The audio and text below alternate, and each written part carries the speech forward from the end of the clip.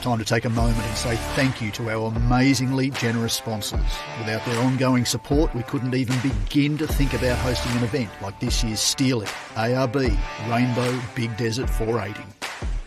So a big thanks must go to our major sponsors. Steel It, Paint for Steel. The Victorian Off-Road Racing Association. ARB 4x4 Accessories. Mickey Thompson, legendary off-road tyres. Rainbow Rise Events Association. RACELINE Wheels. Dynamic Wheel Co, Australia's hottest and toughest wheels. And the ARB Australian Off-Road Racing Championship.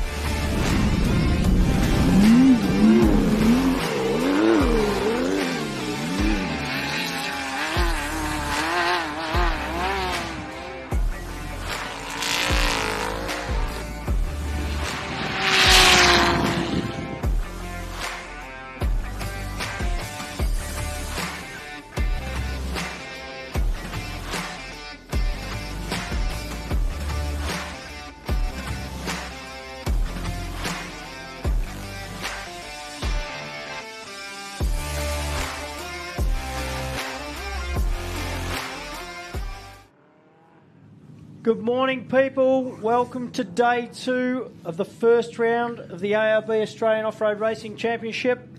Out here in Rainbow, Victoria, another sunny, beautiful day.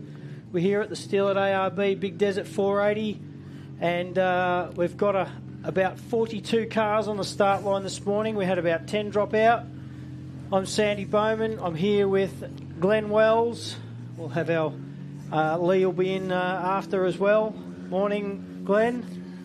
Morning, Sandy. Good to be here, and great day again. Just worries me a little bit. The breeze is not up yet. It's dropped off. It was a little bit brisk this morning, but clear, sunny day out here in the western Wimmera of Victoria, and we just need that wind to come up a little bit. Be ideal, but as you said, 42 cars proceeding up to the start line as we speak, and I believe there was 52 starters yesterday, so as you said, we've lost 10 overnight.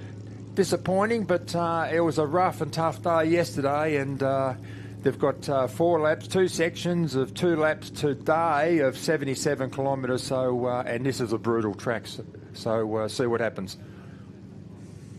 We're going to cut to some Saturday highlights for a minute and show you what all happened out there in the desert. Kennedy's on the way. They've got some squatting.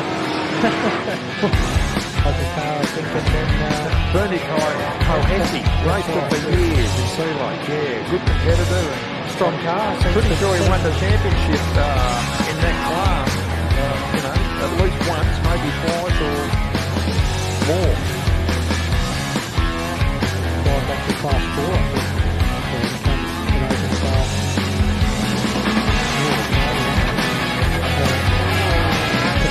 No doubt we will be at different stages. Especially with names, or not the best.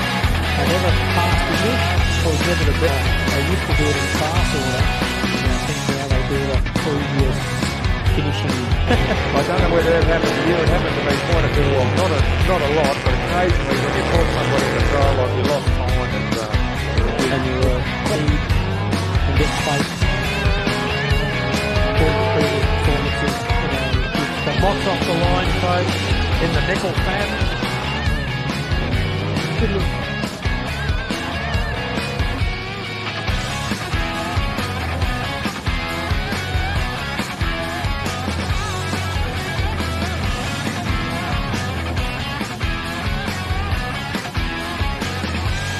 The Hurricane you. Sponsored by B&H Excavation. Single seater. Well, it just shows you, Props to those guys running single seater with that. but you're on your own, you're doing your own visor and do everything on your own. Chris Land and Tanya Baldry.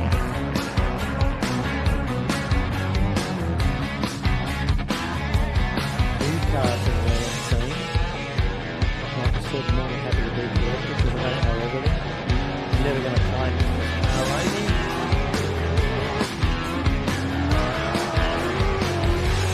Sounds strong too. And a Bentley off the start line then, navigated by Super John, 418. That sounds strong too. Victoria, but they've got stock all around Australia too. They manufacture the machines. I'm checking the table. Best look. Did have a few mates, Not to be confused with all on that. yes. Similar, but same, but different.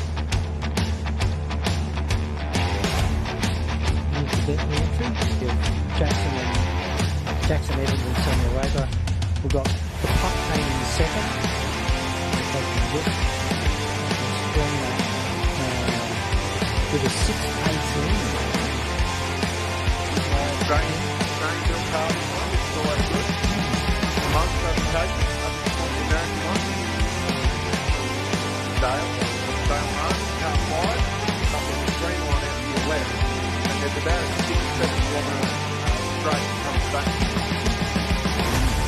Look at this, just the first lap.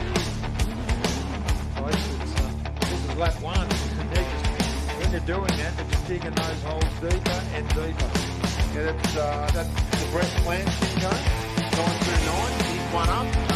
Jimco single seater with a Chev, 6-litre Chev in the back. Just a Bowie car.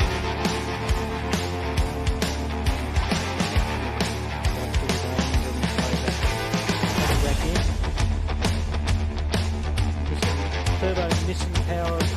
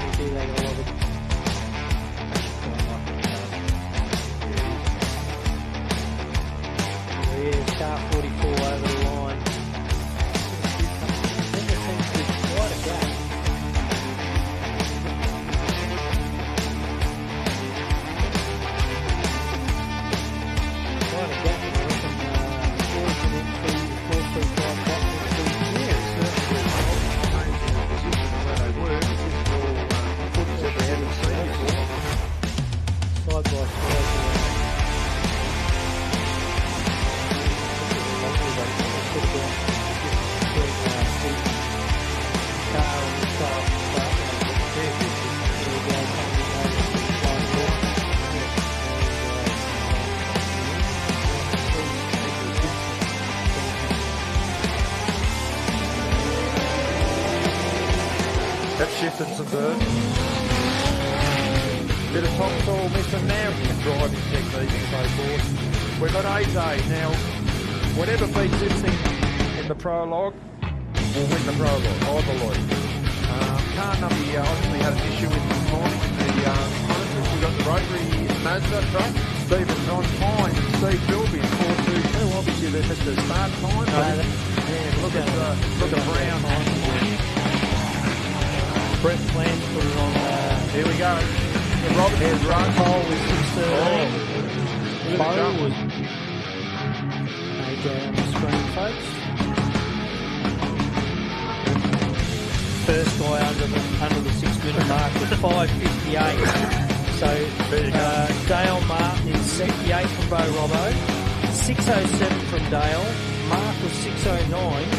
Stu Chappie 6.13. Does a great job. Here's Clayton Chapman. Here's Clayton Chapman. Look, that's been super quick. These guys are moving, aren't they, these boys? I expect They're still moving. just lucky the wind's moving the right way forward. Who's the boy, Danny? There he is. Here's Danny. Taking the finish line. At the finish, look at the pace of this. That was a jump. You can tell by how far they jump and how fast they're going. No, Danny Brown's got the jump. That all went out the window real quick. Danny Brown's got the jump from Bo Robinson.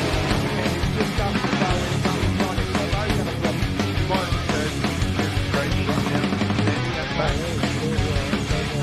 That doesn't look controlled right there. There we go. Bo Robbo. That's a great one.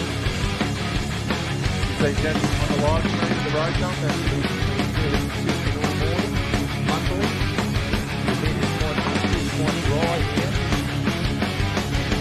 Look at our screen now. There he is. Danny Brown coming up to the finish line now. Plenty of pace. Look at it. Checkered flag. Kids are happy. And I tell you what, wasn't there some action yesterday? How's Danny Brown there? You saw last on your screen coming over the line. He's first off this morning, followed by Bo Robbo in that white truck. That we've got Andy Brown, Clayton Chapman. So a lot of these guys are going to be going full throttle to get. Don't forget, there's no wind out here this morning. Yesterday we had about a 20 km/h breeze, and there's only about 500 metres to that first left-hand corner. So getting the jump on those guys to that first corner is critical.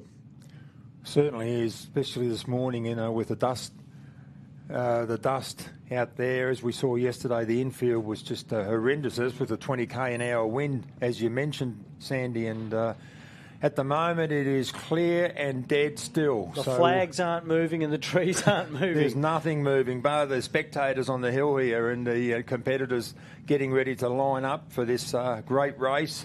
Now, tell me the goss, mate. We've got a bit of time this morning. We've got about 10 or 15 minutes before they pull round to the start. About 10 minutes, sorry, should I say. What goss did you hear last night, mate? Because I saw... It's a little bit running around, but you've got to kind of siphon the competitors, you know, with a bit of goss, you know, because they don't give too much away, as you're aware. And sometimes, you know, what's really happening is not the case. Danny Brown's got a bit of an issue leading off this morning in car 42. Got a gearbox noise. Got a bit of a rattle. It sounds like a rattly bearing. He's a bit concerned about a pinion shaft bearing on the front of the gearbox, which is not ideal. So they drained the oil out of it last night and had the normal, what we call fluff and metal bits on the bits plug. of bearing on the plug, but nothing serious. So it didn't need a dentist or anything. But he's put some heavier duty oil in the gearbox. Yeah, with some 200 additives. or 400 weight or something silly. Yeah, quite thick. It's syrupy oil. As you know, gearbox oil is quite thick as it is. Anyway. But he's gone thicker. So, you know, it's going to be a bit hit and miss. So we got Bo. Yep, we'll go over to a couple of videos and a bit of an onboard with Danny Brown in a minute or so. We've got Bo Robbo in second. Doesn't seem like he's got any dramas with his car. Andy Brown, no dramas. Clayton Chapman. So the top five, from what I know, are all clear to go, apart from that little issue with Danny Brown. We'll come back with some more info that we've scavenged around town overnight. It's good to see the two Chapmans at 4 and 7 still going strong. I tell you what, they're going great, aren't they? You know, they started off their year sensationally, and you know, both those cars were just superb yesterday, and didn't hear any problems from that camp last night. Yeah, here we are on board. This is Danny Brown's on-board run yesterday. Like I said yesterday, he has had 5 prologue wins in a row in the championship. Last year, everyone, and yesterday. So, a great combination of Danny Brown and George Apted in the navigator's seat. They just work together so well. This is a Milwaukee-sponsored Alumacraft built in San Diego in America. It's got a 5-speed AGB Albans gearbox from Nissan Ballarat. Twin Turbo. Correct. 800 odd horsepower with plus Just depends on how much he turns the switch. Yeah, I was going to say where the switch is pointing. What we mean by that out there for the uninitiated is he's got a switch on the dashboard. High-low boost. It's called a boost switch, and you can just tweak that a little bit, and it just boosts the two turbo charges a little bit more, and it just adds or increases the horsepower to the back wheel. So this is a bit of his onboard footage yesterday. Nice and smooth, fast, handles well. It's just a terrific car, well set up. Yeah, and I see the green lights on the dash there, mate, that's in the green zone of the rev limiter before it comes up to orange, and there's a bit of blue he's got. Well, you can see he's in the green. Lights, he's certainly not over revving it. The shift light obviously comes on around in the red, but we're not too sure what it revs to. I'm not too sure. You might know. No, not totally sure. But or something. He's got plenty of torque, so he doesn't need to rev it that hard. It's got plenty of grunt. He's got the 37-inch diameter Toyo tyres on it, and this thing just gets it done. As you said, he's won the last 5 prologues or qualifying in a row. He's only just had his own way yesterday with Bo Robinson, 0.003 of a second. So it was only just a win, but a win's a win.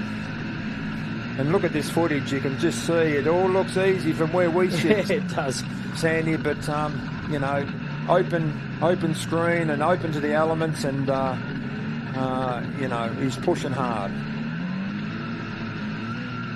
Makes a difference when there's no dust in front of you. Yeah, and he got the jump on Bo yesterday off the start of that section 1. So it'll be interesting to see. I'm tipping.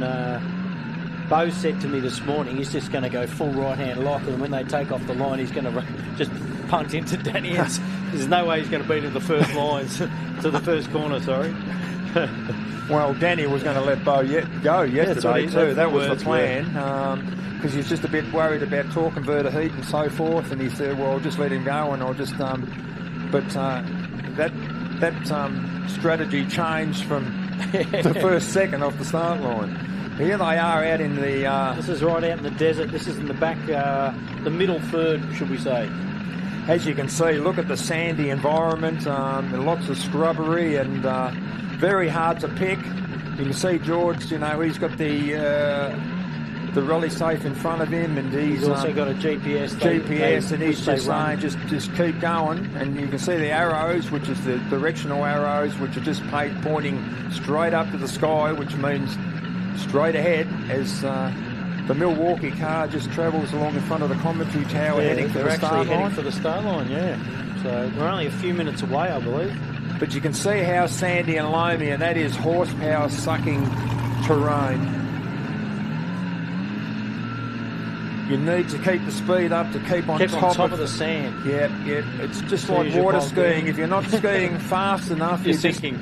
You're sinking. So you've just got to keep the foot in and just keep on top of it. And that suspension is just working very hard, and it's just fabulous onboard footage, Sandy. That's amazing, isn't it? Gee, they've gone a long way with the GoPros and the way you can back get from this, the handy cam. I can remember back in the 80s, and we had a couple of times where a television crew wanted to hop in and just try to get the footage, but it just didn't work. It was, didn't shake the round. Obviously the suspension wasn't as good, but it didn't matter anyway. It was just too difficult. But geez, they've come a long way now, as all the cars are coming up in front of us now to the start line. There's still a bloody good line up here, I tell you what. I'm surprised that they're going to... Any one of these top 10 or 12 cars could literally still... Well, we've got Danny Brown, Bo Robinson, Andy Brown, Clayton Chapman, Mark Burrows, Dale Martin, Stuart Chapman, Simon Tucker, and Stephen Graham. Brent Martin's out. He had an issue yesterday they couldn't rectify. Apparently all the bolts come out of the drive plate on the torque converter. Yeah. So, and they were rattling around in the bell housing and just damaging sensors and so forth. So that was disappointing for our number 1 car. Not a good start for his year, but it certainly showed some promise when it was going. Yeah, very quick. It seemed strong, and I believe I was talking to Craig Martin, his father, Brent's father, this morning, and said he's very happy with the car and the performance. It's just that just got these little issues which they've had everything apart in the off season, and something's not done up. That's right. There's Danny Brown now in the tree section. Look how quick those trees are going past. You just don't want to get it wrong in those sort of areas of the track. Still sandy, and as we're speaking now, I'll tell you what, they're going one at a time. Well, that's interesting. We didn't know that. We thought they were going two at a time. But our first car 42, Danny Brown and George Apted have just left the start line. We've got Bo Robinson and Shane Hutt on the start line now, and I would say there'll be 30 seconds. That dust has not moved one bit. Look at it, just hanging. It's not a breath of wind. 30-second intervals by the look of it. And Bo Shane. Robinson. He's removed. Look, he's struggling with the dust already, and it's 30-second gap. See, he's taken the back quarter panels. Panels. Look at the pace of Brown down the bottom. We are on board with Shane and Bo Robbo right now, folks. This will be something to watch. I tell you what, if we can get a bit of footage just on the way out.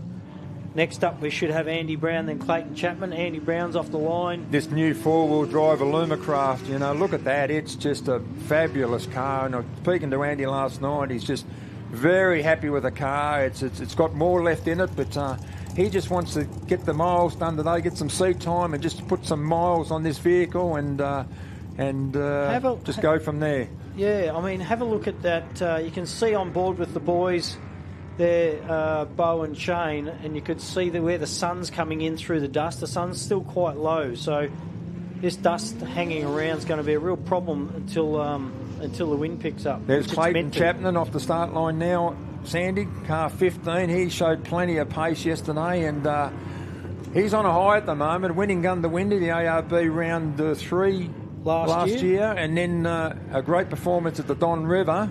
Had an issue on the Saturday, little issue, but he was super fast on the Sunday and cleaned up there. I was up there and I was able to watch it. And as Mark Burrows leaves the start line with young Tom Burrows in car 21. That car is set up really well, and I notice its handling terrific. And Mark was driving it very well yesterday. He was having a fair crack. So fifth off the line, and expect Mark Burrows to be right there at the pointy end. Yeah, I saw they were doing a power steering hose on one of the cars down there. On young Matthew Burrows, Matthew's car, yeah. So he's down at 13. As, Dale and AJ in car 5. Yep. The Martin entry the Jim off the line. And look at the dust just holding. The dust is just... We're actually struggling right now. We can hardly even see the start line, can we? It's the start line is I literally can't see what car's on the start line now. I think it was a good decision to send them off at... oh, yeah? There's Danny Brown now on screen. And he's about to head out. He'll be getting close down to the road jump now. I actually can't see. I'm not too sure where our cameras are situated out there today, but there's plenty of good viewing out there. We've got a couple of drones out around the track. They'll be moving around throughout the day. Look at that dust now, just holding in that worth of dust. Look at that. We've raced in this sort of dust before. It can be quite dangerous, so let's hope all our competitors stay safe out there today. Well, we can't even see the start line from where we are now, Sandy. It's just hovering. We need to set up some fans on the spectator hill, I think, and just point it towards the infield. Good to see car 468 coming around the start line now. A Roland Pochal in the rotary-powered stadium truck. Yeah, he's had a couple of attempts, so hopefully he has a good run today. There's Bowie off. Is Bo stopped out there? That looks like Bo back on board now where we were with stationary, Bo. I think. Hopefully they're not they might be stopped just purely for dust. So I hope they can see better than what we can. And crews stay safe in the dust out there. It can be quite bad. There you are, back on with the boys. Bo Robbo in that huge truck, isn't it? It is a big truck. Not like your normal Ford Raptor Ranger or anything, is it? Those gateposts out there must look quite tight when that truck's going through. And they tell me the four-wheel drive, Sandy, is 3.5 inches wider. So that'd be even more frightful. But look at him manhandling that truck.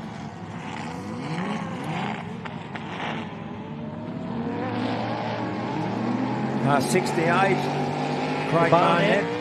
Cougar Racing entry off the line. Nice sanding V8 powered buggy. I think we said yesterday, they've been good contenders in this championship for a couple of years. And they have. They've been doing quite well. Trev Chandler is up next.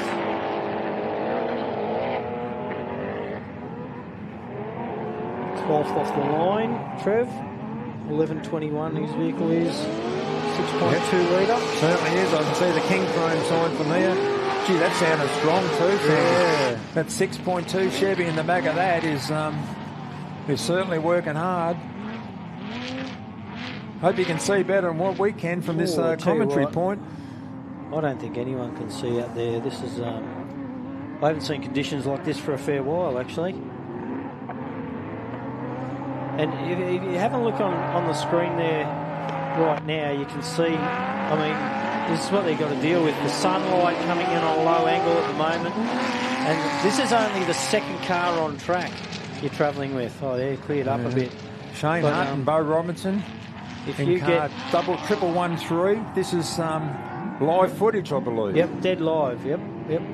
Look at those trees going past. I haven't got any stats up here in front of me, but they'd be near 200k an hour, I'd imagine. As the Westerns lead the start line, double 161. Chris and Cooper. I believe Cooper's driving today, we were told. That's correct, yeah. So, is it Dean McGinley up next? Is that what it looks like? 1087 maybe? Should be.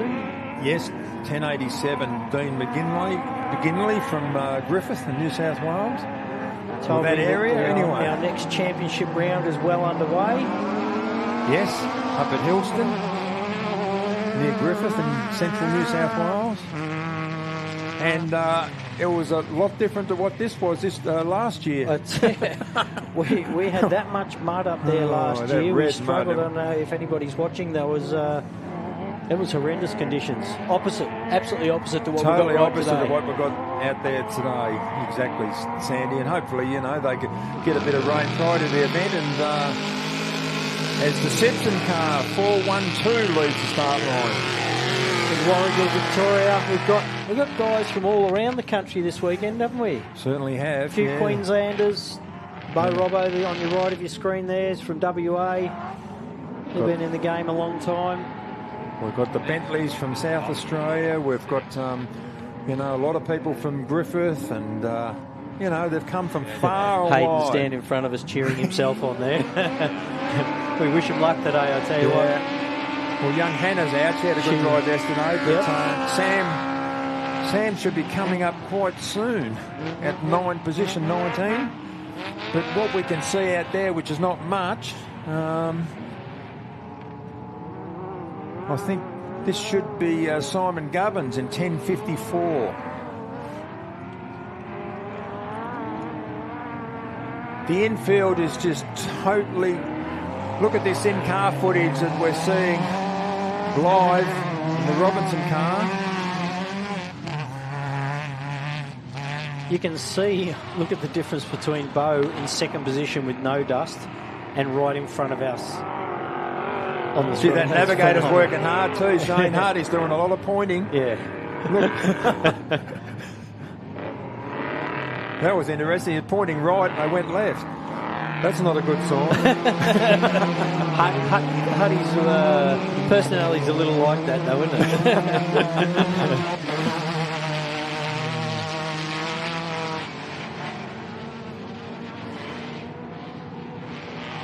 That's 627 on the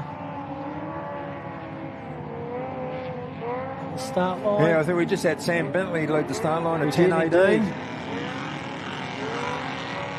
Well, we kind of missed that in the dust. In the dust, but we've got 627 Justin Ryder. Lachlan Campbell, another side-by-side up next. That's fabulous in-car live footage from the Mason two-wheel drive trophy truck of Bo Robinson and Shane Hutt.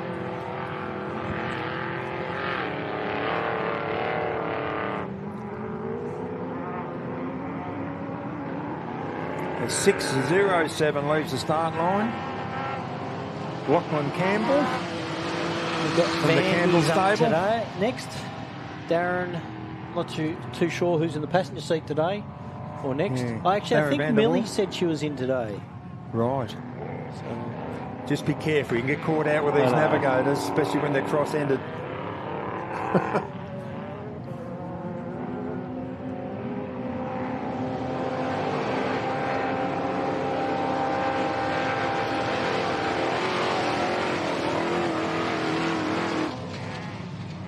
Seems like Danny Brown might have pulled the pin. We've just been getting. Has he already? A bit of sign language in from out in front of the commentary box here. That explains why there doesn't seem to be a lot of dust in front of the Robinson car. Yeah, so I think that's all. Well, it didn't last long, that bearing in that AGB, did it? No, they did say they didn't want to blow it to pieces yesterday. But, no. But they've still got a job to do when they get out there, you know, so give it a fair crack. I can see one of their drivers going back to the truck maybe to go and get them in.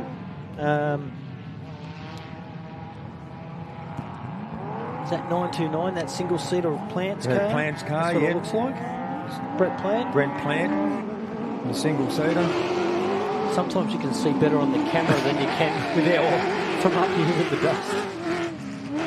Well, to give you some idea, the start line would only be 120 metres away from us, and we can't see that. And of course, past that is the whole infield. There's about 5 kilometres of track that's in there somewhere, but we can't see any of that either. This is phenomenal, isn't it?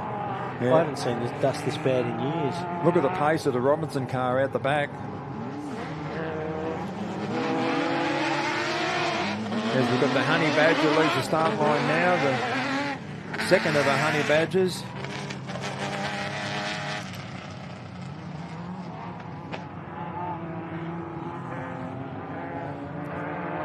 Tell you what, mate, I went out last night and stayed on the edge of the desert. Did you really? Yeah, it was fantastic. What, on your own? Oh, the boys were out there. They're doing a checkpoint about halfway out there, Billy and Benny, right on the edge of the desert. Okay, went out there, stayed out there, dead silent. Fire? Had a little campfire, had a couple of cans and talked about the day, and they said it was fairly quiet on recoveries throughout the day. Is that right? They pulled Heath Whedon out a couple of times, got him going again, and apart from that, they sat around and enjoyed the scenery. Oh, good. The corner that they're situated on, by the end of the weekend, is about a metre and a half, nearly 2 metres deep. Is that so right? they've still got about 500 mil worth of sand to dig down before they start hitting that rocky base. Right. And that won't be good too. They hit that rocky base. That's a real tyre cutter. Yeah, because these sandy conditions, the competitors tend to let the tyres down just a whisker to help, get through the sand, the sandy conditions. And if rocks start to appear, that's not ideal. At the end of the weekend, they go around and fill all that back in, but gee, that'll be a big job too. Certainly would. Doc Martin in 445. Doc Smith. John Smith. Yeah. 445's off the line. Tell you what, the clearest bit of footage we've got right now is Bo Robbo. That thing's charging. That explains why we haven't seen any dust in front of him for a bit. With Danny out. He mustn't have got far in either. Because we're only 15 minutes in. I haven't seen the time from last night, but second place getter in the championship leaves the line. The Middlemiss couple. Yep. Dave and Alice Middlemiss from the Ballarat area in Victoria.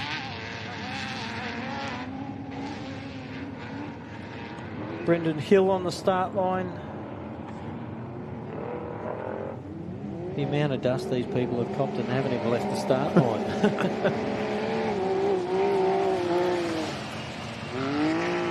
We're just looking at the queue. Competitors lining up to the start line. We're lucky to see them, and I reckon they'll be dusted in. Like they'll be wiping their visors already before they even start. We've got about 10 cars left to leave the line. Should have Daniel Gibson up there at the moment. His number's a bit hard to read, actually, isn't it? 651. 651. Daniel Gibson, position 31. And then the 422 truck, Stephen Von Peen.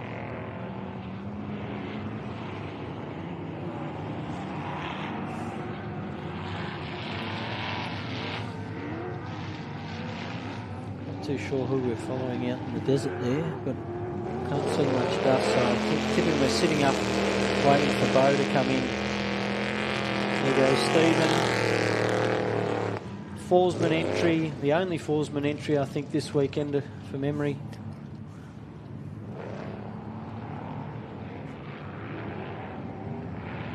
There's your boy, Bo Robbo. Showing that Mason truck no mercy. He's out to open up a bit of a gap, I think, while he's got a dust-free run. Yeah, definitely. Because it was quite close between him and Andy Brown and Clayton Chapman. Yeah, I think they were all within a minute. So, and not forgetting there might be a bit of corrected time on there for that little transport section.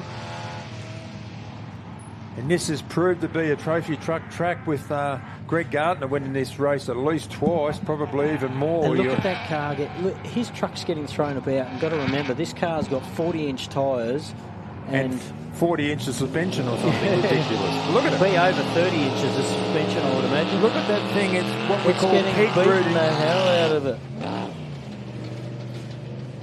What a fabulous aerial shot. And look at the sky, as you can see. We can't see it at the moment. We're dusted in, but it's a magnificent day here in beautiful Rainbow. Look at that thing in the sand. There's Andy Brown. Is that Andy Brown? It looks like.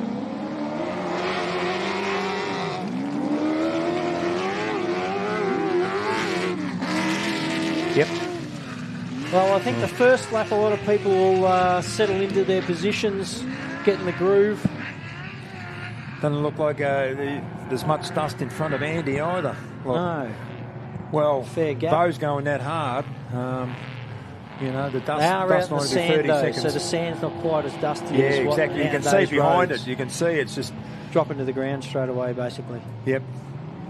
And we've got a few things out there today, you know, obviously staying clear of the track, competitors, spectators, all that sort of stuff, but also just if you're pulling up at things like the road crossing down not too far from headquarters here, just stay to the side so that everyone can see the signs. Did get a bit congested down there yesterday. We've got our chopper back in the air today. You can go just behind us here and grab yourself a ride.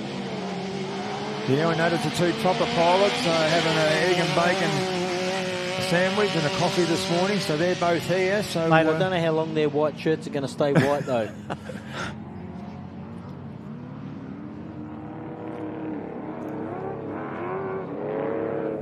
This drone footage is sensational. That looks like a chappie we're following there, is it?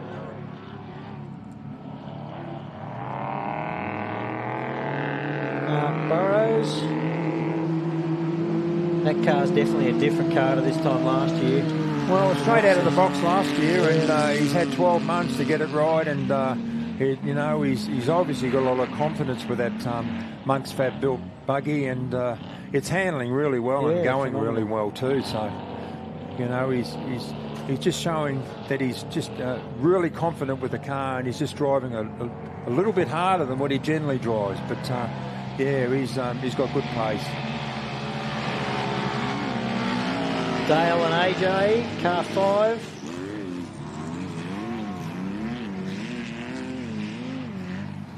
Look at that. That is rough. Like it's not rough gym up here, cars, mate. It's not, we don't have it rough at all. Like, when you've got to think about these ARM cars, they've got lots of suspension, and the way they're just jumping and bouncing around. It's just unbelievable. 468, our second last car, leaves the start line. Roland Polchow has had a few attempts at getting going. Yeah. Let's hope today's good for him. Good to see him out there. Let's just hope that he has... Sounded like I had a little supercharger squeal on the belt there. Yeah. It's a supercharged rotary. And then Heath Whedon, last car to leave the line in the patrol. It's gone quiet in here, almost. Yes. About 3 minutes, it'll be an eerie silence, I nearly think. Well, we might be able to see something too, but there'll be nothing to see. There he is, Heath Whedon. Our last vehicle, 701. Did you help him change that transfer box last night? No, I nicked off as soon as I could. Morning, Lee. Lee Wells has joined us. Yeah, I've just popped up, mate. Good morning. Yeah. Good morning, everyone at home. And around the world. I know Taryn's listening over in Scotland. She sent me a message before. There's a few people dialed in over in America that I know of. So yesterday we reached, it was over 2,000 followers live at any one time. And they reckon that will grow once the event finishes. People will watch back on the footage. So that's great. Good to see. Phenomenal. And sitting, like what you're looking at here, if you're sitting at home or anywhere around the world looking at on board of this Mason Trophy truck, just doing its thing. They're certainly the flavour of the month, aren't they, Lee? He's only in third gear, mate. Yeah, is he? Or yeah, I'm just looking at the dash. Well, they've put the 40-inch tyres on. They only had 37s on it yesterday, so they put the 40-inch tyres on it today, taking the rear guards off. But I'm assuming that when he saw Danny Brown parked by this morning, he would have had a big smile on his face. Because that truck now is in clear air, and if it keeps going, it's going to take some catching. Yeah, and there was only about a minute between Beau, Andy Brown and Clayton Chapman, and even Mark Burrows was quite close. So I think he realises that, so he's taken the advantage of the clean air, as you said, Lee. But that's just terrific footage, and the way we've progressed in the sport and the coverage and the film crew. Like, you sit back and have a coffee in your lounge room and you can just sit right on board shotgun. Yeah. Phenomenal amount of sponsorships and energy goes. There's over 110 volunteers to get this particular race going. I know how much it takes to get a race going. Massive amount of sponsorship. ARB, Mickey Thompson Tyres, RACELINE Wheels, Steel at Australia have all put in for this event, this championship as well. It's been... Yeah, without sponsors, we certainly don't have races like this, Sandy. So, you know, thanks very much for all your sponsorship. You know, we love to come and watch these races, and without the sponsors, we certainly wouldn't get the pleasure of coming to see these events. It's all the volunteers too, the gatekeepers, all the ladies in the canteen, serving all the food all day, the coffees and the...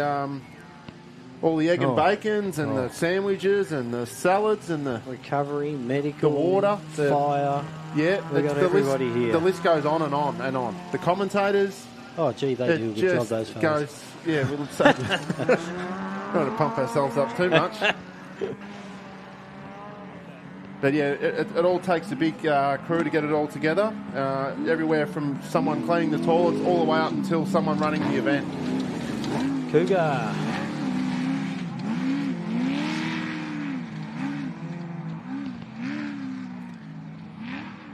That's actually a good section that they've got the camera out today. It just shows that it's a section where you're carrying a bit of speed. They're definitely not at top speed out that section, though. With the cornering. So it's got cornering, whoops, speed, sand. So it's great pictures and great another spot. So I'm assuming there'll be a couple more spots throughout the day and change it up a little bit from yesterday. Yeah, they'll move around. I hope by the time they start coming in, they're spread out a little so the dust gets a chance to settle. We still can't see. I don't know how long Lake Wells is, how far Lake Wells is away from us, but we still can't see the beautiful scenery. No, we're certainly, we only can see halfway now down to Lake Wells. I think it'll be a little bit browner this morning. You reckon? Just no breeze whatsoever. So hopefully it does pick up, and it does. When it does, it goes the other way again like it did yesterday. As the King Chrome car, Trevor Chandler, I had a chat with him this morning. He had a few issues yesterday, no brakes. the car kept stalling at speed. So obviously, and when the car stalls at speed, you obviously got limited control of the wheel, and he took out a few plantation trees, fences, but got away with it. Yeah, so they've fixed it up overnight, tuned it, repaired the issues, so hopefully today he has a clean run. Sounded strong off the start line, so that was a good sign this morning. Does tell me that today it'll be about 25 degrees in Rainbow, same as yesterday, and about 15 to 25 km/h winds. But this is the Western car. I believe that Cooper's driving that today. He kicked the old man out, which is good. Yeah, it looks like it's got plenty of pace too. Like the old man will be watching the lap times pretty close too. He doesn't want to get knocked off by his son. I think the Western family have always had a lot of, in-house rivalry. In-house rivalry. That was the words I was looking for. Maybe we'll put Reece in the driver's seat for the last heat and see if he can top the lot. Yeah, sensational driver in his day. Reece, the old man, or the grandfather of young Coop. But another family's been in the sport for 100 years, and not too much they haven't done, and they even run the bar in America, which is a great achievement. 1087, Dean McGinley in the Tatum. The Class 10s are having a really good battle. I noticed Pup was walking around not in his race suit before. What happened to... Yeah, we went down there last night to hear all about it. He had a rear main seal let go. And then just before the finish, he lost a bit of oil pressure. So he went back and assessed and played around with a few things and just left it the safer option to leave the engine in one piece rather than two or three. So makes total sense. Yeah, he's out, unfortunately. But the Class 10s are all together having a good race. It's a great class, really competitive, fast enough, so they'll be having a ball out there. Class 10 buggies, which are up to 2.5 litre capacity, normally aspirated. So, control class, but a great class, and there's 5 or 6 of them that are just quite close together. The Bowie car, I think, is leading. Yeah, I was about to say, it's funny how we've got no 1300s out here now, one 1650, and... it didn't start, I believe, the 201? 202. 202. They started this morning. Did they? Yep. At position 33. Yep. But there's not many of those smaller cars now. No. Every other class is well supported, the pros, the pro lights. There's no Class 8s here. No. And there's only one Class 7. So some of those classes have dwindled a little bit over the years. They're good to build Class 8 back up again. I love Class 8. Back to some live footage with the Mason two-wheel drive with Bo Robinson. Bit of action out the back now. That's the Bentley car, 1018. So we'll, when you jump on board with Bo Robinson here, you can hear that Dugan's big block. So we might just let you listen in and have a listen to that. Take a moment. Take it home, yeah. Here we go. Jump on board. 7 litre to Dugan.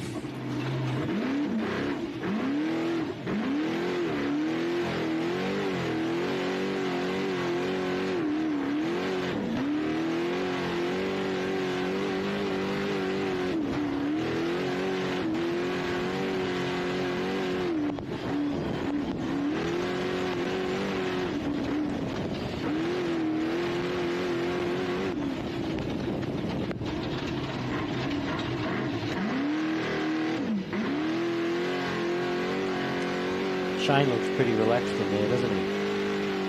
Listen to that. You could listen to that. I tell you what, I'm not relaxed watching it from here. that is fright. I think people will be saying from home, can we listen to that all day instead of you three? Shut your mouths. Yeah, stop talking to you blokes. We just want to listen to that 7 litre Dugan. There you go. That's just phenomenal. That's great footage. That's just taking you right in the heat of the action there. Couldn't get a better spot to listen than that. Mason obviously limited service out in the middle of nowhere. They're right out in the back of the desert, probably about 2/3 of the way coming back in. I haven't got the rally safe. It's been gone for 30 minutes and they were doing about 40, so he'd only be 10 minutes or so away.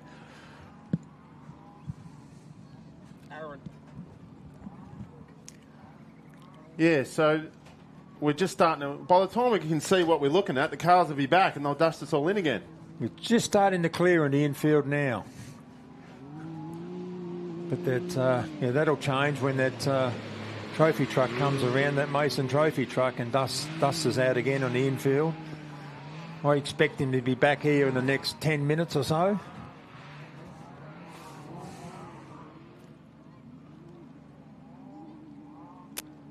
Got the drones flying around out the back, cameras, drones, on board, everything you could want.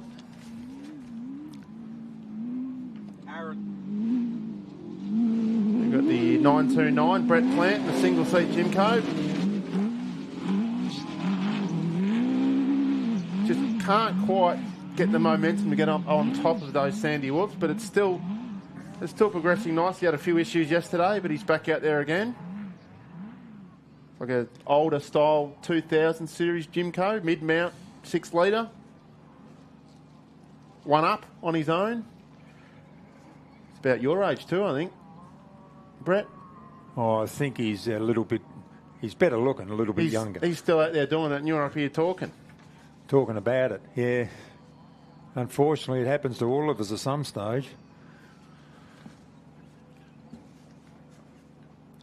Terrific footage.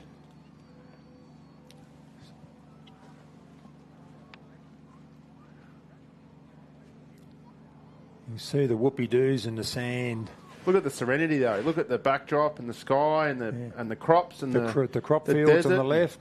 Yep. And the desert on the right. Look at that. Look at that. There it is. The sun. Look at that. That's great shots.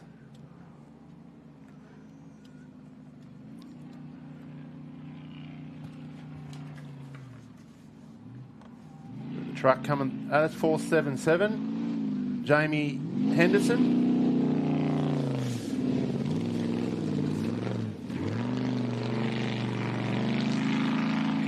From Jamie Henderson, Ethan Henderson in the Chev.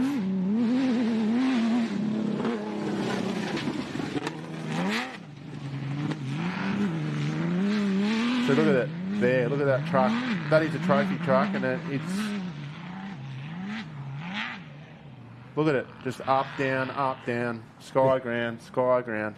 You've got to remember too, Lee, this is only, they're not quite halfway yet. This is only lap 3 of a 6-lap race of 77 kilometres, which is roundabout for the Americans, about 50-odd miles a lap. At least they've got the opportunity out the back in the sand. As we can see, there's that's your best opportunity this morning to really catch up on the back of the car in front and put a pass on, because once you get out in these roads and these dusty roads, it's just, you're just going to see nothing. The 11, Kevin Marsden, Amber Egan and Callum Marsden in a homemade, it says here, homemade buggy, built it himself. Good on him. It was a nice looking car too.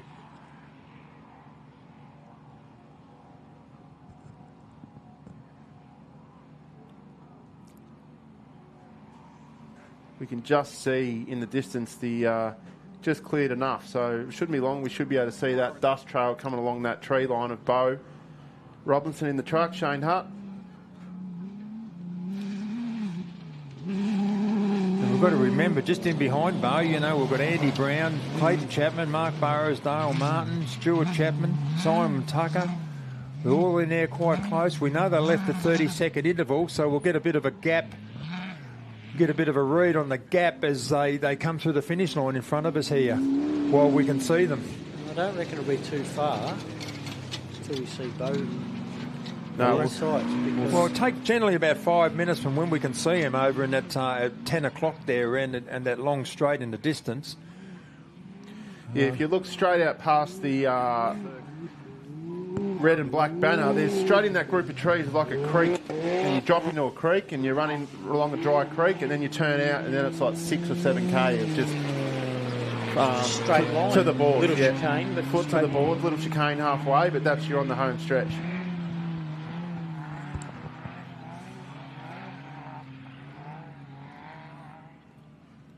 Darren Vandy. in that Class 5. Can't wait to see the footage of the car 701 Heath Whedon travelling through these whoops. I'm hurting already. In what we call our production four-wheel drive. For the uninitiated, it's a little bit of suspension work, a little bit of engine work, but basically a standard off-the-shelf four-wheel drive, isn't it? Yeah, yeah. And most of the suspension is in their vertebrae, in their back. Yep. I know that. Is that why you bent over a lot? Yeah. Yeah.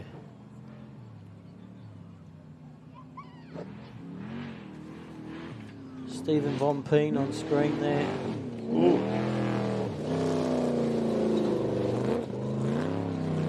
It's a Mickelfab Raptor. Stephen Von Peen and Steve Bilby. Another Australian-built truck. Yeah, Gavin Mickle up in Mildura. Nice sized truck, as we were saying yesterday. Yeah, they're Sandy. not a bad size, are they? Yep. Not the size of Bose, gee whiz. I mean, Bose is obviously handling the desert better, isn't it? However, they're in a different class. Bose is 7 litre and this one's a 6 litre in Class 4. As soon as they go anything over a 6 litre, they drop into that Class 11 category.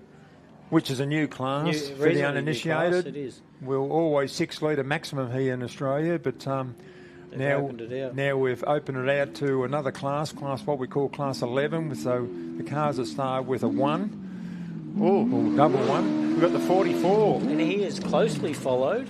The Razorback. Who's right behind him? Someone's right up his... Oh, yeah. I think he's just passed someone, you'll find, because... Oh, that's Motty.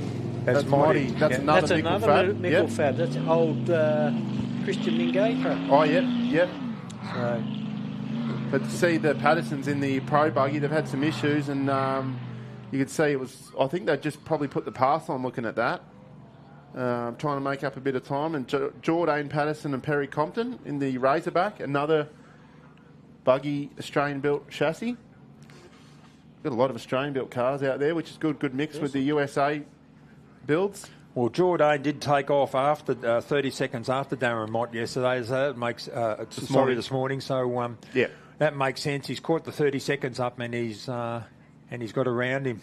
But it's taken him a while. He's, the more than halfway around. Well, it's the only opportunity that we were discussing with Sandy earlier. Until this wind picks up, you've literally... You're sort of stuck where you are. Out in the desert, they've got if they're right up there Clackham and they hit that sand and there's not as much dust, they can probably get close enough to pass. Because otherwise, if you try to put a pass on in that's a big risk. Yeah. It's a really big risk to try and put a move on the dusty roads or when you can't see. So they'll be pushing really hard at where we can look on the screen to try and get close enough to hit the rally safe push to pass and make a move. Tell you what, we can actually see now. We can actually see... I don't know for how long, but... and I would imagine we're only 5 minutes or so of seeing Bo, surely. It will be any minute now. If you look straight over the top of that, for those that are here, over that red and black banner. The finish banner. The finish banner, yeah. The banner. Beautifully made banner, that is. Look at it.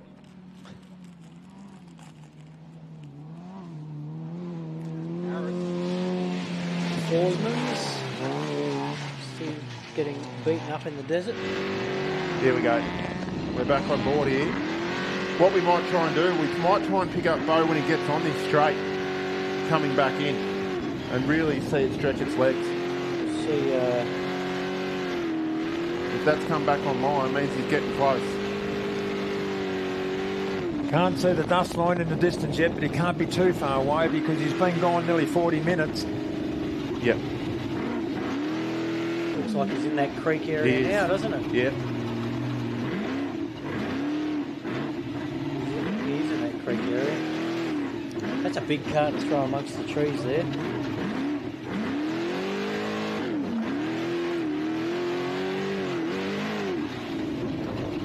These trucks aren't designed to go through the tight tree stuff, but it's designed for the desert. But look at Bo, he's just a smooth driving style, comfortable, making it look easy. Yes, you don't want to smack one of those eucalyptus because they don't move. So there's the creek. He's just dropped in the creek now. Come out round the farmhouse. Yep. He's obviously right on the edge of reception out there, I would imagine. Yeah, that's just drop. You drop in that creek down the gully, the reception drops out. But as soon as I tip him, there we go. As soon as he turns back onto that road, it'll jump on. We might try when he turns onto the big straight coming to the finish. We might jump on board.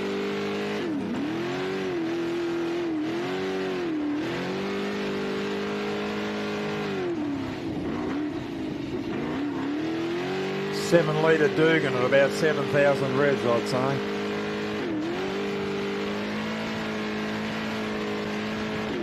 American-built vehicle, engine, the whole lot. Oh, it's got to have an Elvin 6-speed in it, wouldn't it, Lee? Well, he is literally on that in straight on the way back in now. Because There we go. I'm just going to bring up here. We should see the dust line in the distance any minute. From our vantage point, we look at about 10 o'clock. Right over in the distance, there's a tree line. Oh, yeah, there's his dust right above the finish line. Yep, there it comes.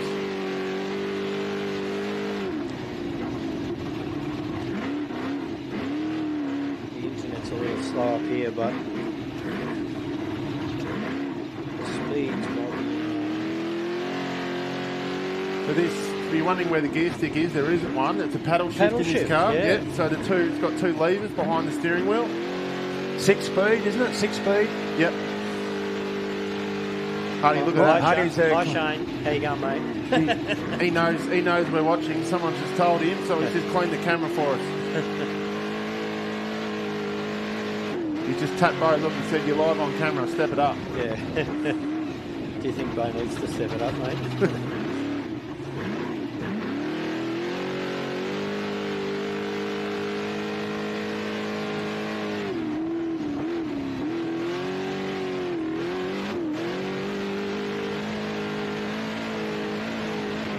That's screaming in your ear all day.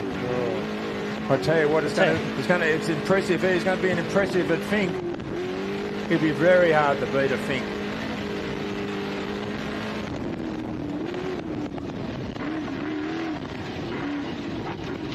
We still can't quite see the dust line in the distance.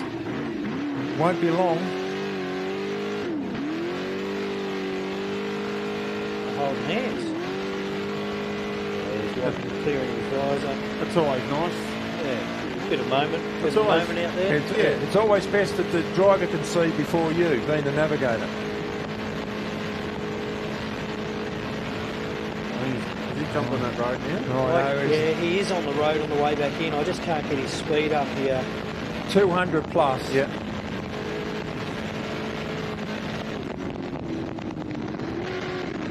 Andy Brown's still going, Clayton Chapman's still going, Dale Martin's still going. 1065, car 1, car 23, Burrows, Bowie. A lot of cars still motoring around there. It is. Both just gone through the chicane, so here we go. There's the dust now. The first and the last car on your screen. Yep. Roland Paul Chow is also out again today. Geez, what having a good day, poor bugger. So you can see the dust line now, folks. If you look about 10 o'clock, right over against the trees in the distance. There it goes. We'll let you have a listen.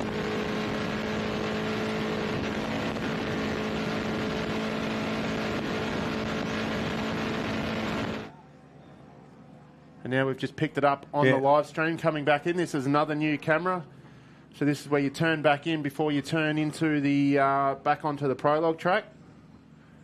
Which is back in at... We'll see him just down there at That's a great shot, isn't it? right-hander. Here he is. You can see if you look to your left, through the gate, back into the property. They've got a fair gap because I still can't see Andy in the distance, but Andy's still coming down that back straight now, so we should still be able to see Andy coming in behind him. Listen to that 7-litre.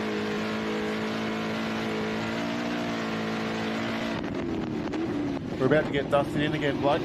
Yeah, I know, right? Hey. We can just see it now where it's all about to change.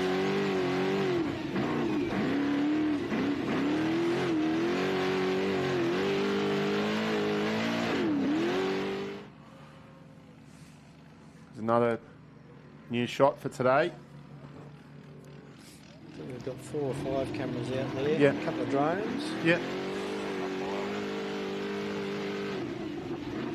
Still can't. He's opened up a gap now, Bo. I'll tell you what, the tractor will want to get out of the way because we've got a tractor that's clearing the start line over here, and I hope he's out of the way before Bo comes over. He's towing a heap of tyres. He's trying to do a bit of a clean-up, but hopefully he's aware that he's going to have 7 litres of mason up his clacker. Clacker pretty quick. We've got our second car.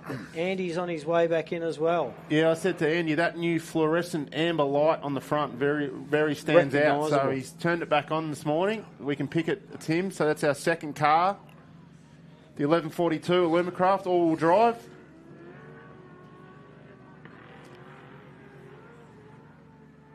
Yeah, there it is, down that straight. Bo's on his second switchback. So looking at that, I reckon Bo's opened to 30 or 40 seconds up on Andy reasonable around gap. that. Yep. I'll get a bit of a gap. Clayton Chapman's also on the way back in. We should see him round that corner into the stadium area any second too. He's just at the end of his thing. Then we've got Dale Martin still motoring along nicely. He's on the big long straight at the back there. And also Mark Burrows has just cleared out onto the open long straight. So our top half a dozen cars, bar Danny Brown, our first car. Haven't really changed, have they? Yeah, if you're just jumping online, if you just jumped on, Danny Brown, our leader this morning, has dropped out this morning about the 10-kilometre mark.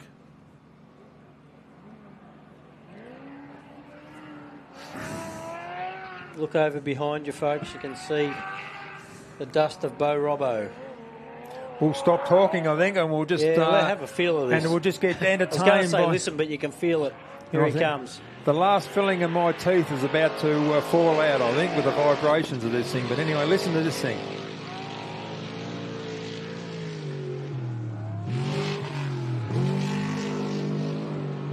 You have me? Clearly no dramas. That's all right. I'll get this one. Lap 2, so as we just 2 laps this morning of a service break and then 2 more laps. So usually a half-hour service break in the middle. He's literally just clicked over halfway of the event. So 3 laps down and now 3 to go.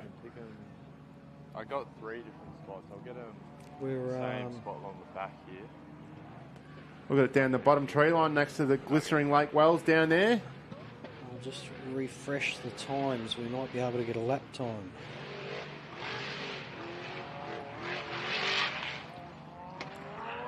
So 30 seconds is about halfway down that straight along Lake Wells. So it's about 30 where Andy is.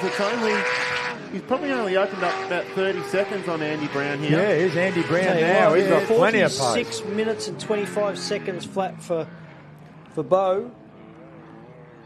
So he's only probably pulled another, I'll see if I can jump not long, probably only another 20 seconds on Andy. Yeah, we're talking about how quick Bo's going. But yesterday's laps were 42 minutes. So Bo's actually a couple of minutes down on yesterday's laps. But remember, we've got a little corrected time in there. Don't forget. Yeah. See, Andy's about to wave at Bo. Shane going through these whoops and then I'll move. yeah, he can see that he's just, about 30 or 40 seconds in front of him. Because these cars were only about 5 or 6 seconds apart this morning, so it's very close on time as well.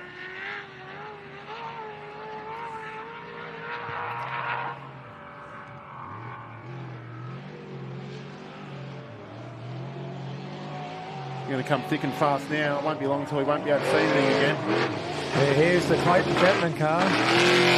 He's got plenty of pace too. Look at that thing. It was wheel standing off the jump. Well, if you want to know, Bo Robbo 46 and 25. Andy Brown 46.50. So there you go. About 25 seconds. You knew it would be close. That's nothing. No. That just shows you the pace of the Illumicraft all-wheel drive. Yeah, I'm more. And I tell you what, Clayton Chapman had plenty of pace on too. So we can see the Burrows car coming into view. Should be closely followed by the 5 of Dale Martin in the gym coat. There's Andy in the infield. That car's just working beautifully, isn't it? First race in Australia for this car. We purchased it and had a quick little race over in Mexico with it, to a bit of a shakedown, brought it back here, and then only got here about 5 weeks ago, and then brought it here, and so far it's ticking all the boxes.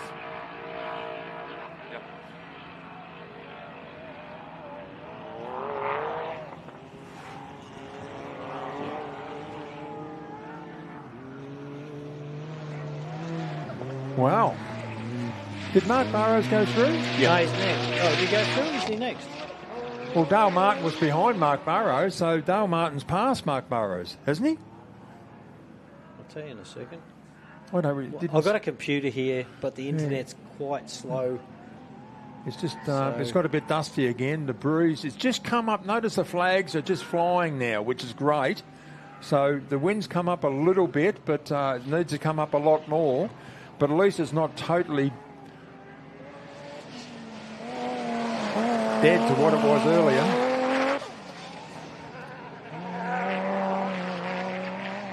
Maybe we missed Mark coming through. But Dale certainly come through in car 5. Mark on screen in. I thought Mark was following him in. Mark took off in front of him this morning, 30 seconds.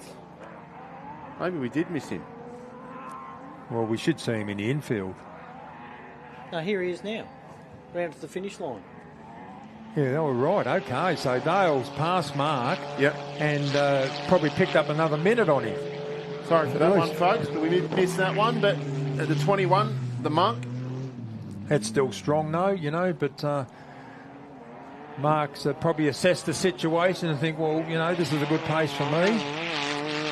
Yeah, Dale's probably put the move on out the back in the sandy area. Definitely picked up at least a minute because here's Dale in the infield now. He's got plenty of pace. We've also got Bowie coming in. Car 128 coming in. I forget. So after Dale, it was the 17 of Stuart Chapman. And Simon Tucker and then Bowie. So there should be 2 more cars in front of him. Showing car 128, car 110 and car 265, and car 3 coming in. Car 3 got a big long back straight out. That's Matthew Burrows.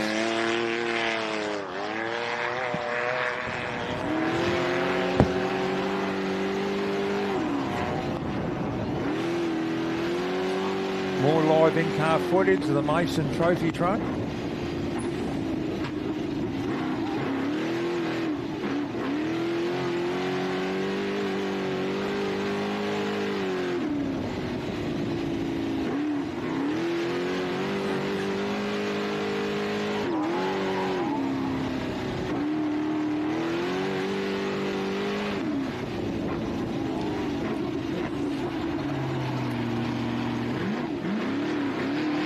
Don't forget, folks, while you're standing around here, right behind us is Ultimate Helicopters.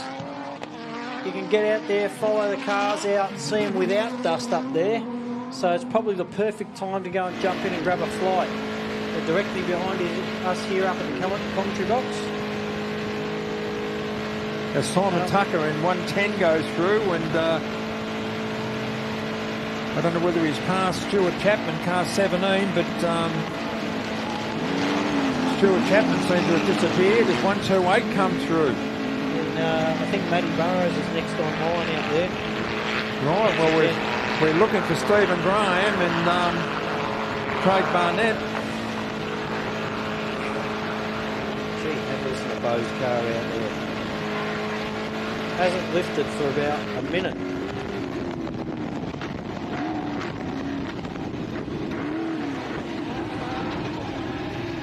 Bowie around the last corner, about to finish his first lap for section 2 of the Steelett ARB Big Desert 480, day 2. First round of the championship. A 10 car right up a 2.5 litre, normally aspirated, and he's certainly well in the top 10.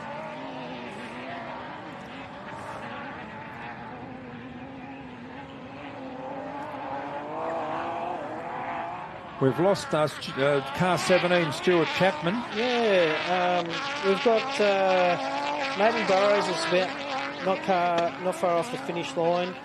Craig Barnett's not far off the finish line, and 11.61. That's the Western entry. They're on their way back in along the high speed section.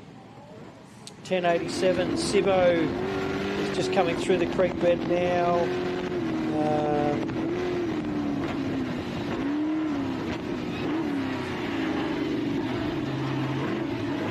6.35, 10.18 still moving, 6.27 still moving. This is sort of in order where they're placed on the track. 9.29, 6.07. So we've still got a fair few cars circulating. By the looks of what I can see on today, we've had Danny Brown out and maybe Roland Polchow. Danny Brown is... The boys have actually just gone past Danny, where Danny broke down, which is about a quarter of the way around the track. And at this stage, the Stuart Chapman car 17 is missing. Yeah, I can't try and have a look at to see where that is. There's a lot of congestion in one part of the track. It looks like the middle of the desert. They're probably all idling along behind each other, hating each other, hating themselves.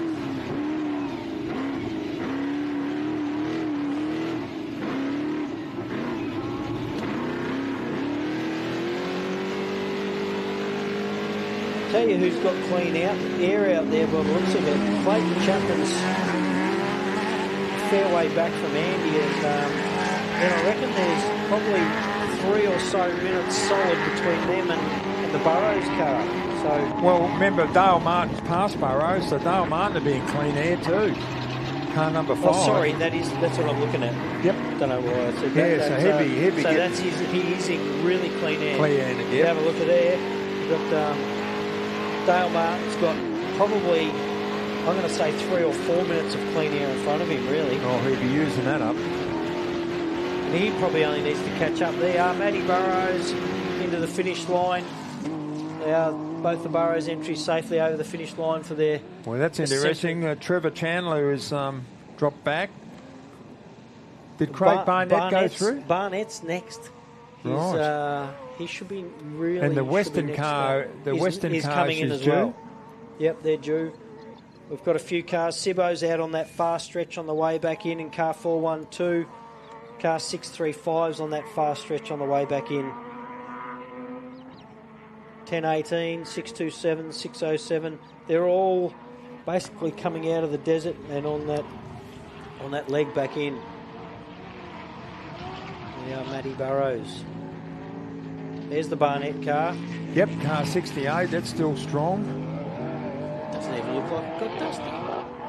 Well, he took off a minute in front of Matthew Burrows, so he's had a little issue, or Matthew Burrows is on a charge because Craig Barnett in 68 took off at 11th. Matty Burrows took off at 13th, which is a minute, and he's probably a minute in front of him. So. And also Chris Weston, who's coming around now. So Cooper Weston today. Sorry, Cooper's steering today. Yeah.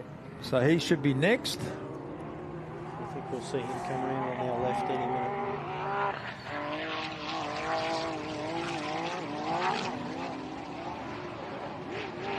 So it might even be Dean McGinley coming around into the stadium off that fast section, and Sibbo.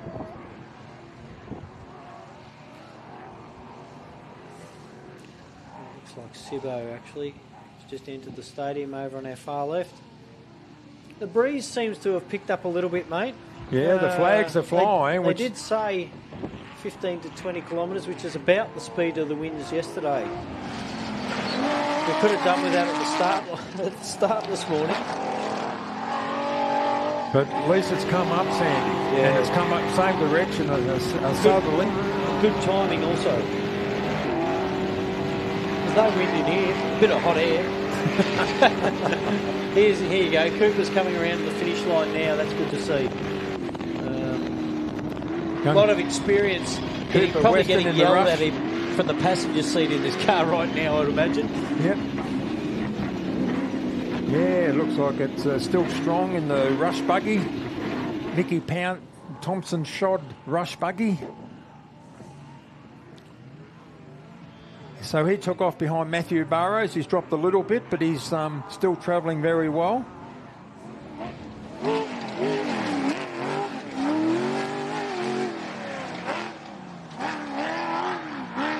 Gee, that Barnett car sounds strong. Yes, it does.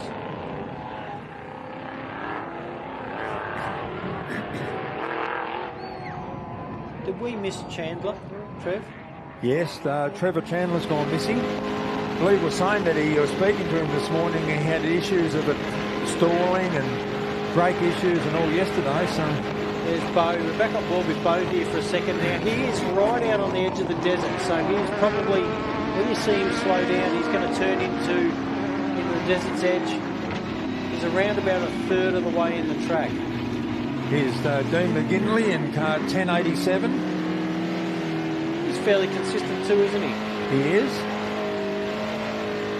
He left 30 seconds behind young Cooper Weston, so he's dropped a little bit.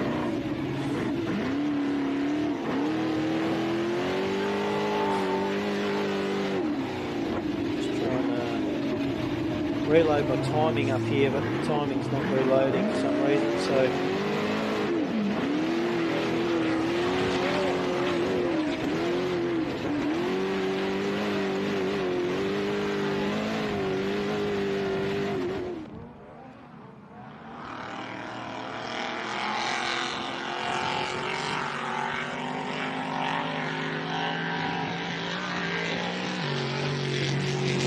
There's the Simpson car.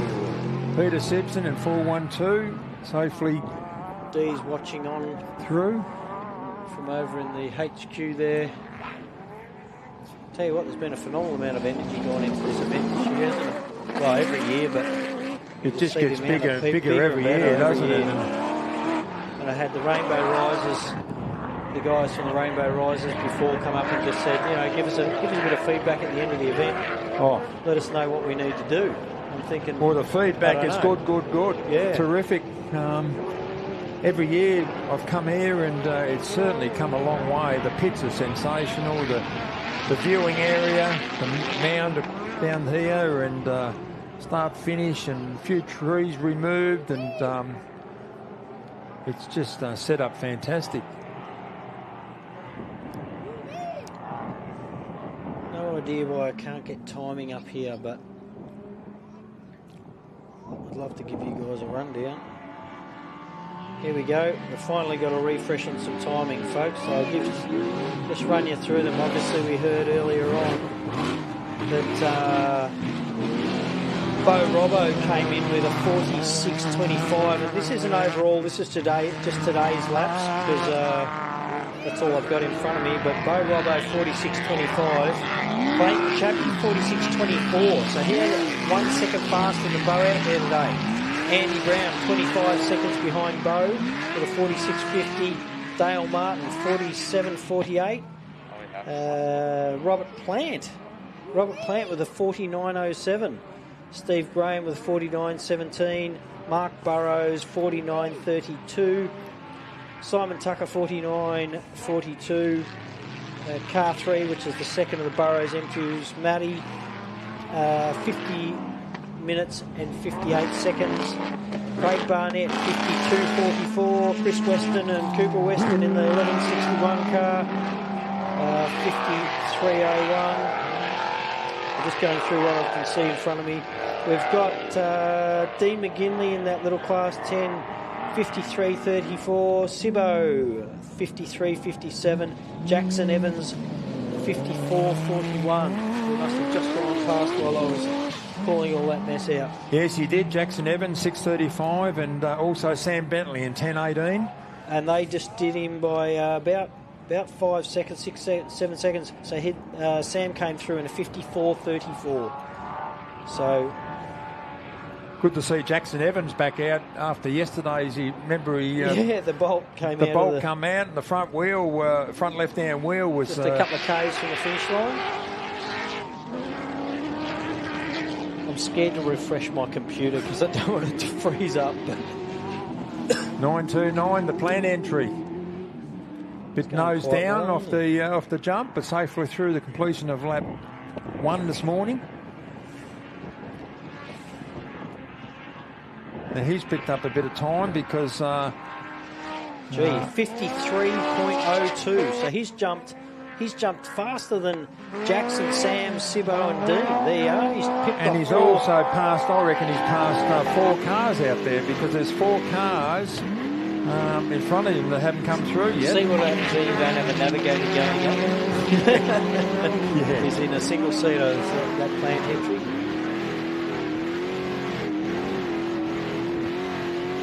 Back on board with your number 1 boy.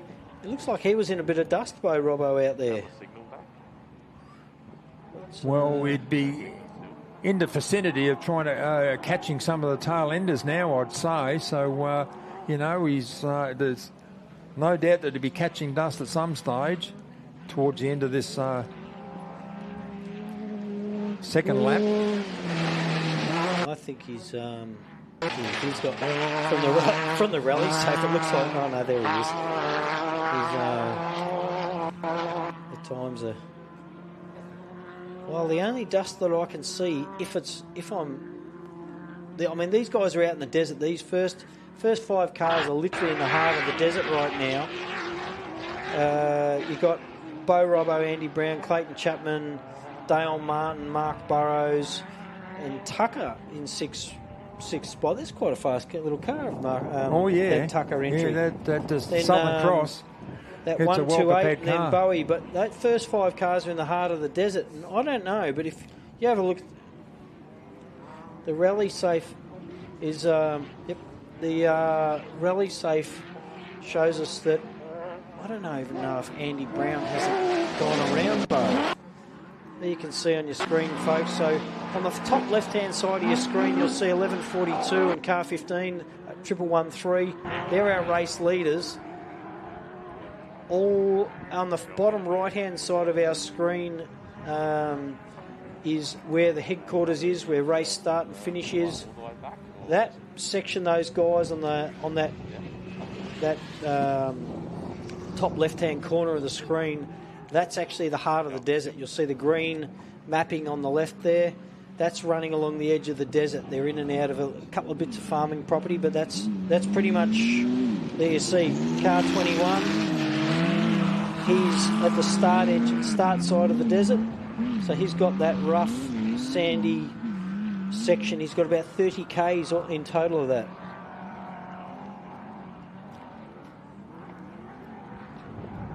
My body's aching just watching these cars. I tell you what, go through these sections, Sandy. I've broken my back a few times, but gee, I'm glad I'm not out there in the old Class 7 I had. I haven't seen any footage of 701 Heath Whedon yet. No, but and I can't even see him on the screen right this second. Oh, yeah, he's still moving. Still moving. 10:54 seems to be the last car, and I'm hoping they're aware, because I can guarantee Bo, or these top few cars, before they get to the end of the desert, I would imagine that these guys are going to catch them. Car 11 over the finish line. Kevin Marsden. Where are we? We must be halfway through or so. And it looks like Andy's just passed Bo out there. Yeah? He has. Well, sometimes it does I that. It say overlaps. That, yeah, but I it get does caught overlap. every time. I get caught every time. Caught out of that. I'm not. Yep. We might be corrected, but sometimes you do see that difference. Wouldn't expect that to happen. Andy's got plenty of pace, but he was about a minute behind him. So Bo, you'd expect it'd have to be at 0 speed for Andy to get around him. Yeah, and there's a reason. Like they were allowed to go through that control zone at anywhere from, they had to keep moving. They weren't allowed to stop in the control zone. Right. But they were allowed a max of 80 k an hour. I believe penalty for that is exclusion if they break those rules. Right. So they were very strict on that. It was part of a late imposed had an issue, late in in the day on Friday after reconnaissance, and but that's all right. We've dealt with it well, and but they can use that to their advantage a little bit. You know, if they come into that, we talked about this morning. If they came into that section and they're right up the cracker of somebody, and you sit at 40 k an hour, and the guy in front of you is doing 80, guess what? You get a few minutes there of dust-free run out after coming out of that control zone. So you can play that a little bit to your advantage if you could. Yeah. So for the people just tuning in today, we've got a 77 kilometre track, but at the 32 odd kilometre mark, there's a 5 kilometre what we call transport stage where the drivers know it's a massive sign there saying right here, 80 kilometres max for the next 5k, and then there's a sign at the end of it which says that they can go back at race speed. So there's a control zone which are not allowed to do any more than 80 kilometres an hour. Mr. Chaseball watching at home is telling us that Andy's passed Bo, but yeah, we're showing that, but I'm not going to say, I'm not going to confirm that until we literally see it, because once again, it does look like it, doesn't it? As Jordan Patterson goes through in car 44. Unless Bo's having an issue, but it's definitely showing that Bo's stopped out there, or at least. Well, the in-car footage that we just saw, it looks like he was still on it. Stopped. A long way from stop. Sure, they can cut back to the in-car there if they get a chance. Our producer in the van working his fingers are working the magic today between about 10 cameras we've got going on. Yeah. Oh, they're still moving there by the looks of it. They've just jumped up on the rally safe. So we've got, from what we can tell, it may be Andy Brown in front of Bo. We've got around him. Then we've got Clayton Chapman. Well, he's got plenty of pace too. Yeah, well, he's also got a bit of clear air in front of him. Then car 5, which is the Martin entry. He's got even clearer air. Dale and AJ. Then Mark Burrows. Should have coming into the stadium Darren Vandy. He should be close to us there on the screen. It's good to see the winds come up. It's a lot stronger now, and we can actually see the infield and the start line, which is good with a bit of traffic out there. Car 611 on their way back in. Forsman entry 202 on their way back in. 651, 633, all on that fast section. Chris Land on his way back in. We're watching car 422 just across the finish line in front of us. The Mickle Fab entry. Tell you what, Jordan Patterson's doing well. And here's the Middlemiss car. I don't think I saw another beam car out there. I think Middlemiss is the only one, isn't it? Yeah, car number 2, David. Correct me if I'm wrong. Alice Middlemiss. I see 1121 still moving, 435, the Mott entry still moving. Our Warwick Vet 6681 still moving, 621 still moving, 701 still moving. And 1054 seems to be the last car on track, with about a 3-minute gap from Andy Brown. From what I can tell, Andy Brown is now our current race leader. Don't take that as a cemented thing until we get some times up, etc. But from what we can see on Rally Safe, it looks like Andy Brown and Bo Robbo are right beside each other. And it could just be that, you know, Bo Robbo, he said yesterday he made a couple of mistakes on a couple of corners, so that only takes one mistake. Oh, yeah. And a 30-second, loop around and get yourself back up to race speed. And the next guy's right next to you, aren't they? Well, it just showed you he lost 25 seconds, Andy, on him, and a 30-second gap. So there was nearly a minute, 55 seconds between them, which is not much track time. So you don't need to have much of a hiccup to pick up 55 seconds. Stewie Chapman's down as a DNF in here. So I'm not too sure what happened to Stu, but that's never good to see. Yeah, notice he didn't come through, car 17. We've got a couple of more times. We had obviously Sam Bentley come through about 54.34. Jackson Evans 54.41. There's a King Chrome entry. Kevin Marsden 55.16. Justin Ryder 55.35. Stephen Von Peen and the Mickelfab 4.22 just before. 56.57. Lachlan Campbell 57.02. Darren Franklin 57.12. Dave Lonan, sorry, in that Ursig car 57.17. Dave Middlemiss 58.40. John Smith 59.57. And they're starting to get up near the hour now. They are. Sandy, well, we've had our first one in an hour, which was that 4.77 entry.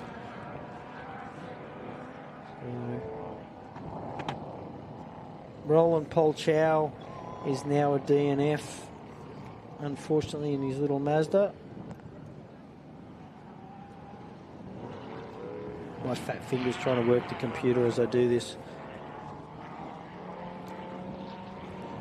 Jump back up, fellas. Just been down there for about 10-15 minutes. In that 10-15 minutes I was down there, the wind went from 0 to about 30k an hour, I reckon.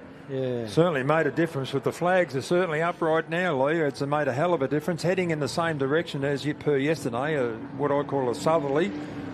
And the temperature dropped. It got real cold, so that's why I just switched the heater on when I come in here. Thank you, mate. We had the air conditioner going yesterday, and it's going to be the heater today, is it? I just switched it on, yeah, because the temperature dropped dramatically when I was out there. Southwest, about to, oh, there you go, my internet's just dropped out again, but about a 20k an hour southwesterly. That's fine. That's good enough. Oh, well, better we can than see the infield. Oh, for sure. It's made a difference. A pity we didn't have this at the start. But anyway, it's better for us. It's better for the spectators and much safer and better for the competitors. That's right. It's makes it. It's an off-roader's best friend, isn't it? From what we can see here, that 10.54, the last car on track, these boys will have caught, the top guys will have caught that dust. And they'll be trying to overtake, well, they won't be trying, they will be overtaking that 10.54 car. That's when it gets difficult to, use zig instead of zag. And that was Simon Gubbins, the last car on track, then Heath Whedon, second last car on track. But it looks like Andy Brown is around them. It's still showing him in front, is it? It does show Andy in front of Bo Robbo. We actually caught a glimpse of it on the live stream. When you're on board with Bo, that's where we saw the dust. Andy actually got past. Right, Andy got past. So whether Bo's having another downshift issue, gearbox transmission issue, I'm not sure, but that they are. I missed that. I was trying to look at the computer here, but Darren Vandy's coming in. They must be suffering a little issue too. They might even be just going for a splash of fuel. You never know. Gloves are off as he taking his gloves off as he rolls back into the pit area.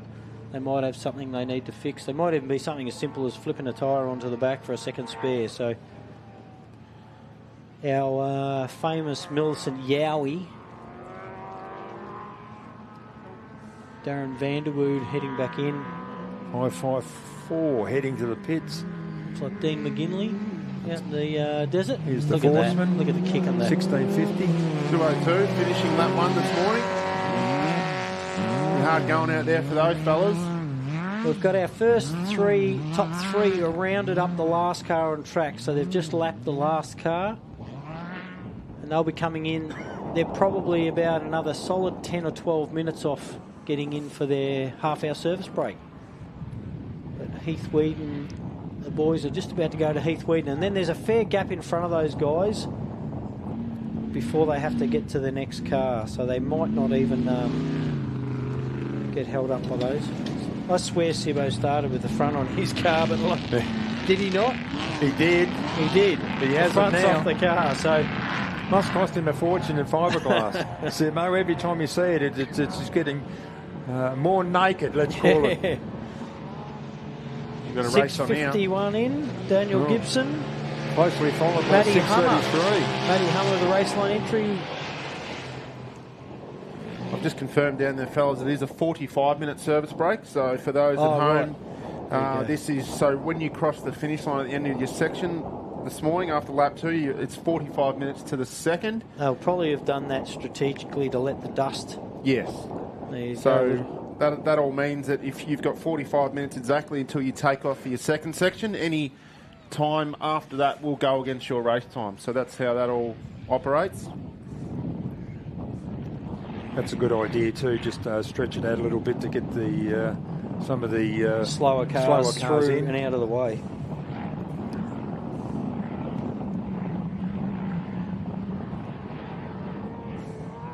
Unlike Pines, even, we run a reverse grid at Pines usually on the race day. That also is another way of working with. I normally don't have the dust issue at Pines. No. I had the odd year where there's been a mud issue, but the dust issue at Pines doesn't really come into play like here and places like Gundy. But it's another way of dealing with dust Certainly issues. was an issue at Hillston too last year, but that could change this year. Watching Darren Vandy rolling around. He's coming into his pit area over the back, so I don't know what's happened with him, but... The Class 2 of the Forsmans. So the Class 2 is obviously from anything capped at 1650cc. They used to be everywhere. Only Class 2. The only one, yeah. I was saying they used to be everywhere. But yep, we used to get 10, 12 of those, and now a lot of those guys went up to Class 10. But that always tells me back at Sea Lake in the late 70s and early 80s that you have about 100 Class 2 cars. Yep. And it's just, there's a lot sitting in sheds, but yeah, it's good to see, well, there's one out here, but it's good to see some few more get into the series and get out there. But, times are tough and it's hard going in a Super 1650, 1600cc out there. Just watching in front of us, I see that Matty Hummer has just rounded up Daniel Gibson. You got around him, did he? You followed him through the finish line. I saw over on the right, they pulled over as they went around that first corner, and Gibbo did and let him pass, so that was good. Yeah, he's put the pass on. If somebody catches you, you do have to pull over. They're obviously faster than you, so they are. Mr. Land over the finish line, car 50. Sorry, 80. Over the finish line. He's obviously cleared they had a bad miss, that vehicle, all weekend, so it looks like they've finally cleared it. It's sounding a lot better now. That's an older style Jimco, very early days, mid-mount, which is what we call the middle reverted, so the gearbox is behind the engine in the back of the car, not in front of it. Bit of breeze out there by the sound. Yeah, of well, we can actually see now. We can see everything that's going on, which is great. It just come out of nowhere. It just literally went from 0 to this in the space of 5-10 minutes. Which is a welcome relief, that's for sure, because when it was dead still this morning at start time, we just got dusted in totally. Looking at the rally safe, guys, I can tell Clayton's closing in the gap on our two front guys, Andy and Bo Robbo. However, when you look there, remembering that Clayton actually did the fastest time out there last lap. I'm not too sure what the distance was on their starting times today overall. I'm too scared to refresh the computer. Well, Clayton took off 4, so he was in the second group. So they're coming out of the edge of the desert. So we're about 10 minutes off seeing those leaders. Everybody in that top 10 is going to have to go around those slower cars of 10.54 and 7.01. And I think 11.21 looks like it's not moving, which is Trevor Chandler. He seems to be pulled over there. Yeah, he's been stopped there for a while. So they've got now, by the looks of it, Andy, Bo, those front runners, they've got nearly a clear run all the way to the finish line. There's 6.26 and then Mott, the 4.35 entry, Mott on that fast run back in. So Brendan Hill and 6.11 in the side-by-side just through the finish line. Then we should only really have, I know, the that little 6681's floating around in the stadium somewhere, or very close to. Yeah, it's just on our screen now. Sandy, Ross Newman. The Warwick vet. He does some racing, doesn't he? Tell you what. Seems to pop up everywhere. Mr. Mott is hauling the mail down the back straight on the way back into the stadium. And then also 626 Vaughan Hogan, Hogan's Heroes, on their way back in. They might nearly be out of the way by the time the big boys come through. It's going to be a lot easier for them now with this wind picking up. Shouldn't be taking too long to get around. A lot harder it would have been obviously with no breeze, but hopefully it shouldn't cost them any time. Shouldn't be a problem. But it's going to be tight up the front the way it's looking. Those top 5 or 6, you can throw a blanket over them at the moment. Even that bloomin', I'll tell you what, even that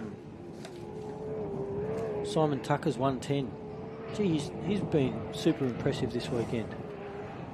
He's only sitting at about 6th or 7th. Yep. Yeah, having a great run in the Southern Cross Pro Light, car 110.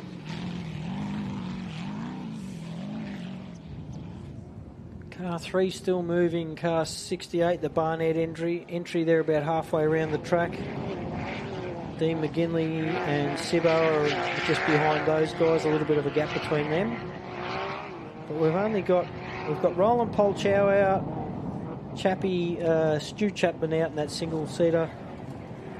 Danny Brown, of course, our first DNF this morning. That was unfortunate.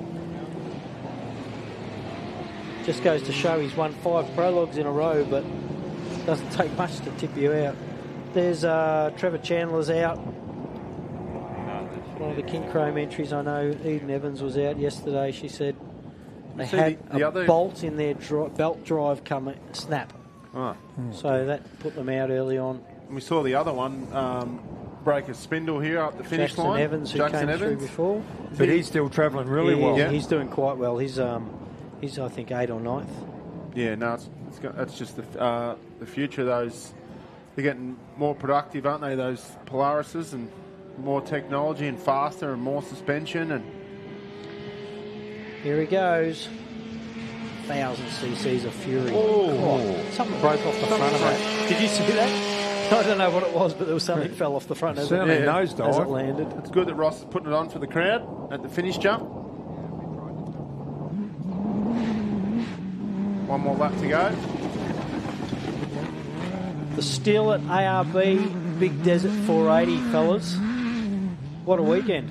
First, the opener of the 2024 championship. Yeah, 3 more cracker rounds after this one, don't forget.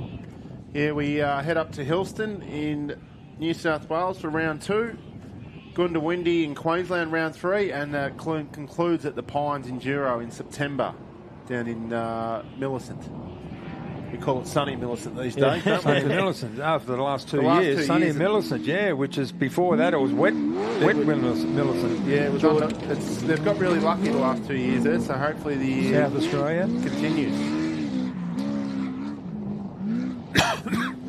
Jourdain's been pushing quite well in that 44 car, hasn't he?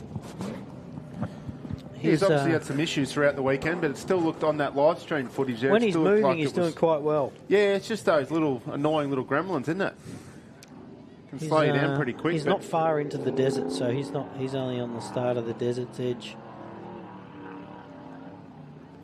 Well, shouldn't be too much longer, Sandy. Looks like 445. That's John Smith. Yeah, in that Nissan powered, Nissan looking Class 4. He seems to be stopped out there on the side of the track about a third of the way around. It's going to be a race for attrition, that's for sure. Yeah, we know this time of the weekend. You know, the track by now. I was saying last night I camped out on the edge of the desert with the boys there, and about this time of the weekend, 3 laps in, 4 laps in, that corner out there will be a hard base. What you started off on a real soft sand has turned into a really hard base, which might even get some tyres, etc., going around there. Nice night out in the desert, was it, mate? That was lovely. Couple of pina coladas. Peaceful. Yeah. Had a couple of young lads drive past. Wasn't peaceful where I slept last night. That's why I went out there, so I could actually get a good sleep. All I heard was Dad re-listening to the live stream, listening to himself again. He's watching the replay of himself. Is that what happened, Glenn? Not at all. Monty is over the line. So the big boys are now on that fast straight on our far left on the way back in. It looks like Andy's well in front of Bo, and Chappie is actually catching Bo as well. So Andy Brown, first car on track. Bo Robbo, Clayton Chapman. So Clayton looks like he's putting a couple of blinder laps. And then they've got a fair gap. Those front three are actually quite out fair way. In front of Dale Martin in the 5 and Mark Burrows. But still a long way to go.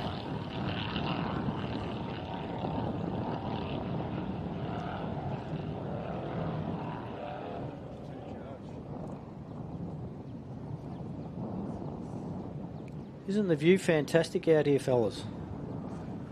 Certainly is. We're just we're high up here on top of the bank overlooking the infield, and we can certainly see, it looks like there's a brown car in the distance. It is indeed. I just thought, plenty just of having pace. a look here, the last car, one of the last cars on the track was Heath Weed, and it looks like a DNF, so I don't want that to... Here we go on the screen, fellas. There's a... Mr. Mott just came through, by the way. Sorry, Lee. In a 1 hour 13 minutes. It was the last car of the finish line. Looks like the... Look at that little battle. The middle miss car has just put a move on the 477 truck. Yeah, the Willing truck. Look at that. That looks like it's getting a pounding, that truck, eh? It is.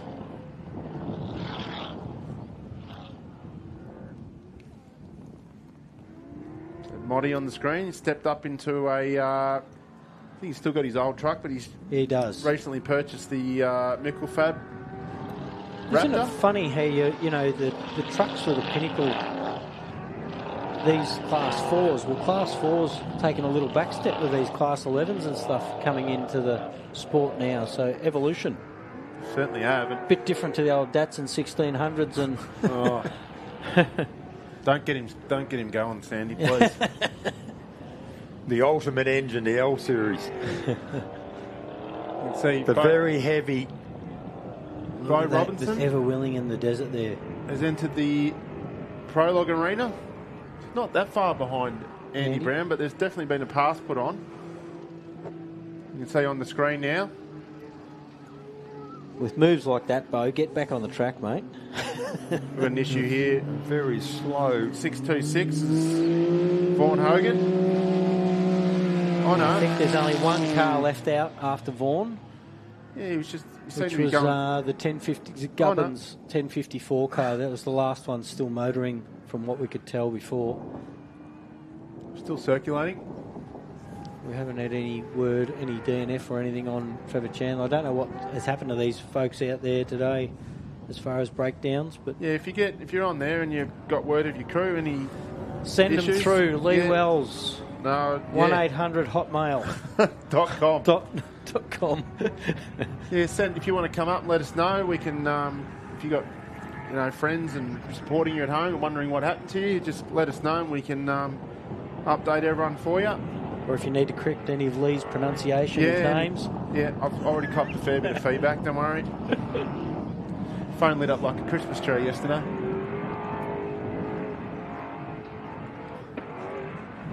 We got to be I can hear a Dugan. Yeah, I can hear I can hear a Dugan. We're only a minute or so off. I can't hear Andy's car. It's coming down. That is Andy's now. Andy's definitely out in front. Rounding that last. Through the top gate and plenty of pace. Coming to your screen on the left there, folks, any second. About he's now. our leader. Race leader, Andy Brown. Wow. 11:42. All-wheel drive. The first all-wheel drive buggy in Australia. Yes. And boy, is it showing at its pace this weekend. He did really well in its test run over in the States, you were saying earlier, Lee? Yep. Yeah, it tested well, good enough for him to prep it up and stick it in the container, and it only arrived, as Lee said, 4 or 5 weeks ago from the States. And here's Bo and Shane.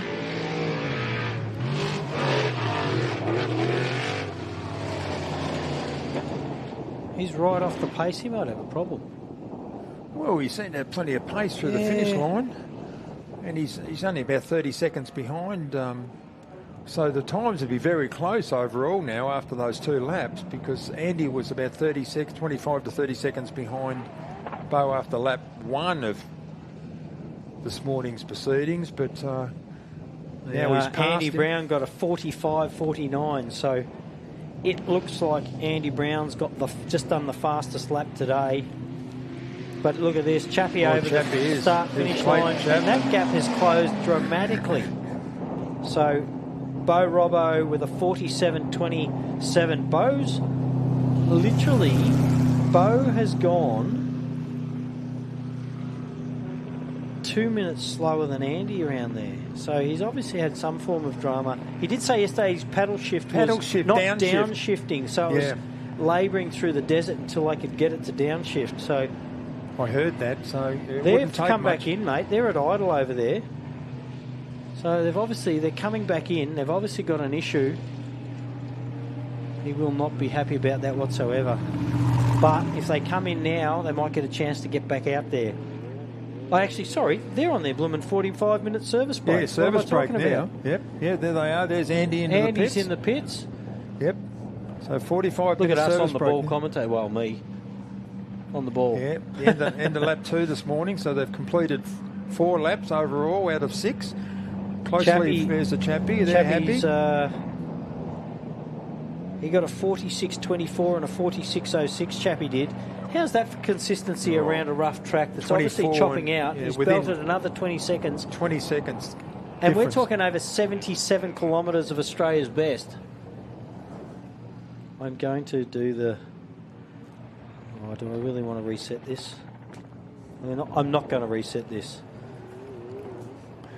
My computer doesn't like refreshing, so I don't want to upset it too much.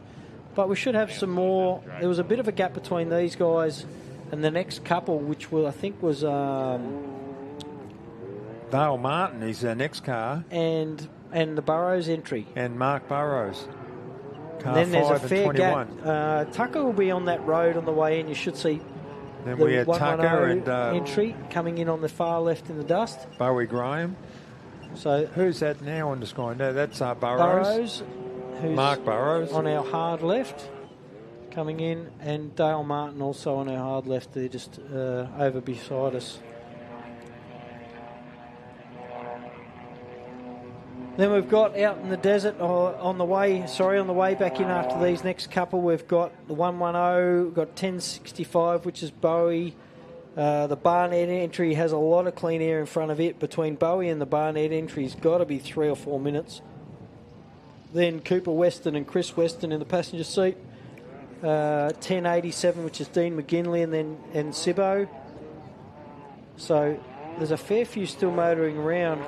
From what I can tell, the last car through is a 626 entry, still motoring. 633. Those little golf carts must be struggling out in that rough stuff now. Well, here's Dale. He's made up some time. Dale's also made up a fair bit of time. I have no idea on overall times, folks, and I don't want to refresh what I have here. I'm more than happy to tell you what I've got here, but I just don't want to refresh it with the internet. Hasn't been the best. Dale in with a 47.46 in, so that's 4th fastest for today. Remembering that this is sort of Dale's first real run in this car, isn't it? Exactly. Dale and AJ. Yep. They had a few problems last year. They took it away. They rebuilt it. They changed motors. They put the little Ford... The Ford Echo Boost in it, yep. twin turbo. They had the Nissan in it prior to that, and that exploded here last year. So they came out of a Class 1 car, the 3.5 litre. Correct. Well, they did run Craig's Ultimate car last year a couple of times, whilst this one was being rebuilt. There you see it. Here's the Burrows car 21 through the finish line. Mark Burrows, the previous Australian champion. By 8. That's phenomenal, isn't it? By 8? 8 championships. There's a bloke out there who's won 9. I know. Shannon and Ian Wrench from Warrnambool. If you're listening in, good morning. We'll see you at the Hope next you're race, enjoying it. Shannon. Up at Hillston. We are Little Forsman 202, our only 1650 entry this weekend. Class 2.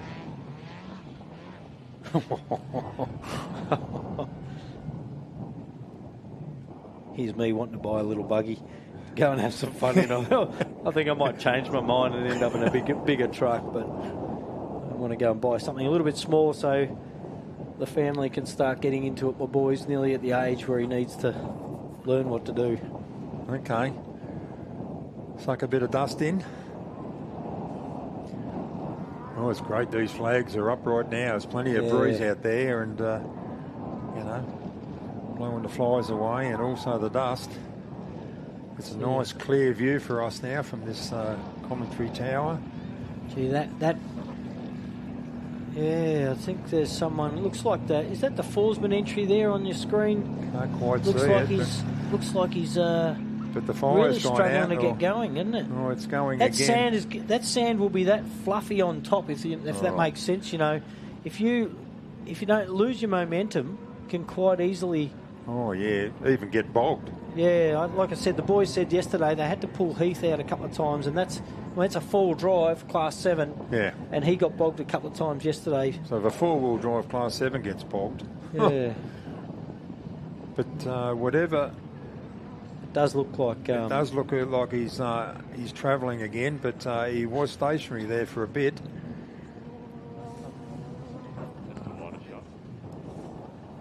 I'm going to say that was the Forsman entry, the 202 car, because he is out on the desert there. We've got car 3.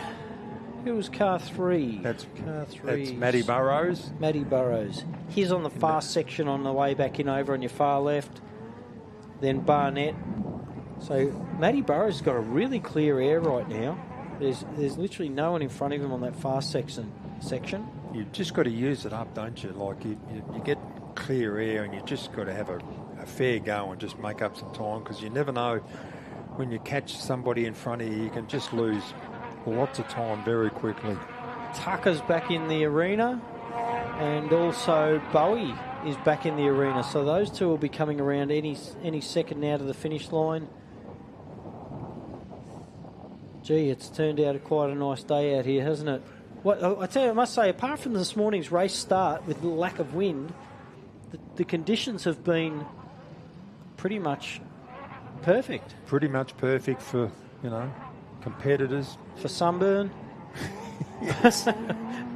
We're lucky up here in the box. We don't have much wind apart from what comes out of our mouths. There you go. Simon Tucker rounds the last corner into his break. 45-minute break. Yeah, good couple of laps in the Southern Cross. He's done well. I'm pretty impressed. That's got to be up there with one of my most impressive runs of the weekend so far. And then Bowie's always good to watch. He's doing his last run down to the last switchback before he comes back around to the finish line as well. So first of our 10 cars too. Sandy. Bowie, yep. Not sure who we're on board here with on the out at the desert, but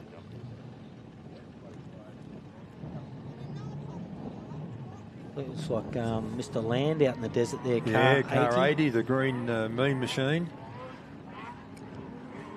They're doing quite well motoring around out there. Well, they're still going. It's a lot better than what quite a few are doing. Remembering that's a fresh car for him this year. Yep. Take a bit of getting used to. Every car reacts differently. Hello, now who's that in? There you go, Bowie over the finish line. Well done.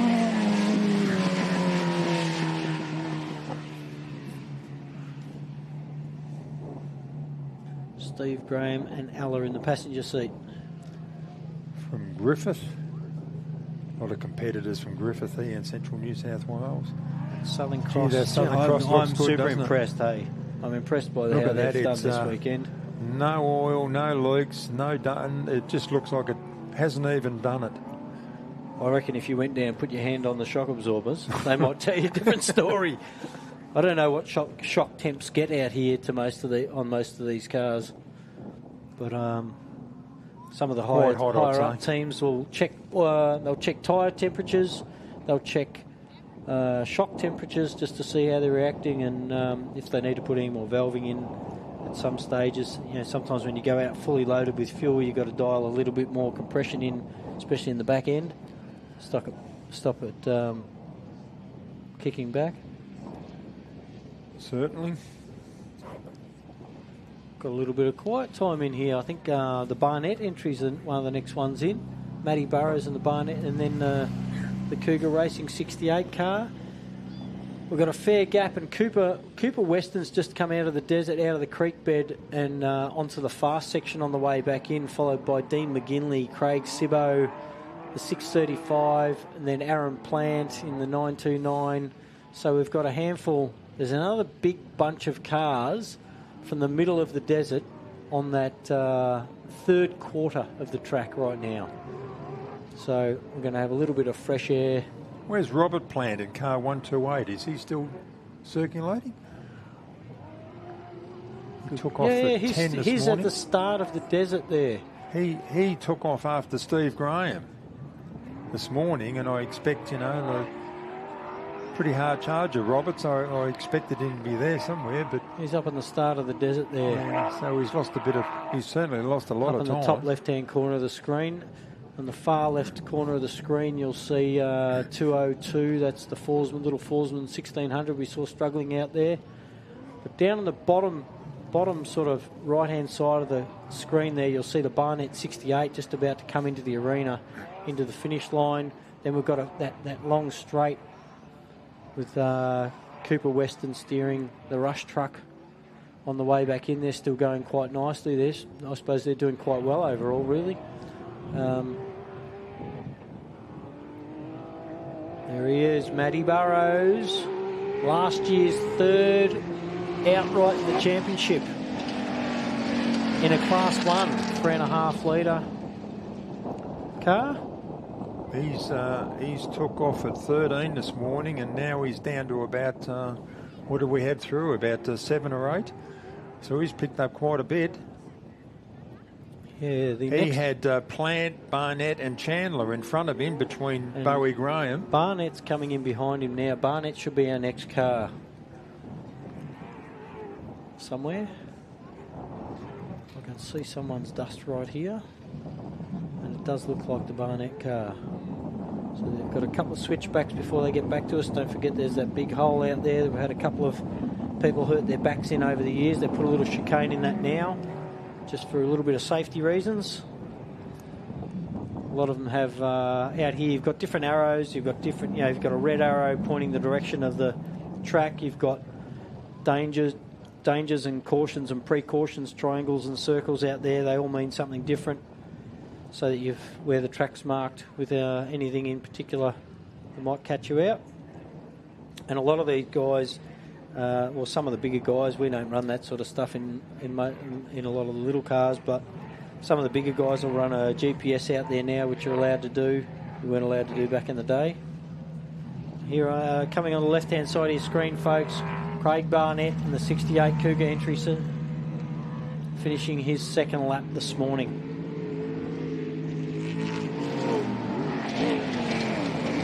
Yeah, what's good about this too, mate? You won't have to wash your car. You just have to blow the dust off, won't you?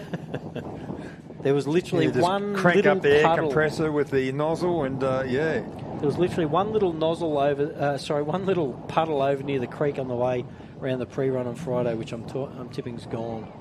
So don't forget, you can come over, jump, see the people at Ultimate Helicopters behind us when you're going to get your lunch. Yep.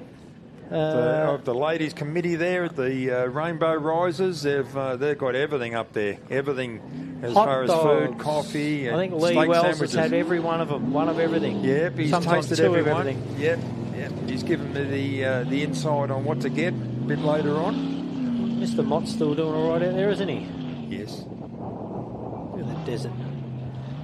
We've also got a raffle going for an ARB fridge, which if you jump onto, I think, the ARB, the Still at ARB Big Desert 480 Facebook pages as well, that'll give you links to everything.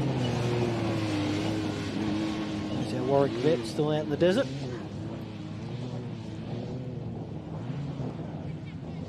The wind's picked up quite a bit out here, hasn't it? It has, yeah. Exactly the same direction as yesterday. What you say, southwest? Certainly southerly. It was a southwest and wind. it's picked up a lot. Haven't been out there yet, but Lee said the temperatures dropped quite a bit, but still a bright sunny day here in beautiful Rainbow in Western Victoria. Finally clear air. But we can see everything now, Looks which like is great. Dean McGinley maybe coming in on our far left as well, and Sibbo's dust. You can see Sibbo in the tree line over on our far left there, coming back in at the end of the fast section. So we've got a little gap between Sibbo and the Westerns in the rush truck.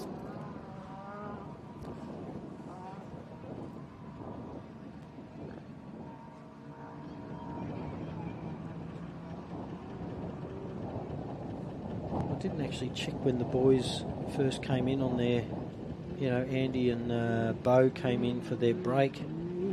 So, got a couple more times here. So, not forgetting that the fastest lap out there was just done, well, the fastest second lap this morning was done by Andy Brown of 45.49, and Craig Barnett over the line with a 50-minute 42 on his second lap.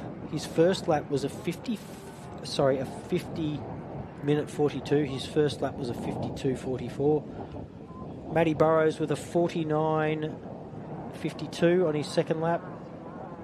Simon Tucker with a 49.42. Steve and Ella Graham with a 49.41. So,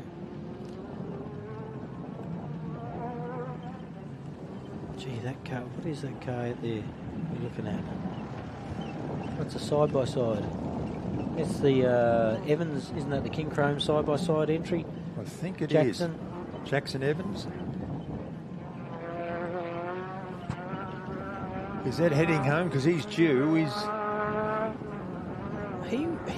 He must be right ready to come out of the desert, I would imagine, because he was doing really well earlier. Oh yeah, he was well But up. he seemed to have dropped back a little bit, maybe.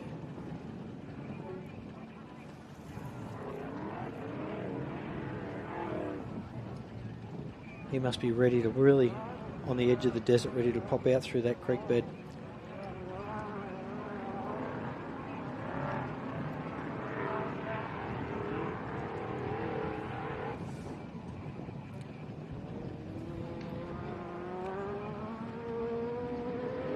Well, we're looking for Cooper Weston and Dean McGinley, and Right in front of you, mate. Simpson. There he is, There's Dean. McGinley. Yep, there he is. Second of our Class 10s, I think, behind Bowie. Yes, So, both from Griffith area in New South Wales.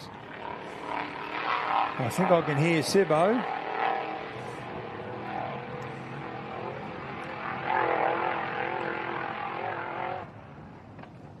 tell you what, looking at just only today, but there's 2 Class 10s in the top 10.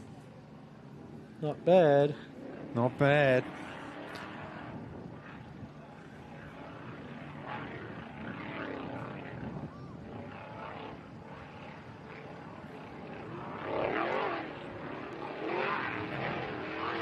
It sounds like a truck to me. Sounds like Peter Simpson to Does me. sound like Peter Sibbo. But then again, Chrissy, No, it is Cooper Weston. Sibbo. It is Is it? Sibbo, yep. Cooper Here it Weston's comes. got to be in amongst their skaggle somewhere. Yeah, well done, Sibbo. Loves the race too, doesn't he? Like he was down at Portland there the other week. I know D said he says to D, I don't think I'll do the championship this year. I'll just do one or two others. And then they sat down and he goes, I'll do Portland and I'll do Rainbow and I'll do. She's like, mate, well, that's a good start. you already reeled off about 6 events you want to do instead of following the championship. But here he is, round 1. I'm sure he'll get the bug and go to the rest of the rounds as well. No doubt. It's always good incentive if you do all right in the first round, isn't it? Well, that kind of alters the program a little bit. Sibbo over with a 52.43 on his second lap. I can't get a summary. So next car should be Cooper Weston.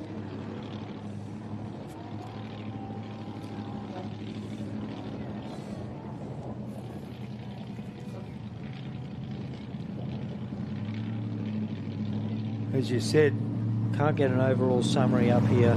No bonnet on the Simpson car. It's gone.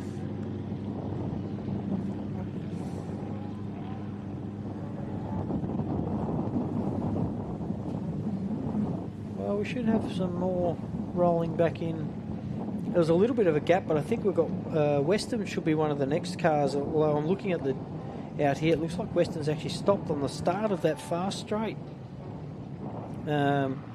We do have Sam Bentley on the way back in. We've got 929. I forget who's in 929. It was a plant entry, I think.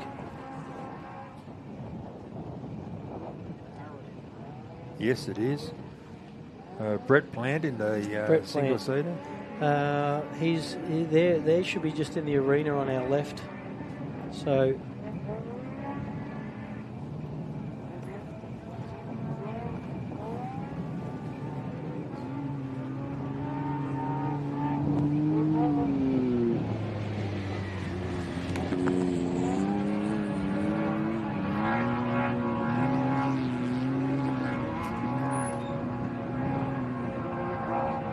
.626 on the screen now. Vaughan Hogan out in the desert.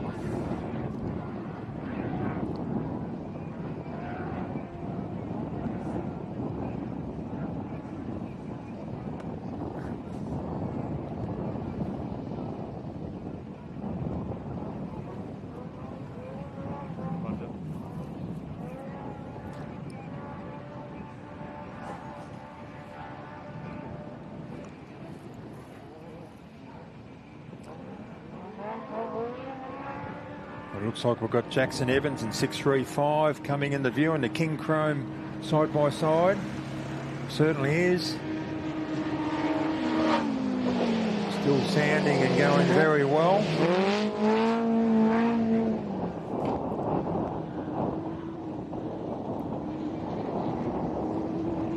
Closely followed by 929. Picked up a bit of time. Brett Plant.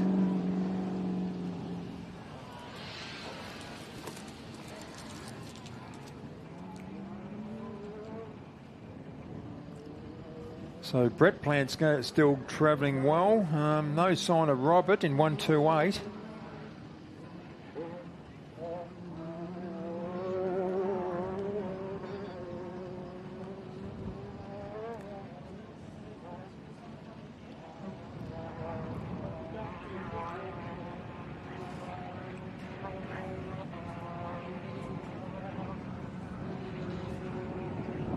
A bit of dust now.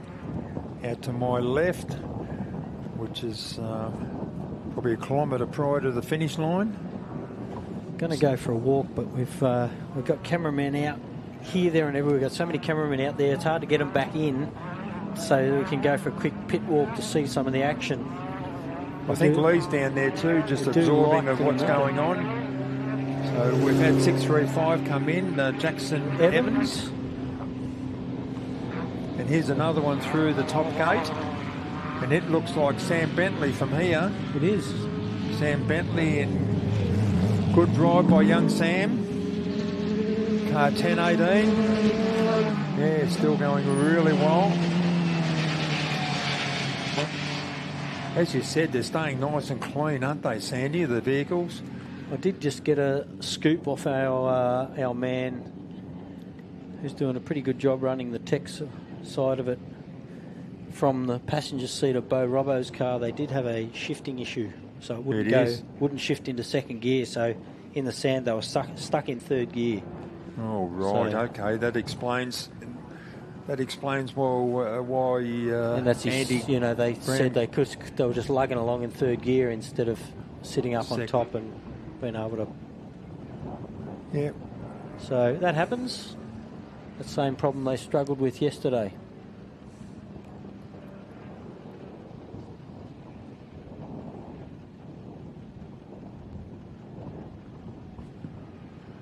He's still in the equation. Yeah, definitely. Well in the equation. And because they went to a 40-inch tyre, obviously that's changed their gearing.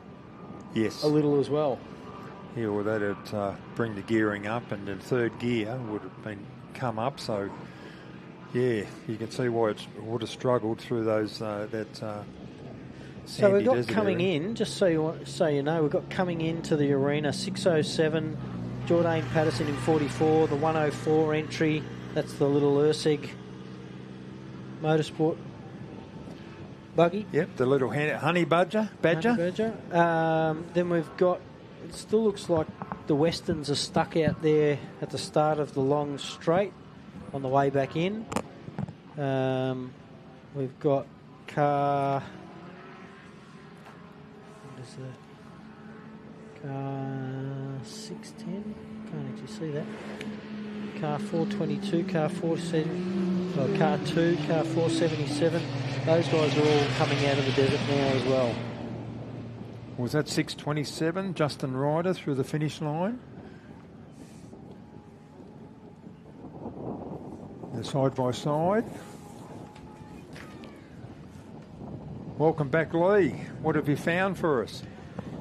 Thanks, boys. I just went down there to give a bit of chop out to the Brown crew. All good, all smiles down there. A couple of new rear boots and just a little bit of a sticky throttle which has been fixed. So other than that, not a mark on it, not a leak on it. It's doing its job out there, and they're really happy. And all smiles. So all good down in that camp.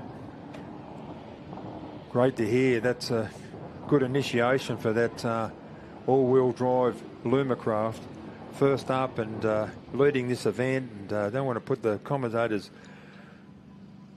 moz on it, but it certainly looks the part, and it's what I can see from where I'm watching. It's ticking all the boxes.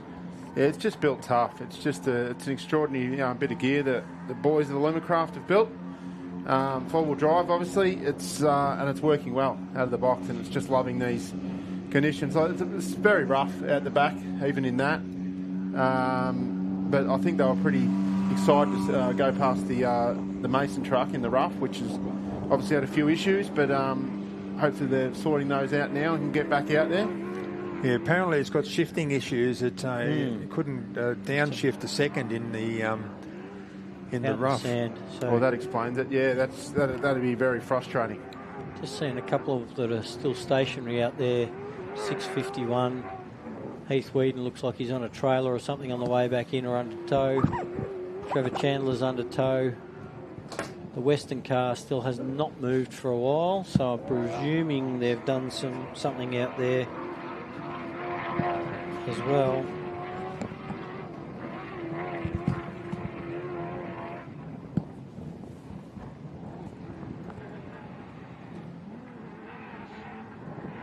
You got any outright times at all, Sandy, I haven't got any outrights. I can't bring them up here, and I'm too afraid to reboot the computer because it's frozen on me a few times. Yeah, apologies for that. We got a bit of technical stuff with the timing, with the not updating for you, but we'll get that to you as soon as we can. Stu Chapman's DNF. We know Danny Brown was out early. Roland Pelchow. Heath Whedon's out. Trevor Chandler we see on the trailer on the way back in. Simon Gubbins in the 1054. There's Jordan Patterson. He's been one of my, I reckon, a bit of a standout. I know he's faced a few little issues, but he has been doing quite well when he's been going. Yeah, the 44 Razorback.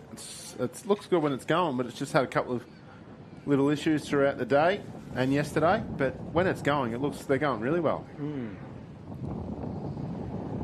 So there's a couple over the line there. 626 Vaughan Hogan. They came in with a 1 hour and 13. Darren Mott came in with a 1 hour 13.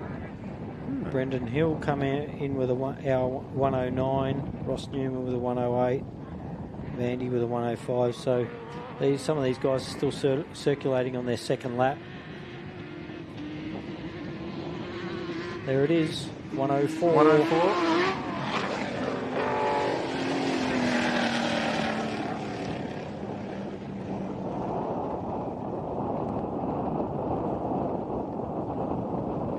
Most cars are in now, Sandy, for their service break, so it's a good opportunity. Yeah, there's still a handful out there, but we're just waiting for updates to see whether they're still mobile or not. The URSEG.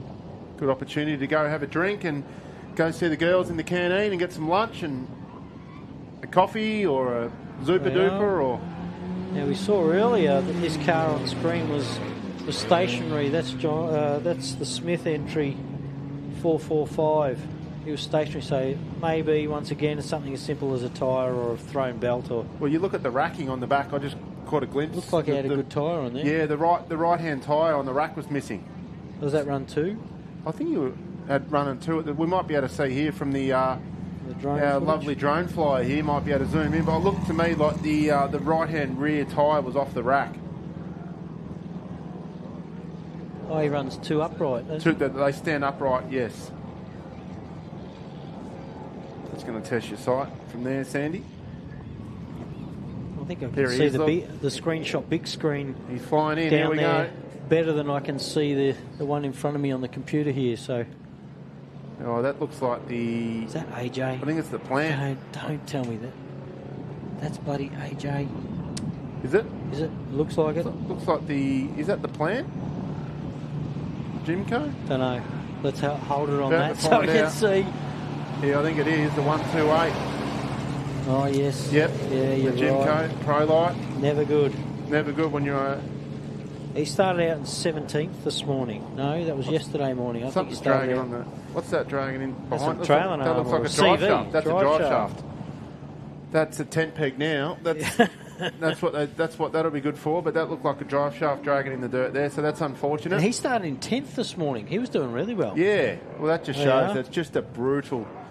It's a real desert race. This one, just to finish this race is an accomplishment. So that's unlucky for the boys. The Franklin entry. Second lap, I think.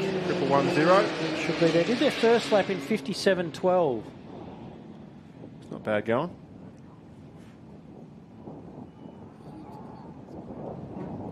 That wind's picked up even more, Sandy. Look at that. Yeah, it does.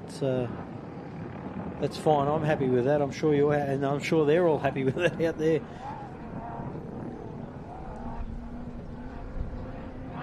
Blowing the right way, so that's the main thing.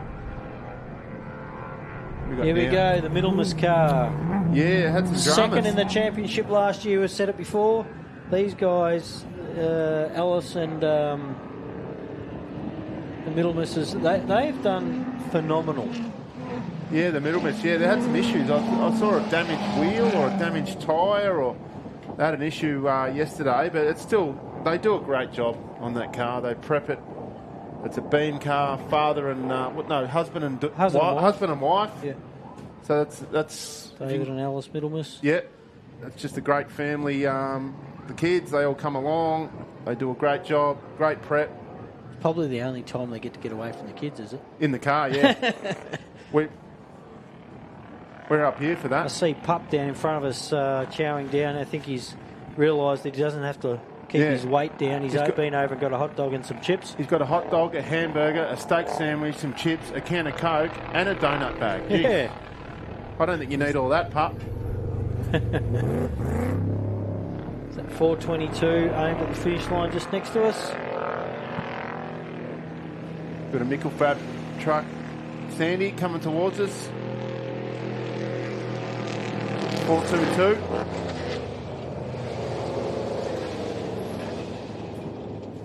Completion of section 1 this morning. He must have nearly everybody on their break. Stephen Von Payne and Steve Bilby. Yeah, it's getting towards... Must be very close. The service break. The others, I mean, we've got a couple of side-by-sides out there. I couldn't even tell you. I know Doc, that 445 car is still moving about just a quarter of the way through the desert section, so they're not far in. They're not far into the desert. Andy Brown's headed out after his break. He's rolling up to the start line. Watch the starting lights, but... Yeah, as we mentioned, it's a 45-minute service break, so that 45 minutes starts from the second you cross under the finish line, the steel at finish line banner there, and then that 45 minutes, you resume your section 2 right on the smack bang on the 45 minutes. So if you do have an issue in the pits and say you come out at 47 minutes... It's on you. It's on your race time, yeah. Just looking, so the Doc... The last car that's circulating out there on this second lap for today is that 445 Nissan turbo-powered Class 4.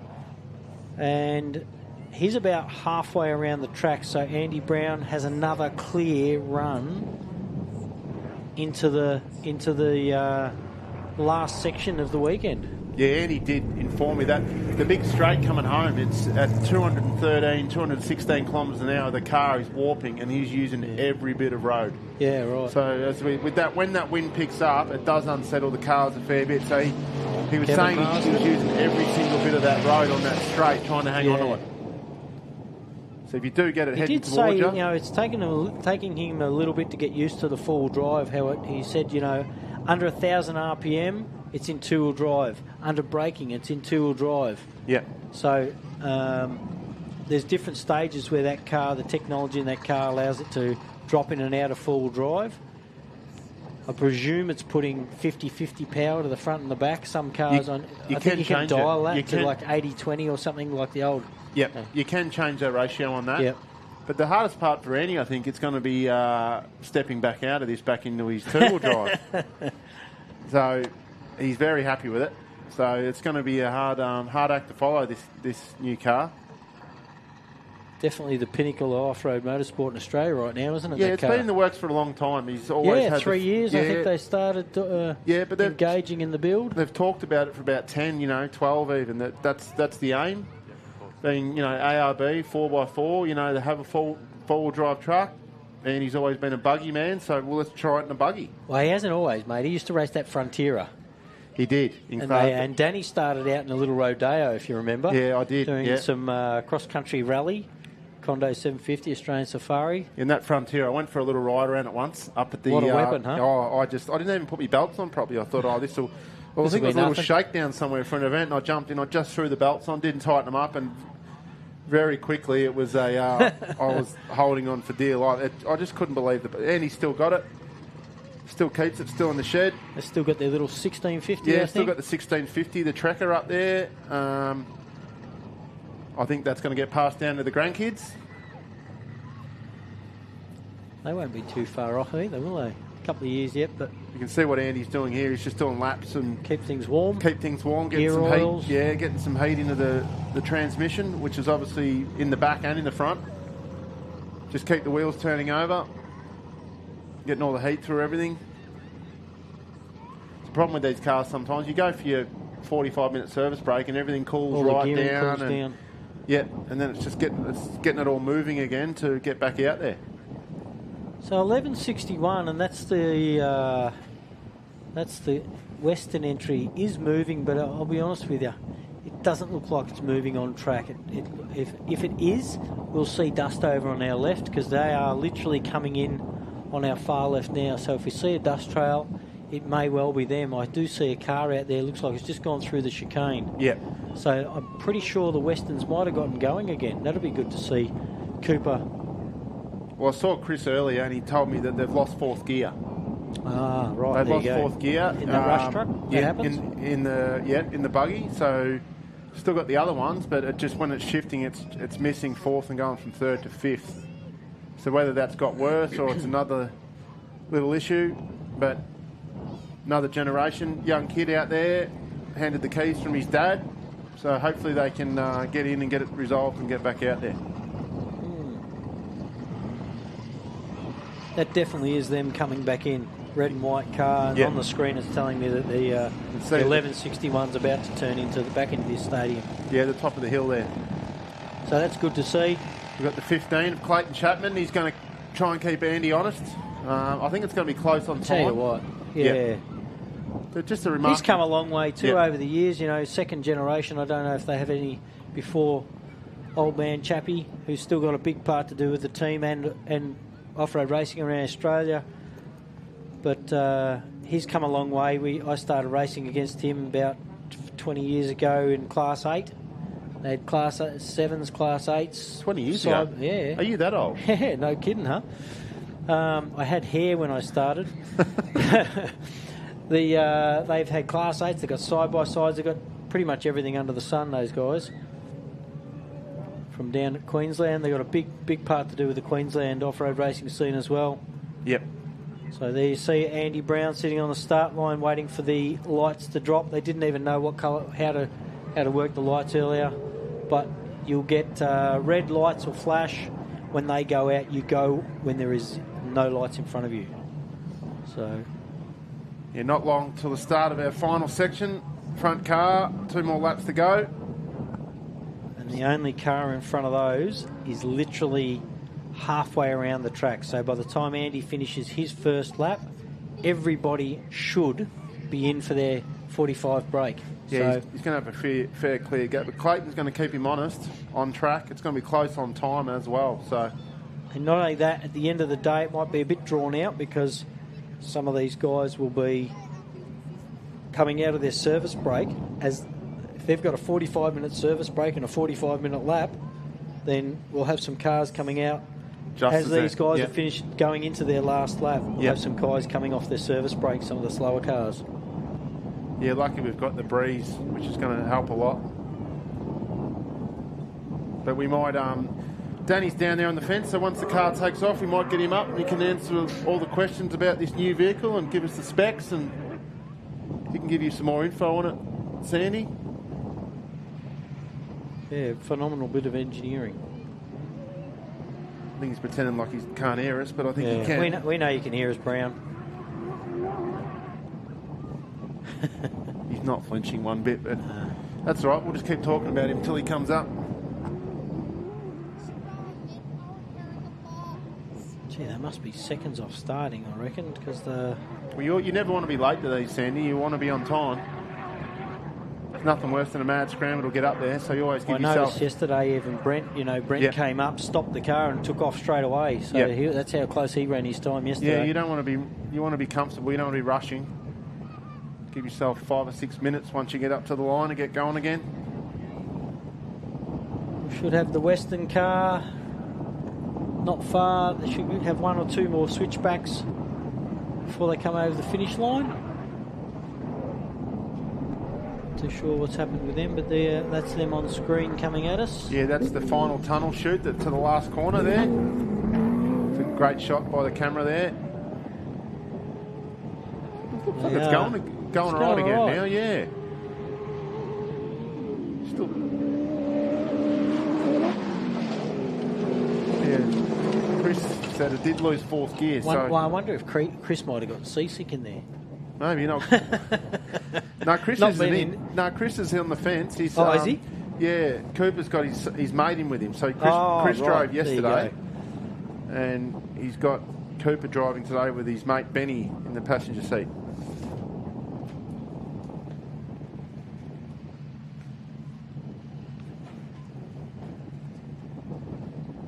Shouldn't be long now. I'll tell you what, we're itching here for Andy to leave the line. Yeah, look at that. That's what I said to him. That neon light really stands out. The bottom light bar. It's good for the dust. Good to pick it. Good for the other cars to spot that in the mirror. Should be any second now. Dale rolling around the back. Burrows, Mark Burrows coming around the back as well into the lineup. So they're top 4 on track at the moment. Andy Brown, Clayton Chapman, Bo Robbo, Dale Martin, Mark Burrows. Here comes Bo now. There's Bo. They've battled with that downshift issue. That's really hurt him this weekend. Look at the race tape holding the front together. Actually, the front was white, so now the whole front is black. Yeah. Plenty of tape. That's the best tape in the world, that stuff. It'll hold anything together. So it's holding the front cosmetics of that Mason together at the moment. They also said that they struggled a little bit with braking once the 40s went on after the high-speed sections. Yeah. Trying to pull it up. So that was a little bit of an issue, as well as that downshift issue. Hurt them as far as their times are gone, and guess what? Now they've got to suck dust for the rest of the weekend. Yeah, looking at that, it's hard with the rear guards off it, but it looks like they could be the 37s that have gone back on. Yeah, you're right, yeah. It's hard. It looks, yeah, they've probably reverted back.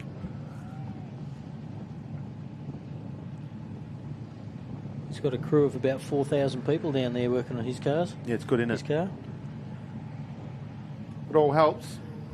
All mates and the Browns, Spannerman. The Browns had 10 over theirs. The Martins have got 10 rambling over theirs as well. You know, there's... That 45 minutes, they can go pretty quick. If you've got an issue, it's all just the general service stuff. It's all pretty good. But if you've got an issue, it can suck the time out of the clock a lot.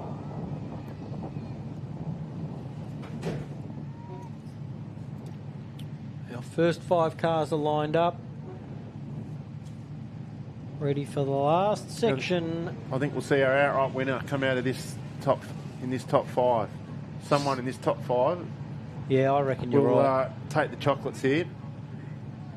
The Steal It ARB Big Desert 480. Speaking of Steal It, they've got a little tent down beside us here. You can go and chat to them about their products.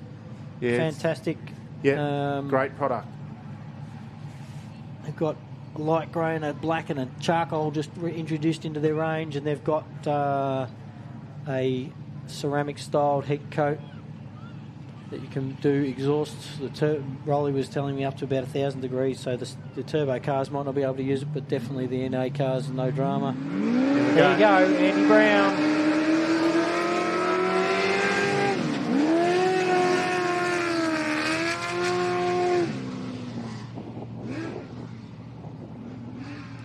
So they're obviously not starting at their 30-second gaps like this morning. So this is on their service break. So to the second of the 45-minute service break. So some cars might be minute and a half, 2 minutes between when they take off. Could be just wherever they came in. It's bang on that 45 minutes.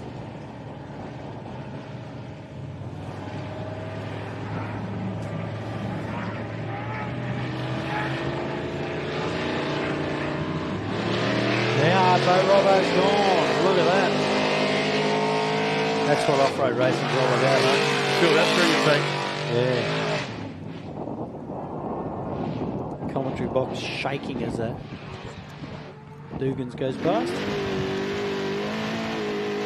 Reset that. They've only got about 25% battery look on their camera. And then we go straight on board with Bo Robbo. Look at that. From your lounge room at home or wherever you are in your shed. Sit back and enjoy. That system on that car was built to make the first of our live desert stuff that can go the whole way around the track, I believe. Chappy, 2J. Boost. Look at the way it working, the all-wheel drive Alumacraft through the infield. Oh, he's just overshot that corner. He has overshot that corner. Yeah.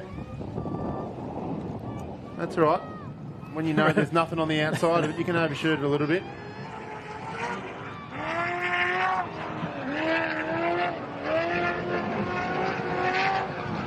But as Bo comes through, so again, a little wave.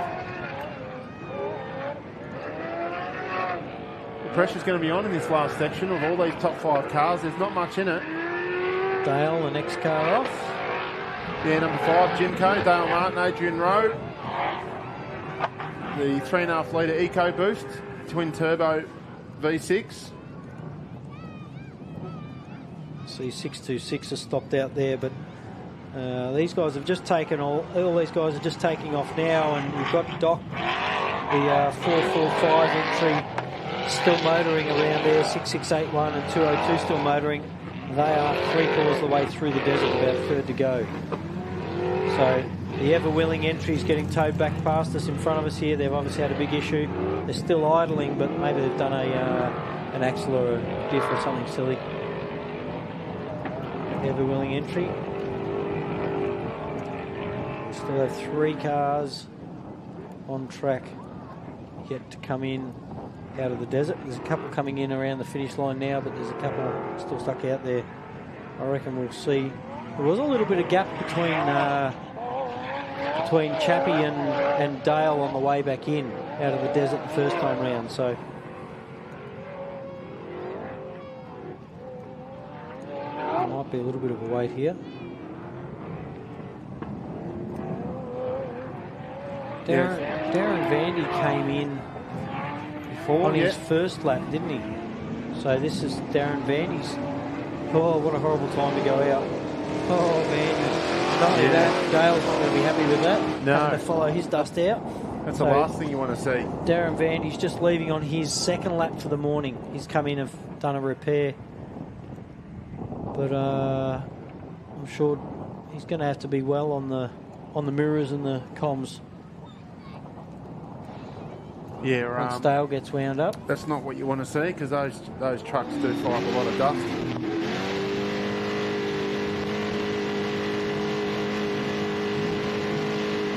Back on board with Bo, Robbo, Shane, E. Mason. Split screening. We're on the big straight head now. Yeah, it's definitely in top gear. Dale and AJ off on their last 2 laps. Hopefully they have a safe run.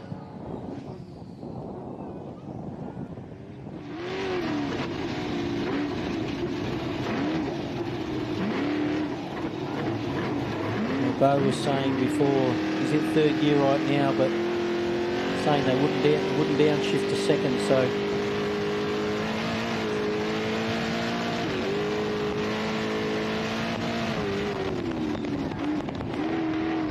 his finger on the paddle shift, ready to give it a nudge. Yeah, just remind if you are watching from home, there's no gear stick. There's a paddle shift behind the steering wheel for up and down shifting. Being a 2-wheel drive, the back end's super happy, especially with 1 million horsepower that he's got in front of him. Oh, yeah.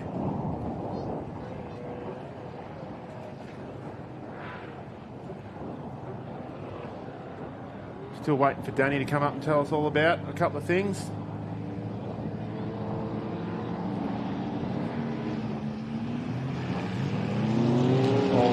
Mr. Mott's over the finish line.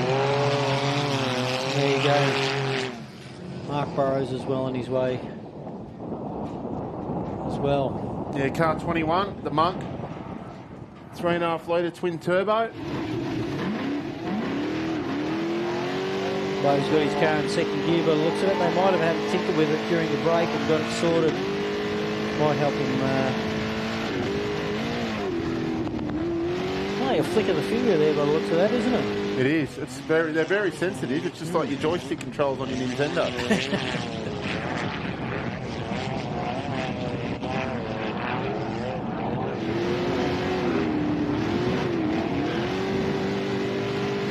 Live stream really has come a long way, and we're phenomenal. We're at the back. We've got drones, helicopters. Next year, every car's going to have an online feed. I heard we've got some good sponsors getting rounded up. I reckon if you want a sponsor, you can get in touch and get on board. You can have your logo on the bottom of the screen there, and it's just great for the families. Put a bit back if you can't make it to the event, you've got friends and family and competitors here, and you can just sit back with a cold beer in your lounge room and just have all this. We had over 2,000, it was about 22 or 2,300 people following the live feed yesterday, so they reckon that jumps phenomenally once the event's over and people get a chance to watch it back. 6:11 over into their break. Little entry of Brendan Hill, side by side. That looks like a McGinley car out there or something. That's a car. This live stream will obviously be following all the rounds, so everywhere we go with a big screen here, and that'll be following all the ARB Championship rounds. Tucker. This is a car that's been super impressive this weekend. Yeah, some cars just stand out on the weekends. This for me has been one of them. Yeah, absolutely. Class 1 car. Yeah, Australian built Southern Cross. And Nissan VQ35, 3.5 took off this litre. morning in 8th place, Lee. Yep. Will be our first. Must be currently sitting about 5th. First in class. 5th or 6th. Is first in class. So the number of the 110, the one in front represents it's in the pro light class, 110. So it's a pro light class. So you cannot exceed 3.5 litres. Followed by our first of our Class 10s, Bowie and Ella in 1065, which is a 2.5 litre maximum. Yep. Recently joined last few years, about 3 years, come into it.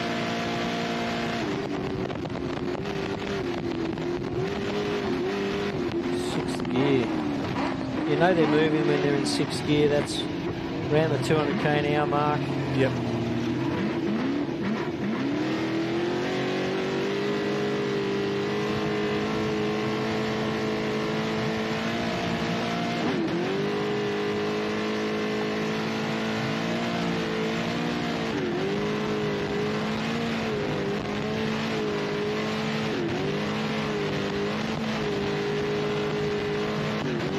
Let you ride on board with Bo and have a listen. Just enjoying the moment, really. Enjoy.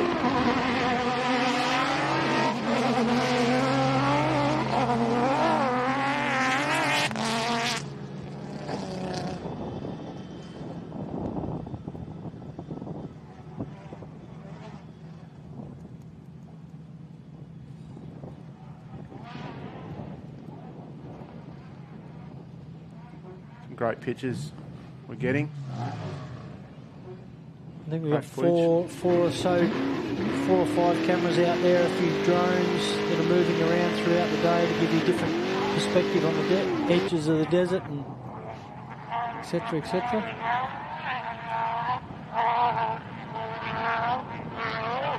Freeze up that Starlink. Yeah, Starlink's freezes up every now and then. It's on the roof of the car, pointing skywards.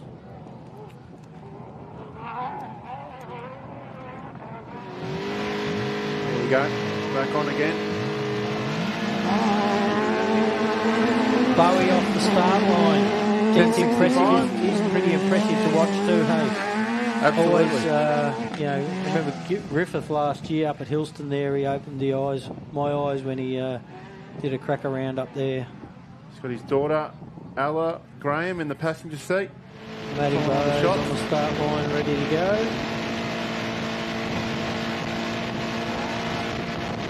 A lot of fast sections out there. I'm just looking at Bowes gear selectors in 6th a lot. It's a very fast circuit on the way out of the start. On the way out and the way back in. Out. Once you come out of that river. It's like, it's like the Bathurst. You know, you've got the big straight on the way up, the big straight on the way back, and then you've got your technical part through the top. This is better than Bathurst, isn't it? Absolutely. This is better than the Grand Prix. It's on today. Oh, I didn't even know there was a Grand Prix, mate. There you go.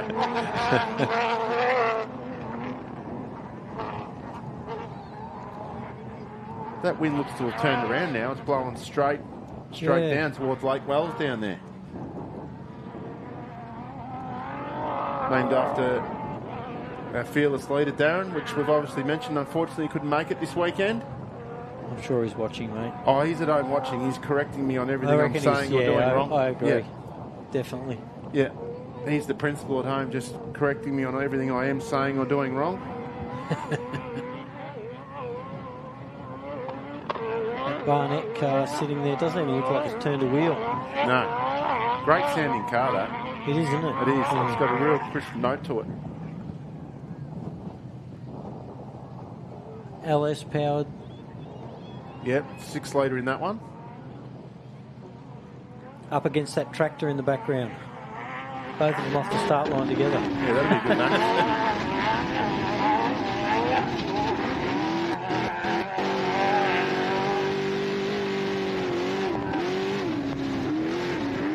Well, looking on the screen there, Andy's opened the gap between Bo a little bit. Has he? And Chappie's right up Bo's Clacker from what we can see on the live on the rally safe. Andy's not far off turning left into the desert's edge. Yep. And there's some of the slower cars. The last 2 or 3, I think it looks like Matty Hummer and Vaughan Hogan and the 445 of John Smith. They're still motoring along the desert, so I'm hoping they get out of the desert, which they should do, before these boys come back around. They are. Matty Burrows on his way. Last section, good luck. Yeah, in the gym coach, Jay Mitchell, passenger seat. This used to be Mark's car. Was a pro class car. And then I've been an advocate for getting turbos back on that car, but I haven't had any success yet. I don't think Mark's happy to at the minute. He's happy just to leave it the way it is. Maybe he doesn't want to be embarrassed, eh? Look at this section, Sandy, with Bo. Look at how quick those trees are going past. That's 6 gear, 211 kilometres an hour. 190 k an hour right now.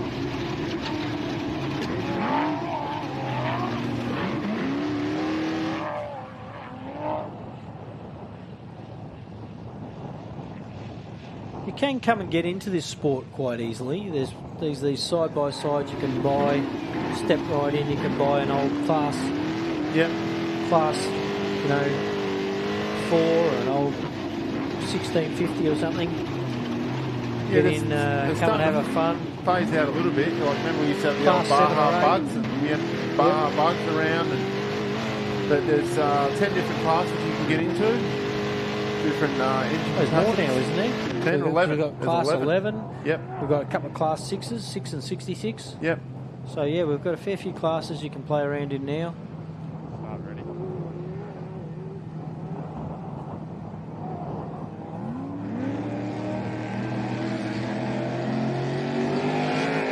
Barnett's away.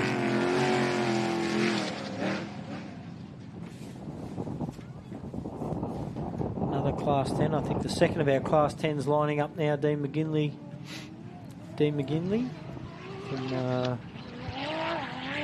from our second round. So coming up, don't forget, folks, we've got 4 rounds this year. Hilston on the 5th to the 7th of July. Goondiwindi on the 9th to the 11th of August. And our final of the ARB Australian Off-Road Racing Championship in September the 20th to 22nd. Down in Millicent. That's a cracker weekend. It is the ARB 4x4 Accessories, RACELINE wheels and Mickey Thompson tyres. Yeah, it's a good way to finish with the reverse grid down there. It's just the weather's but lately, yeah, as we discussed earlier, the last 2 years, we've had coconut oil on down there in Millicent.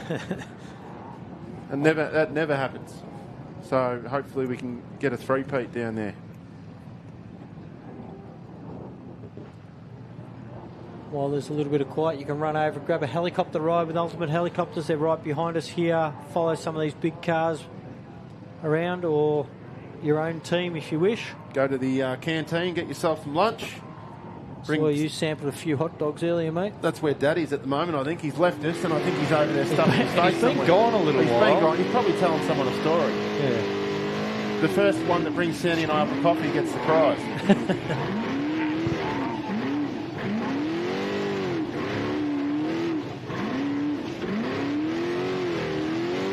Yep. 2 cappuccinos, no sugar, and you will get a prize from Sandy and I.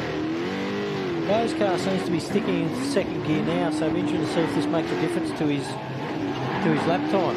Not that I'm going to say he's going to catch Andy, but the gap looks like, I'm looking at the screen right now, and it's telling me that Chappie is in front of him. Oh, well, you can see Bo just mowed down a tree there. He just took out a big tree. Looks like Chappie's in front of Bo. I didn't see that happen anywhere, the overtake. But the rally safe's telling us that Andy Brown, then Chappie, and Chappie's even closed in the gap on Andy. So, because it'll make if that Mason's still having downshift issues, when you get into that heavy sand, if you're stuck in fifth whatever gear. He said it was 3rd to 2nd was the issue. Yeah, if you're that's like you and your road vehicle trying to drive up a hill, and in 4th gear. Yeah. in a manual vehicle, it's it'd have to be frustrating if that's still the case. But that explains why it's losing a lot of time out here. In the areas we thought he'd be picking up speed, right and there out in the desert, issue, that's where it's going to make his time. That's where that truck's, and he's losing it. So it'd be quite frustrating in there for that. They are. The Forsman entry 2:02 over the finish line. That should be there. They should be into their brake section now. Is that the last car to finish? No, we've still got 633 Maddie Hummer, 626 Vaughan, that's the Hogan's Heroes. Our Warwick Vet, 6681. Yeah. And also Mr. Smith in 445. So we've still got four or five cars to come over the finish line on the end of their first section for the Sunday morning here at the still at ARB Big Desert 480. What a weekend. What a weekend. Still plenty of racing to go. Plenty of classes and outrights, and I'm sure the desert will choose a few more people to consume out there. It's going to get rougher every lap. Mark Burrows is around Darren Vandy, so before the Tucker car's still got to get around Darren Vandy out there, but they're still 3 or 4 minutes away by the looks of the screen. Yeah, Darren Vandy went out just before the 5 car. Yeah, correct.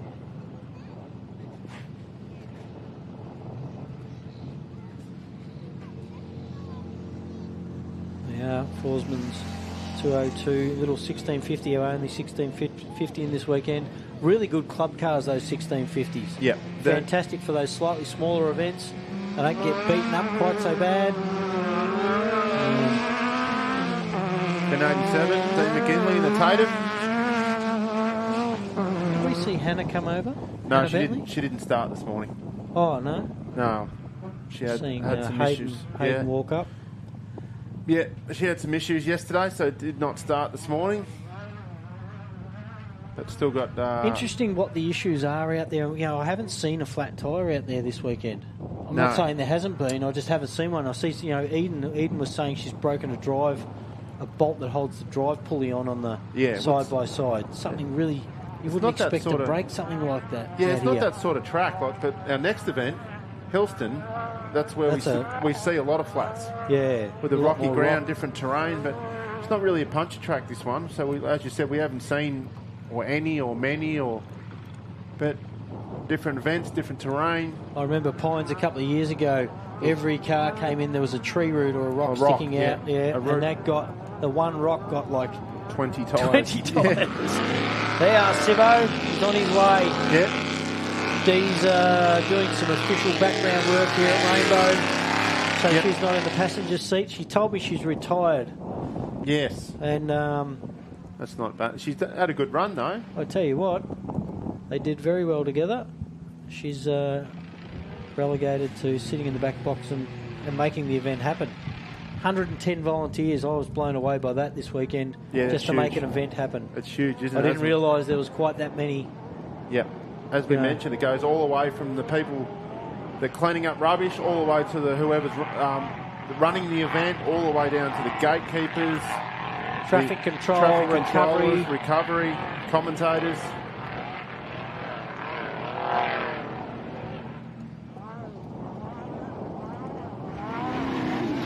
With the dummy grid. I see Pup's old man taking him another feed over there. Oh, yeah.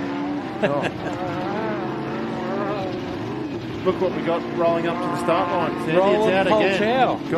God, get a lap in, boy. Get a lap in. He's had nothing but trouble. I don't know what's gone wrong with it, but I know he had a little transmission issue down in Portland. He's resilient. We'll give you that. I'll tell you what, Very resilient. But that's what it's all about. If you're here and you can fix it, you're down on the event, on the outright running, but you can still get back out there. Looks like Andy Brown's... Oh no, it's just refreshed. Andy Brown and Bo Robbo. That must be Simon. Is he in his dust? He's right up his bum. Yeah, there he is on the live stream. Oh, is that the footage you want or what? Have a look at the screen. Look on the screen. We've got Bo Robinson right behind Andy Brown. The 11:42 seems to be Clayton Chapman seems to have dropped back just a little bit over. again. So we can. And I tell you, both. if this was just Bo's second gear issue that sorted all this out. Yep. We just saw the pass then on board.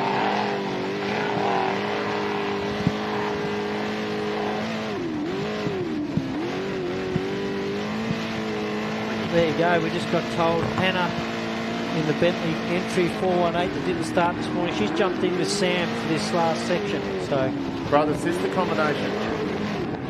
That's a nice way to go about it.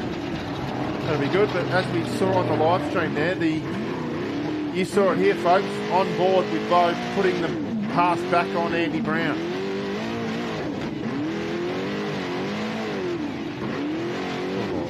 Look at that dust. He hasn't yet, mate. He's beyond. He's eating dust.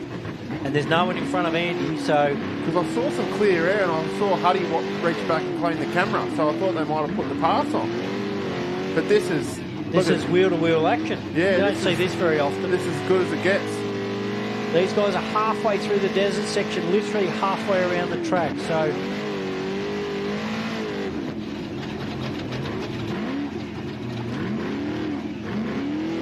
Gear seems to be grabbing second gear, so they might have done a little adjustment there to...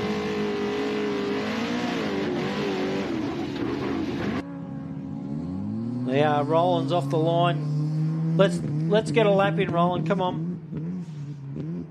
He's got fuel issues. He said they had tank issues. Yeah. They said they did have tank issues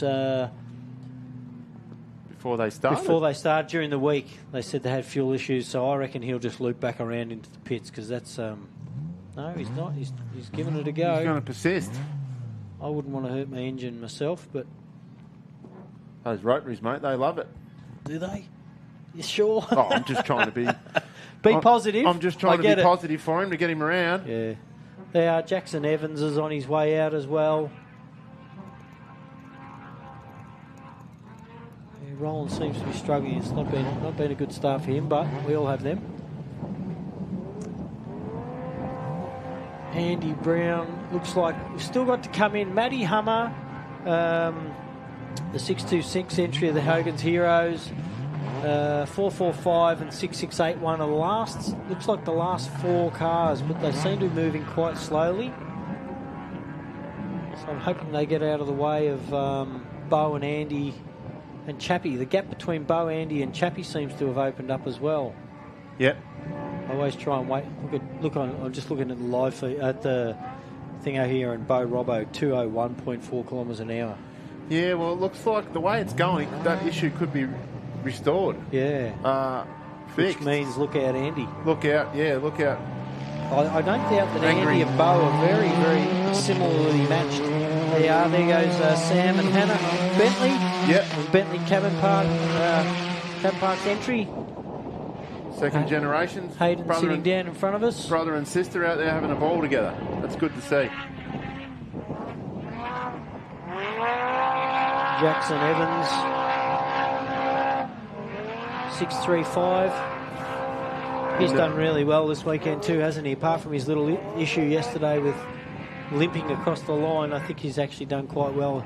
They finally sorted out a few issues. He said he pulled the rev limiter off that car after Pines last year. That was its first event. Yep. And Simon was in with Eden and said, "Oh, maybe we need to get this second car going." So she's like, "Oh, I think that's a good idea, you know." So, yeah, why not? Why not? The King Chrome Racing with Samuel Raper in the passenger seat in the Polaris. 422. Who we got on the start line there? That's testing 622, is it? 622's sorry, 422's come out. 626. They haven't got a forward-facing number. Yeah, it looks like it's slightly tilted. 627 maybe. Yeah, we've got 626 or 627. Justin Ryder? Yeah, it could 627? be. Yeah. We need our eyes checked, mate. We do. So, luckily Dad's not up here. 627. Dad'd be able to see it up here. We've got 607, 44, Jordan Patterson. We've got the Honey Badger 104. We've got 422. There's a handful of cars lined up ready to go back out. Matty Hummer should be the dust on your left coming back into the arena. He's just come off that fast straight. Then we've got 626 And we also have 445 coming in. Looks like our vets pulled off. Our Warwick vet. Yeah. Mr. Newman's pulled off. He looks like he's under tow on the way back in the centre of the field. Yeah, so the John Smith should be our last vehicle. And I reckon he'd nearly be out of the way. If he can get out of the desert quick enough, yep, he might be out of the way of the big boys coming in behind him. And he's usually not that far back, mate, so he obviously had a problem. He was stopped there for a little while earlier on. What about the patrol, Sandy?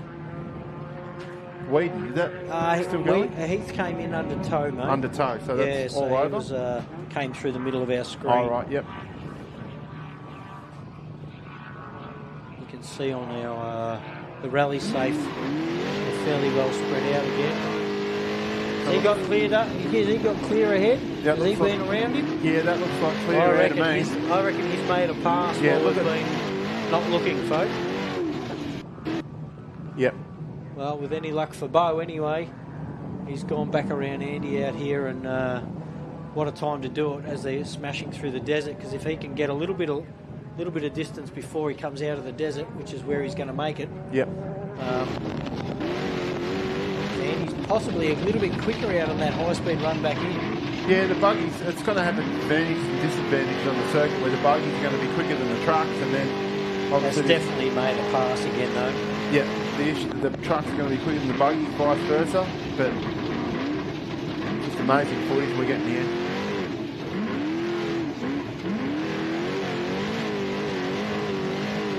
So you can see, folks, that circle piece in between the two upright triangle bars, that's actually the motor. That's the air cleaner. That's the donk. The frozen donk. That happens. That's the air cleaner on top of the donk. That's right where it sits, right between them. That's 607. Sorry, 627. Justin Ryder on his way back out. He's had his 45-minute break. Don't forget, we've got 4 cars leaving after their break. We've still got a couple of cars coming in from their last. Yeah. Their last before their break, should I say? Well, the way it's looking, so Sandy. Matty Hummer should be nearly coming around to the finish line here somewhere. Our front-running cars are it's going to be an interesting last lap because they're going to run into the back of a lot of these cars. 445's our last car on track, from what I can tell. Yep. But then on their last lap, they're going to come on all these cars that are taking off now, potentially. They're going to catch them on the last lap. Yeah. And that's at some stage. Yeah. And these are not the back mark. These are like midfield cars, which are obviously harder to get around and catch. So the last lap, there's going to be a bit of traffic going on. Interesting to see that Bo's pulled away from Andy again. Yep. And not only that, Clayton was actually up behind those two a little bit closer, so he seems to be dropped back in the rough. Yep. Hasn't he? Clayton seems to be a little bit quicker on the first third. Gets knocked back a little bit on the second third. Probably just hasn't got the wheel travel out the back in there. It's probably not. He's got plenty of wheel travel. Don't get us wrong, but it's probably not as more than a Class 7. Yeah, not. I've got to tell you. Yeah. Just not as many as the 2 cars in front of him, but you can see, Bo's...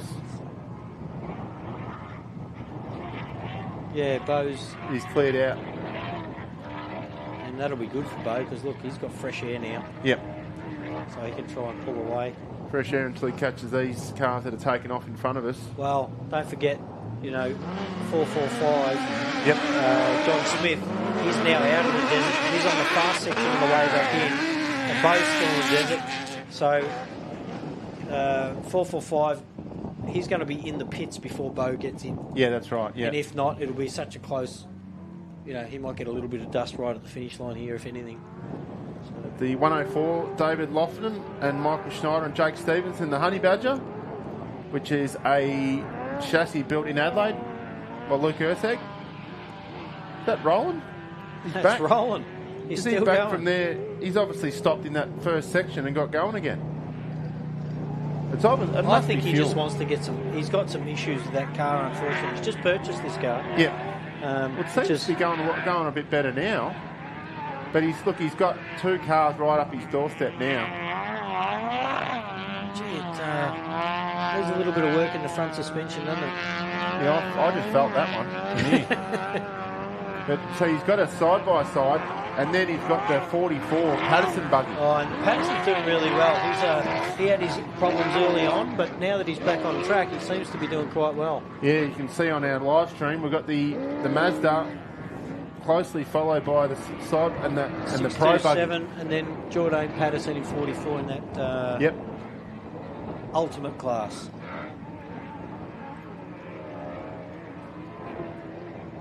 So we've got the 110, yep.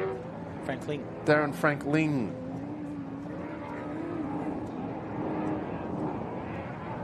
Come over, jump right behind us. There's the helicopter rides of Ultimate Helicopters. Don't forget to log on and grab a ticket to win yourself an ARB fridge. But you can go for a chopper ride. Follow the last lot of these fast cars out on the next lap. Windy up in the skies, but they'll get as close as you can and follow your car or the one you want to follow, or give you a different perspective and look. So go see the boys over at Ultimate Helicopters. Don't forget to see the girls in the marquee selling all the food, drinks, icy poles. What motor's in that 104, that USEC? It's got a V6 of some description. It's not in our program to what actual engine it is. Side by side, that's an easy way into the sport, isn't it? Those side by sides, you can purchase an off-the-shelf car ready to go. Not that off-road racing is the cheapest sport out there, but you can purchase a side by side. You can send it off to someone like even Greg Campbell. They do cages, they do all sorts of upgrades. You can buy off-the-shelf parts for them, and quite an easy entry into the sport. You can buy yourself an old Class 7 or Class 8 or something, come and have a few local rounds, come out, join on the championship rounds, which I've always been a fan of. I entered the sport 20 so years ago, straight into the championship rounds. They are Middlemiss entry, David and Alice. After their break, they're on their way. And we've got car 11, the Marsden entry, with Kevin lining up. The Tell you what, Dale's back on the money, isn't he? Is that a new location, film location? I think so. Yeah, that's a good shot, that, of the number 5 Jimco along the fence. That's they're still doing it for us. The boys out there, they're just moving the cameras are moving and, around. Like I said, it's been really good to get a different perspective on the. That's a great shot. That weekend. Look at those blue skies, mate. Oh yeah. Ours aren't that blue from the commentary box, I've got to tell you. No. They're tainted by a little bit of dust. All we're getting is a dusty windscreen. Yeah. 422 sitting on the start line waiting to go. Gee, they're bouncing through the desert now, isn't it? That looks like one of the cars. So you can see, John Smith just coming back, our last car on lap 2. And you can see the bow has cleared out from whether Andy might have a slight issue or he's just settled back into a groove at a pace that he's comfortable with. Get the car to the end. But just left the line. See that Franklin, they're quite short, these Polaris things, but they're actually easy to tow. That's another bonus with those little cars. Yep. And as we're getting closer back towards the start finish area, 215.3 kilometres an hour, mate. There you go. He's not even at the fast bit. That just proves he's getting closer to us because the Starling's working. Look at the gap. That gap between him and Andy's opened up. Yep. Andy's actually dropping back, if anything, because the gap between Clayton and Bo hasn't changed too much. The gap between Clayton and Dale hasn't changed too much. Yep. But Andy's definitely dropped back, hasn't he? Yep. Well, you've got sorry, mate. No, while we've got the pictures going here, we're only in third gear on Bo's car. See both Shane, Navigator. Shane's got a lot to do with production here on the live stream, but Shane's got a screen tells you what gear he's in as well. In front of his right knee there, as well as Bo in front of him. They've both got. I think they've got nearly every bit of controls on both sides of the car. Yeah, they have. They've doubled up. Yeah, double the screens, double the management system on the dash, which has given all the feedback on what every sensor, gearbox, temperatures, engine, the whole lot, gear oils, everything. So that's our view from the commentary box, isn't it? It is. They are Marsden on his way. Kevin, been a little bit of a silent achiever this weekend, hasn't he? Yeah, and a homemade buggy. Yeah. So a homemade buggy is a homemade buggy. So they've done a great job building that themselves. Put a 6-litre in the back and go and have some fun. So once we see the doc come back in, we have 4-5. Yeah, he's over to our left.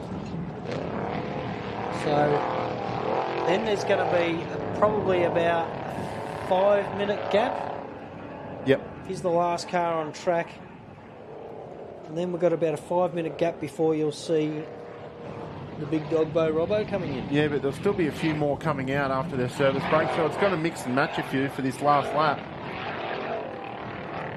Yeah, these boys on, yeah, you're right. These boys, Bo and Shane in 1113, Andy in 1142, Clayton in car 15. Looking here, it just shows Dale Martin seems to be a little bit stationary. Unless we just haven't had an update, but... Yep. Oh, we won't... Oh, look, just jumped a little bit. It's just... Either that or he's not on the bloody track. I hope that's not the case, but... If you're at home, you can jump on the RaceLine app and download the app and you jump can... onto the ARB Big Desert 480. Backed by Steele at this weekend. And you can look at what we're looking at. So it gives you a map of the course and all the cars and the numbers and gives you their tracking of their speeds and where they are on the circuit. That's Cooper. Cooper Weston sitting in the car 1161. Yep. A Rush. Had an issue this morning somewhere. They might be able to fill us in on what the issue was, but they've got it fixed. Back out there.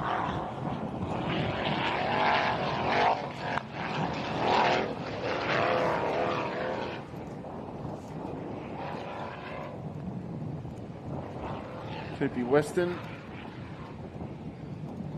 and Benny, passenger seat. The Rush buggy, Mickey Thompson, RACELINE wheels, dynamic wheels. I haven't had too much update. There you are. He's over the line. I think that's our last car. What I can tell, for lap car 2. 445 yep. Is on there.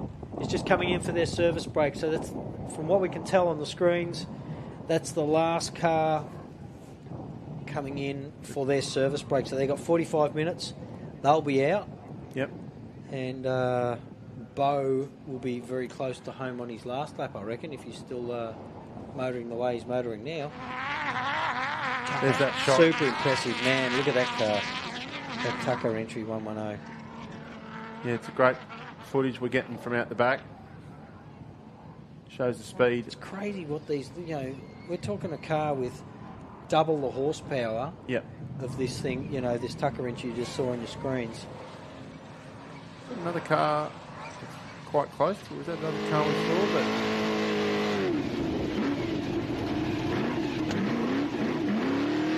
here we go, have a listen in. Bo's just going through, coming out of his last creek bed section, and he should be on the fast section on the way back home. Yeah. Any second. Oh, sorry, he's well through the creek bed. But he's pulled the goods on Andy. That gap's open quite considerably now. That's our pit area, folks. You can see Matty Hummer in the top of your screens. Yep. In that RACELINE wheels entry. We've got about 40 competing cars this morning. Bowie and Ella. Our first class 10 on track. Yep. K24 powered Alumacraft. Honda motor and in the a back. super fast little car. Yep. Top 10 in a 2.5 against something that's got 224 horsepower. 224.8 kilometres an hour. Wow. There you go. That's on a Sunday drive in the trophy truck down a paddock. 225 kilometres an hour with that tapped out on. 0.3. So I think we've got an angry Bo. I think we've got an angry Bo Robertson driving this truck. We had some issues this morning, but here we go now. And he does have a little bit of time to make up the corrected time. 232 kilometres an hour. Sit back and enjoy that.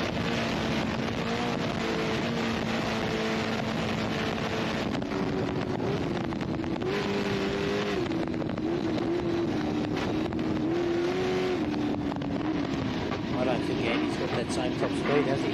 No, we'd see. Well, 20 k an hour short. Bo would know the time he needs to make up. So they're doing. There's the chicane. That's the chicane. Yep, the man-made chicane. And then we can see now. If you look over to Your just over far the water left, truck, you can see the dust. yeah, over the blue water truck, you can see that dust line going very quick at another 227 kilometres an hour. There it is. You can see the white truck, the tip of it. 228. Yeah. Bo, obviously very experienced racer, been second generation from his late father. He's got his brother that also races at Travis.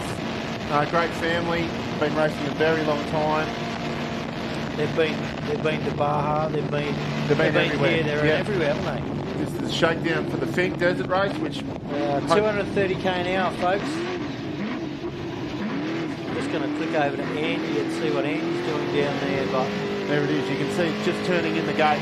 226 out of Andy Brown, so I was wrong. There's Bo entered the infield. Obviously, I think without Bo's second gear, I think the gap would be a lot of issues early on. I think the gap would be a bit bigger. Seems to be ticking all the boxes now. From the little issue they had seems to be resolved. And that's showing us. If you're quick enough, you could go and get in the chopper and follow them out for their last lap, I reckon. Yeah, that'd be a great avenue to see from.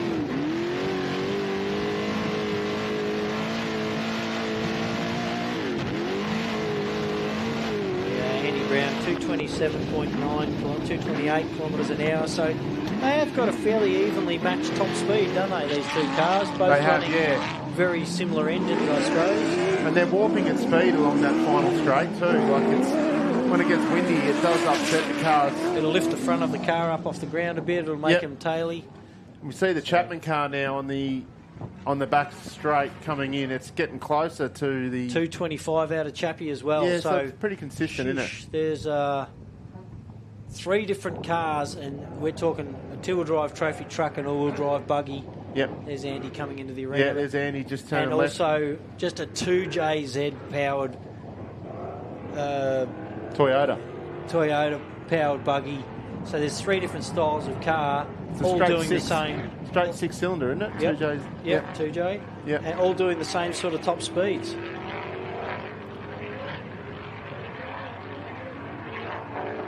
I'm starting to hear Bo in his car when he comes in a bit closer. It starts to shake the commentary box here. Well, the Western car's taken off, and that's going to be, so far, the first cab off the rank. But these boys have to round up again. Yes, well, they've obviously repaired the Western car and sorted the issues out.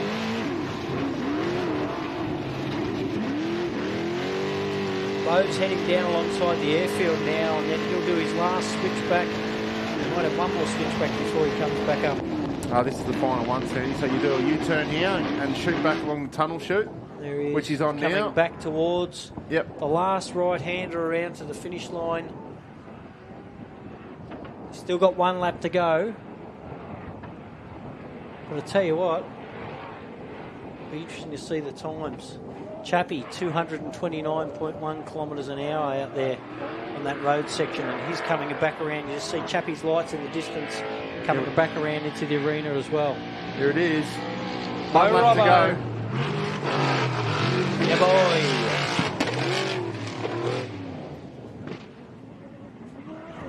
There's many places you don't really want to stand in front of Bo. But, no. The desert's one of them. So as we know, this is all run by the clock. So just because he's first on the road doesn't mean he's first outright. No, it doesn't. Yep. So we're not going to know. This is going to be close. Don't forget that we do have our control time in the middle of that, which needs to be calculated. Yep. So we're really not going to know until the end whether the on-track order matches the corrected time order.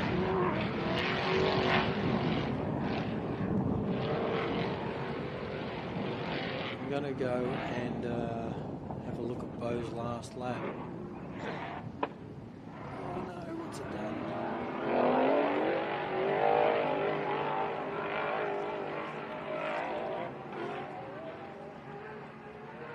Push the wrong button, Sandy, that you shouldn't have. What? This is why We go last corner now for the 11:42 Illumicraft. 1 lap to go still. So Bo's passed him and put on another probably 45 seconds. Got the gap back up, isn't it? Yep. Still pushing hard.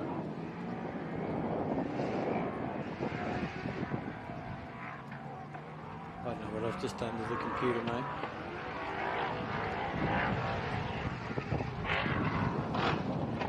We might have to get our expert IT man up here to resolve it for you.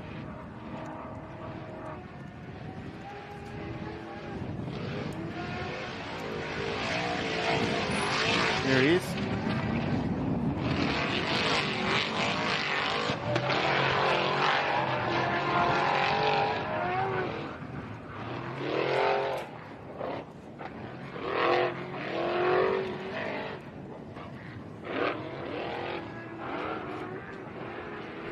Too far to see the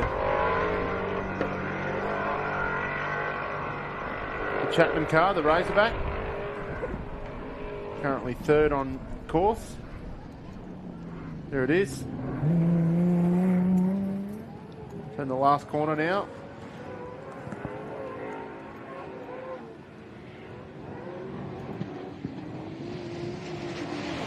One lap to go. 2JZ, sounding very strong still. The Chapman's dyno tuning. Adam Maguire in the passenger seat.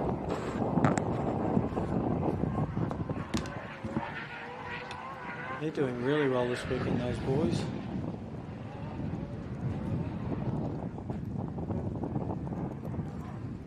Just had Andy miss that corner again, Sandy, in the infield. Same corner as last time. That's all right. There's nothing there.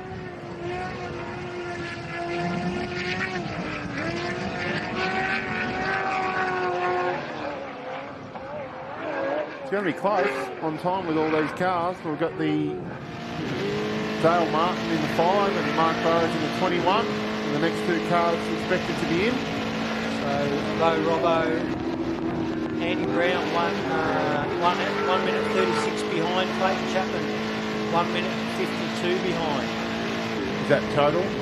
Total time over on our right-hand side. Yep. Mark Burrows 4 minutes 35, so there's a fair gap between the third and fourth place, but that could change. It's only 5.5 minutes between the top 5 cars, and if you have a small issue, it's nothing in that.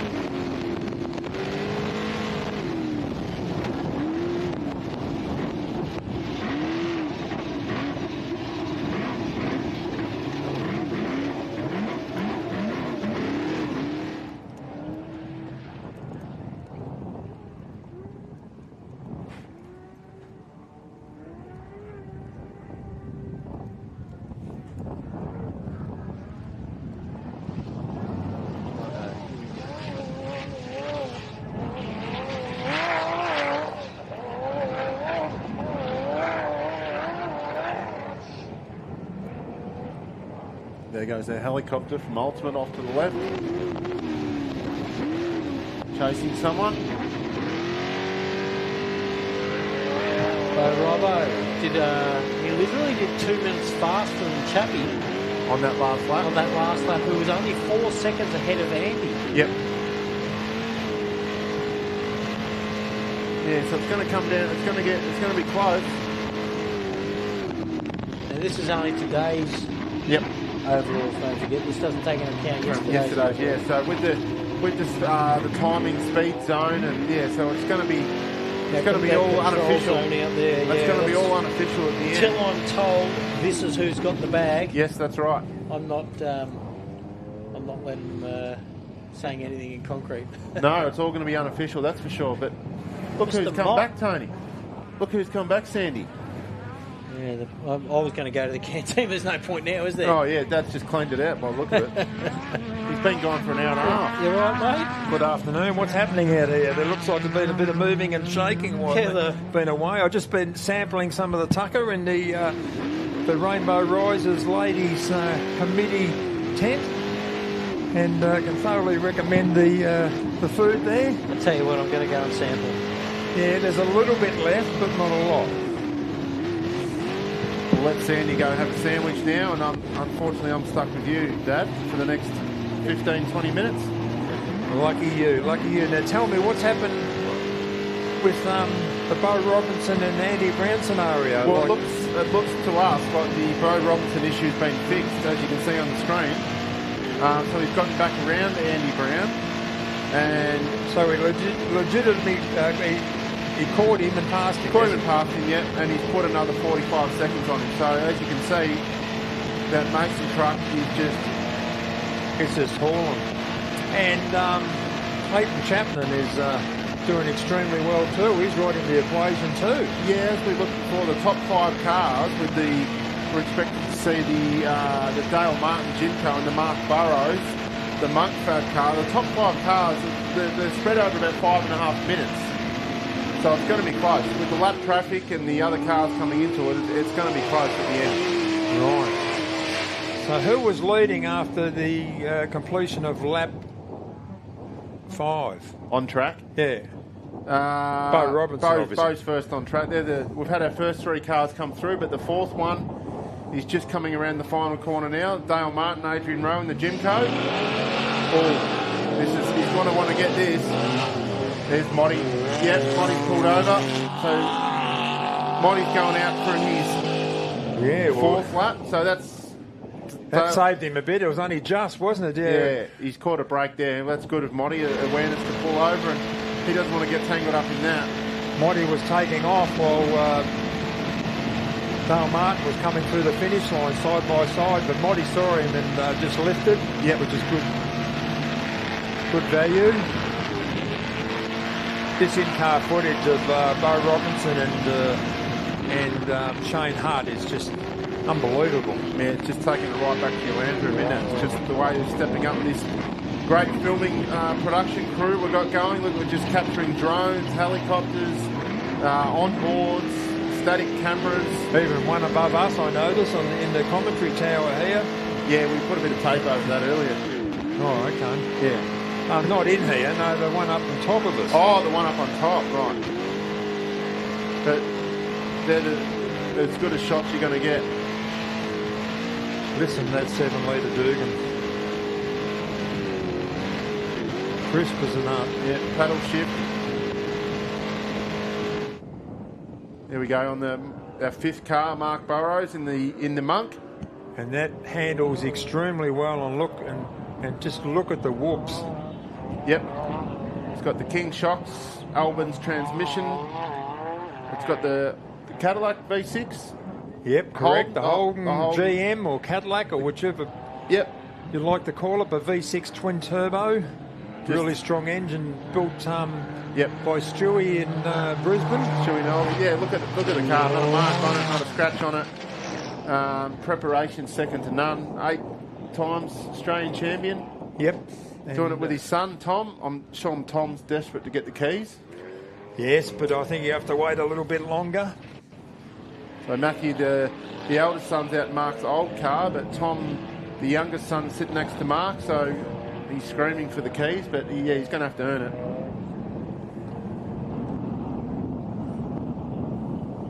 Beautiful day out there, but still a bit of chill in the air, but the wind. The main thing is the wind is still up. And that's as you said earlier, it's brought the mean temperature down a little bit fresh, but ideal conditions now for the drivers and navigators out there. Yeah, this is a new section we got going along the fence of another camera angle. It just really shows the speed and look at that Polaris. Yeah, that King Chrome Polaris of Jackson Evans. This is the one that had the wheel pointing the wrong way yesterday, but they got lucky. It happened just before the finish. But that car would be in the top 10 outright, somewhere there. Close. Yeah, it'd be going really well. Looks like they're moving the drones and moving the cameras around a bit like they did yesterday afternoon. Yeah, it's just a great production of the way we're getting all the shots from everywhere around the circuit. You can see the Burrows car in the background there with 611 leading the start line now. Yep, Brendan Hill on the start of his final section. Starting to thin out a little bit now and spread the cars out with the service brakes and You look at Mark, he just looks smooth. He's been racing for... since 76, I think it was. That's 48 years. That's a long time. But, yeah, preparation, you don't see him sitting on the couch. He's just in the shed, puts all the hard yards in, puts all the work, you know, the old prepare to fail, you know, prepare to fail. That's it. And he does it great.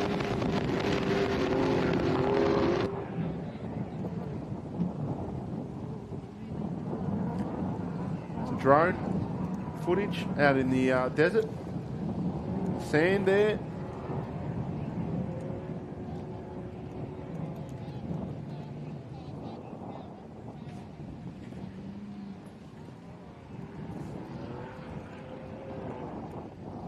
A few drop out this morning with Danny Brown, Stuart Chapman, Robert Plant, Trevor Chandler. Now that you've got one off group mobile, do you want me to go back to my other hay bale? I see young Cooper Weston got going again. He obviously had an issue and he was stopped for a while, but he got going. And I think, has he gone out as yet? Yeah, I went over and spoke to Chris after you hung a bit of crap on him earlier. And he said that it had lost fourth gear, but I think they've had another issue since that. But they got going again, and yeah, he's just out there to finish and having a good time. Good. It's a long way for them to come from the Gold Coast, sunny Queensland. It's a long way down here into Western Victoria. Yep. We see the Bentley Class 10. Yeah, young Henderson navigating for Sam. Yep. Brother and sister. Look at it work. That's working very nicely, the suspension on that car. Yeah, they're really happy with it. I was just speaking to Hayden, and they're really happy with the car. Racer Engineering, which is built in the United States, Class 10. Up to 2.5 litre capacity. Yep, great class. Normally aspirated, of course. Now we're back to the Mason.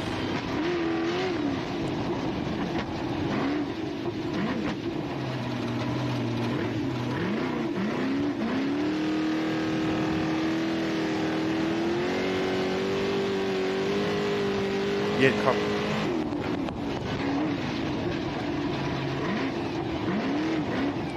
All right, we're just going to cut to a bit of an ad break with a few sponsors, and then we're going to put you back on board with Bo Robertson and Shane Hart. So sit back and relax, and yeah, we'll be back shortly.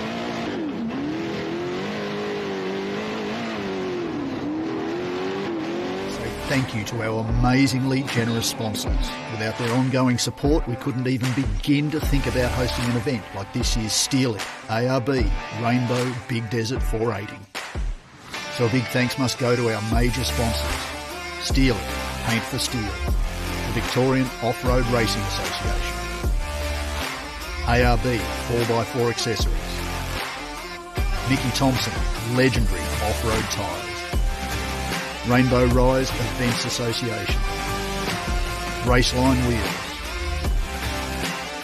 Dynamic Wheel Co, Australia's hottest and toughest wheels, and the ARB Australian Off-Road Racing Championship.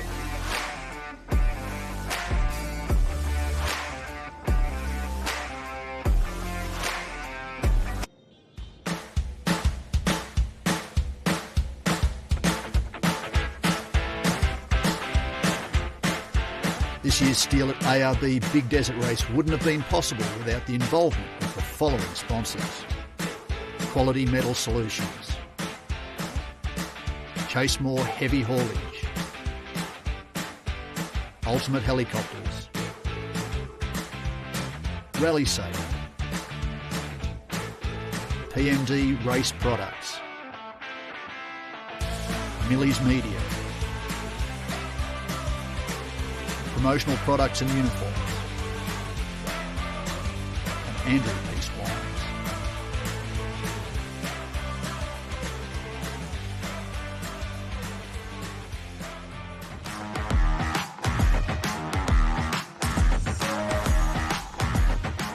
This year's Steel It ARB Big Desert race wouldn't have been possible without the involvement of the following sponsors: the Australasian Autosport Alliance, the Australian Off-Road Racing Association, the Hindmarsh Shire Council, GrainCorp, Wimmera Mallee Waste, the Rainbow IGA, and SP Tools.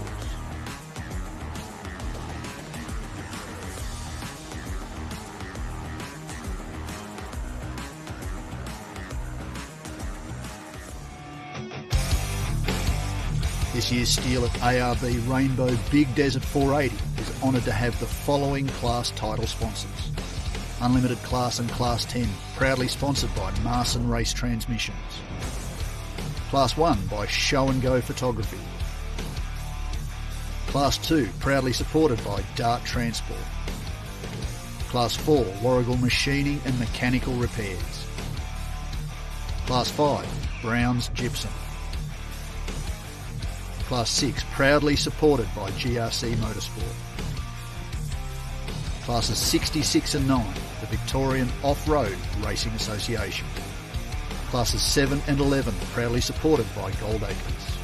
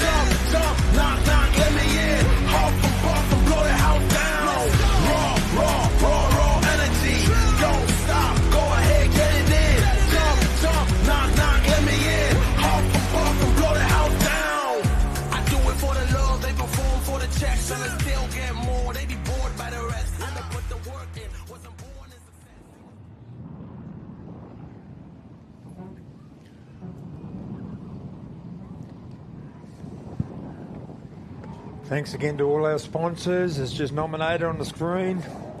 Without them, we don't have events like this. Terrific race weekend here. Some good coverage now of aerial coverage of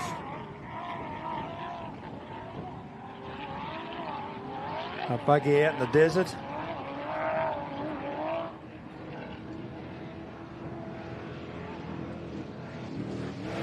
Double 5-4 come through the finish line. Darren van der Wald.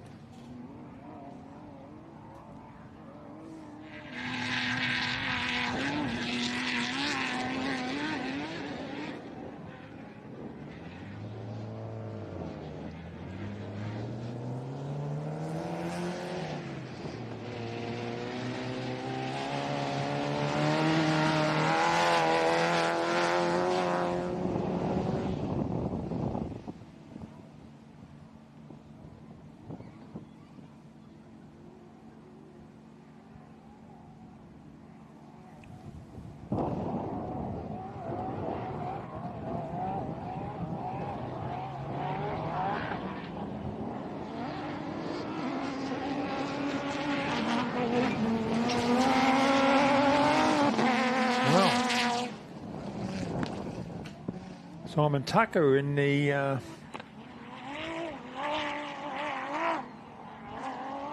Southern Cross buggy, just leaving the start line.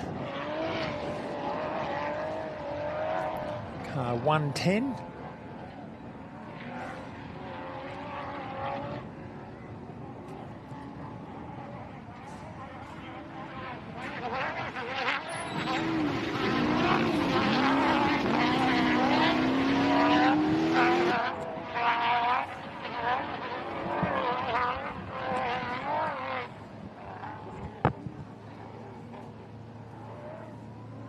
Well, really interesting. The next 20 minutes or so, those first 4 or 5 cars are probably about halfway around the last lap now, lap 6.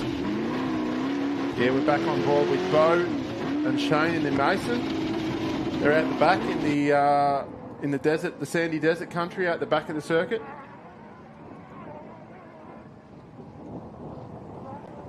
You got obviously that's when they're right out the back. The stream keeps dropping in and out. It's got the Starlink up on the roof of the vehicle, pointing skywards. This Tucker, look at this Tucker car. Look at it, it just drives the wheels off it. Gee, handles well too, that Southern Cross. Southern Cross. V6. It's been in the top half a dozen all weekend. Yeah, it just green and white, it's just doing it all. It's the 68 goes through, the Barnett car.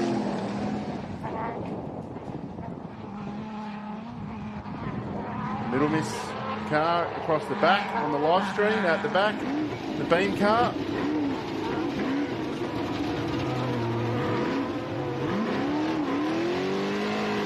That's in the heavy sand. You wouldn't know it.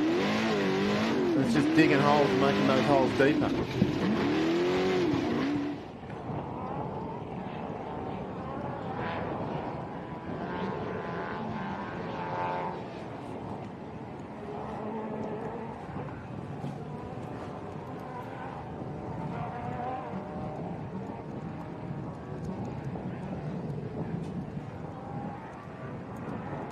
We've got a drone shot now. Plenty of drones, cameras, onboards. It's just remarkable footage we're getting for you at home or at the event on the big screen.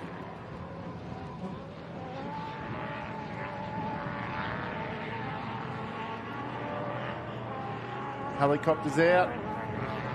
Yeah, remember there's helicopter rides, ultimate helicopters out the back here. So I tell you what, it's a good opportunity to go for a helicopter ride. It's the Mickelfab truck. Yep.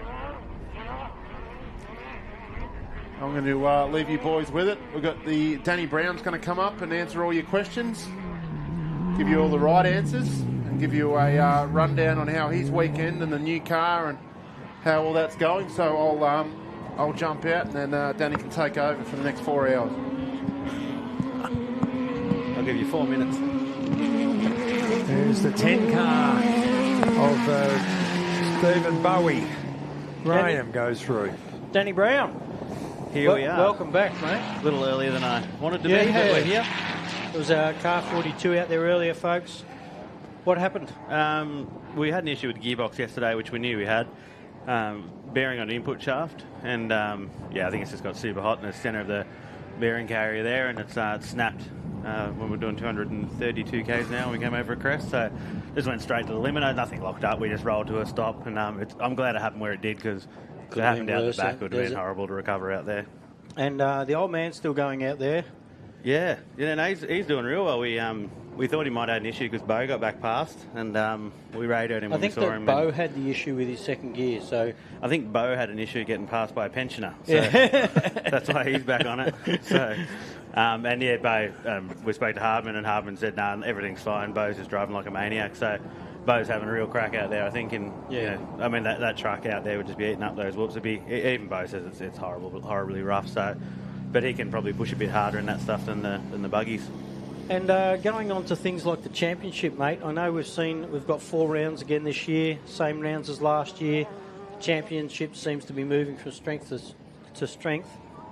ARB obviously have backed that since its inception. Yep. With Mickey Thompson Tyres, obviously RACELINE wheels now on board. Yeah. Any differences moving forward in the championship in maybe even next year? Look, I mean, it's always options of adding another race, dropping around. It is getting hard now. Like I'm out, so there's no way I can win the championship. Our current champion Brent, he's out. He can't win the championship this year. So sometimes there's a bit to be said for being able to drop around. Do you add another round so you can drop one? Do you do best of 3, best of 4? So there's a lot of things we can do moving forward, I think. But you know, the rounds we've got, the clubs we've got have been really good. They're spaced out pretty well. Allow some people to go to some other races and contend for the championship as well. And I mean, at the moment, we're just focusing on the live stream and getting it to the people at home. That's really come along a long way as well. Each time we go out, it seems to get better and better, and more cameras and different ways of doing things. And you know, we've obviously got it's a hard thing to do that in the middle of the desert as well. So yeah, I mean, things like Starlink are making stuff a lot easier, and the setup they got here is pretty impressive with the switching in the back of the truck. Yep. But you know, it's the other thing is we've got to work to a budget too. You know, if we could spend $100,000 around on TV, it'd be awesome. Doubt, but you know, amazing. It's hard to get a we need return. massive sponsorship behind that. Yeah, so you know, you just got to start things small and build them up and go from there. Who's your pick for this weekend, mate? Now that you're out, I picked you, and I've done my dough on you and AJ, and I think Bo's my only one that I picked. And the only reason I didn't pick some of the other cars, you know, it's the first car that first time that your other car's been out in the race out here. That's why I wiped it off for this first round. I know it did really well in America, its first race, and there was a few others there that I thought, we'll leave them to the side just because these other guys have had these cars out here a while going. So yeah, you know, like I know Brent's had such a tried and true thing, and you know he had exactly, and I knew he was coming out with a different parts. engine or something. I thought, and Dale and AJ in the 5 car. Yeah, and that's had a major birthday. That thing, that's new motor, and everything. I'm not, but it's done really well so far. Hopefully they come in with a good finish. Yeah, so currently sitting in 4th. It's going to be hard to go past Bo at the moment, but yeah, it's going to be interesting between Dad and Chappie as well to see where sort of that lines up, because they're all pretty tight on times there. And Chappie seems to be on fire on those fast stages, and I think the suspension is what might be hurting him out in the desert section. Yeah, it's unbelievably rough, and it's inconsistent. You know, it's like somewhere like Fink where they're pretty evenly spaced and pretty evenly sized, and you sort of know what you're getting into. But out here, they could be 4 foot deep, 1 foot deep, 10 foot apart, 3 foot apart. You know, it's a bit hard to see Bo on the screen. Yeah. We saw on the way back in, all 3 of those, Bo, Clayton and the old cheese was coming back in, all doing around 230k an hour. Yeah, we pulled the data out of the GPS yesterday. That was 227 was the fastest he saw yesterday. Yeah. And I think in our car 233 was about the fastest we saw yesterday too. Yeah. But there was humming. You don't really want to do much faster than there at the moment with the cars, with the handling. They have no downforce. They're not. No, and the amount of wheel travel you got, they just wander because you only do those speeds on some some sort of loose gravel roads, and they they sort of tinker left or right, and it's a bit of a handful at those speeds. Yeah, I don't know where Bo is on the track, but these top guys, they're about. They're halfway through more than halfway through the desert section. So it looks like Bo's pulled a little bit of a gap. Yeah, he's on Andy out there in that second section. Bo's real quick in there, and I think there was maybe a bit of dust there from Cooper Weston, because it is hard to pass. Even Cooper's not slow, so it's hard to catch up on the back and get past them. You got to be a bit lucky sometimes with the spots you catch. We caught a Class 6 yesterday, and that was the first lap that we came across. It was when you go into that riverbed section, and it's just like bull dust in there, and there's a lot of trees, so you can't take any risks. You just got to drive on the track, and just be patient and wait. There's the old cheese. Cruise along. Quite nice. And then I saw a couple of videos of it last week, but it seems to be jumping really nicely out here. Yeah, it's just landing smooth, landing even, not nose heavy. I thought it might have been a little bit nose heavy with that extra diff in the front, but obviously they've got the balance right in that car. Yeah, we went out and did some testing in Plaster City with Todd and Dunkey from SDG. They do Bo's truck here, they do all the trucks in America and my car, and they know what they're doing. We're out there in the real rough stuff, and got it handling really nice, and it seems to changing suspension for the next race or anything. No, we'll leave it as it is. You get it in that window where it works well, and it's never going to be spot on for every race, but you can get a happy medium throughout the whole championship, and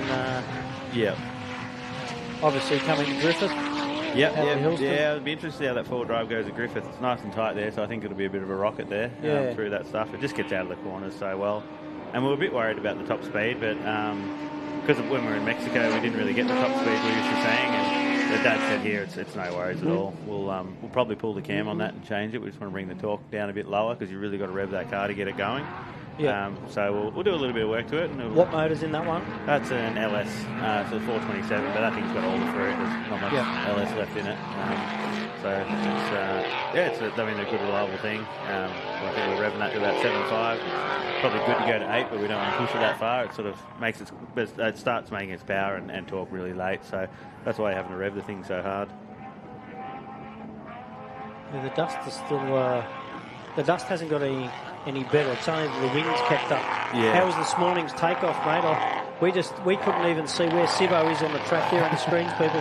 We couldn't even see that this morning. Yeah, right. We were lucky to see the start-finish banner. So by the time, the 5th and 6th cars had taken off, we had no idea, but obviously you had a clear run to start with. We were having a giggle to ourselves because we just knew there was no wind and it was just horrid. It was just hanging. So, and because it was quite brisk this morning too. The turbo cars love that cold air. So, I mean, yesterday where we were changing into 4th gear, we were changing into 5th this morning. It was that much quicker. Right. Makes that much difference. Oh, thanks for swinging in by, no worries Danny. At all. Thanks for everything. Commiserations for the weekend, but I'm sure we'll see you take out another podium at Griffith up at Hillston in New South Wales for round 2 of the ARB Australian Off-Road Racing Championship in 2024. All right, thanks a lot for that. Thank you, mate. There are, folks. Danny Brown, he was our leader this morning, had a gearbox bearing failure. They knew it was hurt this morning when they were heading out, but we're hoping it would last the distance. Yeah, they were. They did the right things last night. Drained the oil out and anything else that was in the gearbox and thickened it up a bit. But they had a go and didn't ask him whether it totally destroyed itself or how much damage it did. Seemed to say it just snapped one of the shafts. Or so hopefully an easy repair. Yep. Probably got 42 gearboxes sitting in the back of their truck anyway. As the Bowie car comes into the pits again for its second visit, so something may be amiss. Yeah, it's a disappointing last lap, and they were our leading Class 10. Yes, and he's left it open for Dean McGinley now in 1087 because Bowie was travelling really well, and he's in the pits.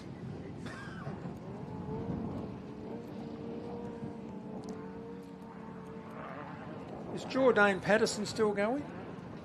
From what I know, he's just entered the edge of the desert. I haven't seen his car move, but he's sitting up there on the edge of the desert, mate.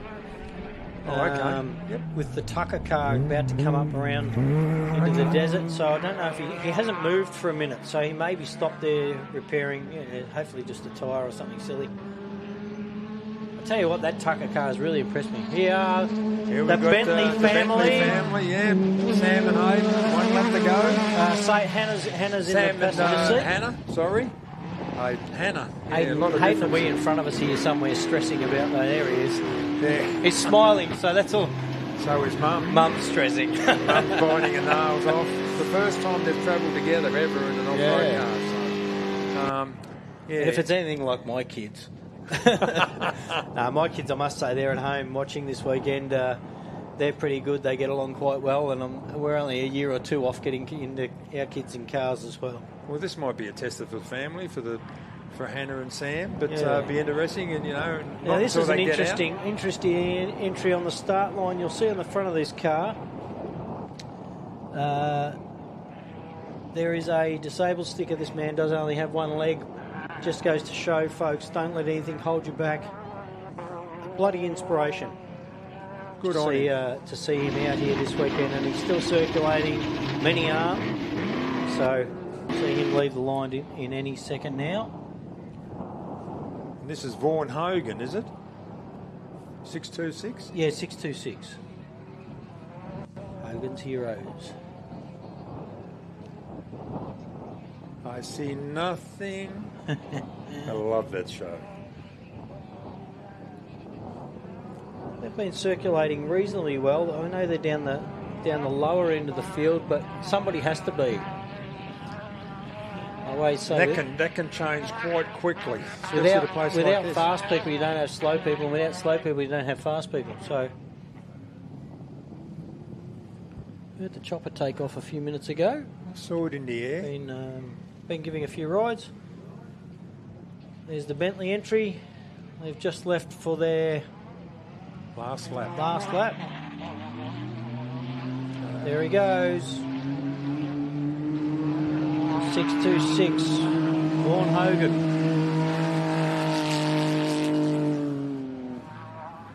It's warmed up a bit up in here. Still breezy it's a bit chilly outside. Yeah, it's a bit brisky now with the wind that's come up. I see Bo Robbo's not far. He's pretty much coming out of the desert now around towards the creek section. So he's still a little ways away, but opened up that gap between him and Andy.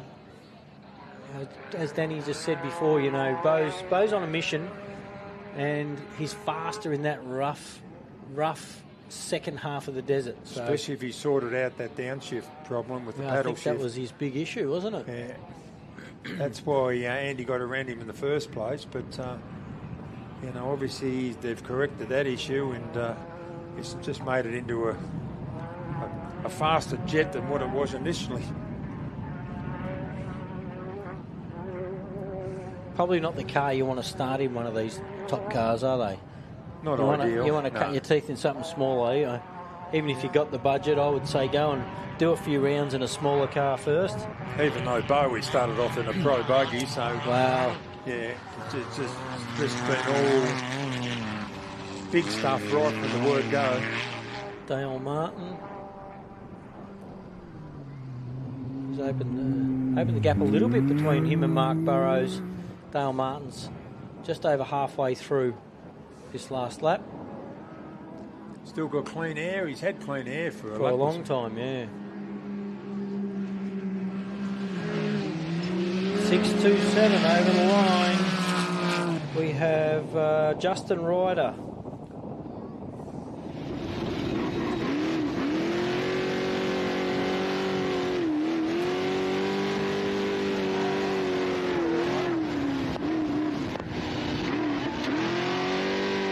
So the leading, just have a look and reboot my computer again. But I haven't got an overall time, unfortunately, folks. I'd love to give you an overall time, but Bo Robbo coming into lap 3, 1 hour 33. Chappie at 1 hour 35, and Andy Brown at 1 hour 35. That was as they crossed the line into their last lap today, and not including yesterday's. I don't have an overall time, race time here. Sorry. Bo Robbo, an overall race time today, 1 hour 22. Andy Brown, I'll have to refresh this.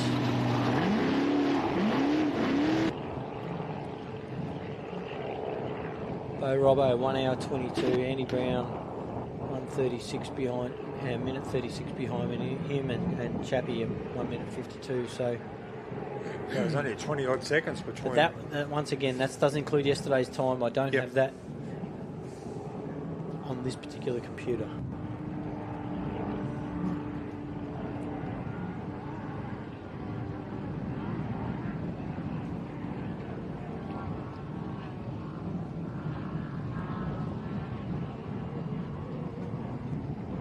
Well, we've still got a fair few cars circulating out there. Hoping most of the people have left on their last lap. I can see Matty Hummer, who was down the back end of the field. He's on his way back out for his, I would imagine, his third lap. Here comes Stephen Bowie Graham again. So he's going to have another attempt. This is second or third attempt. That's not ideal too. When he was having a really good run. The side by side has snuck through in between him. Tell you what, you get tired towards the end of the weekend doing this job, concentrating on everything that's in front of us. Physically easy, but mentally draining. Mentally draining. A honey badger. Yep, it'd be 1:04, is it? Indeed, Dave Lawson. Fifth lap complete. All right, Bo's about to come down that main straight, so we'll have to get our camera back in. We'll stick a camera in his face when he comes in. I know he'll be hot and flustered, but there he is. We can see him in the distance now. I think that's 4:22, mate, to be honest. Is it? Bo's just coming onto the start of that straight, so he's got a side-by-side he's got to overtake. He's got a 111s coming up in front of him, so hopefully that doesn't hold him up too much. That's the Franklin entry. And then car 11's in there as well, car 422 that you just saw over on your left. So we've probably got a couple of minutes gap between him and Andy still. Bo and Andy by the looks of it.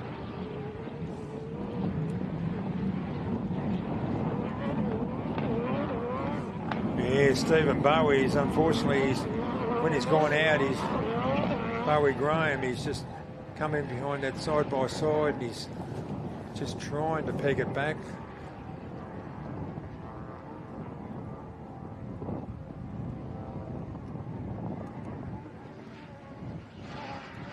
.607.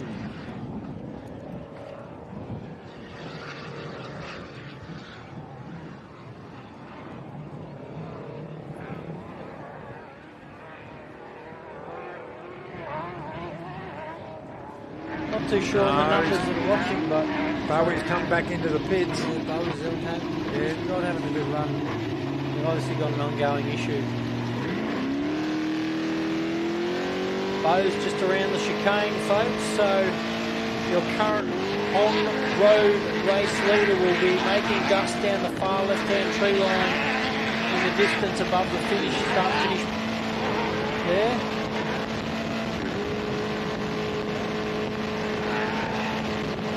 He's about to catch that little 111 side-by-side of the Franklins. Well, he's going to catch him pretty quick at that speed. And that can get dangerous, as you know.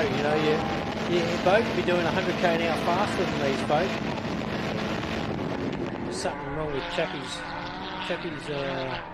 thing here. Telling me he's doing 296k an hour, but I know that isn't true.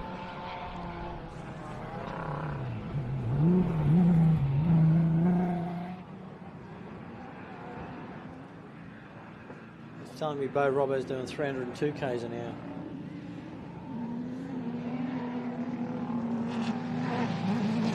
There's number 2, Dave and Alice Middlemist go through the finish line. They must have one more lap as well. Yep.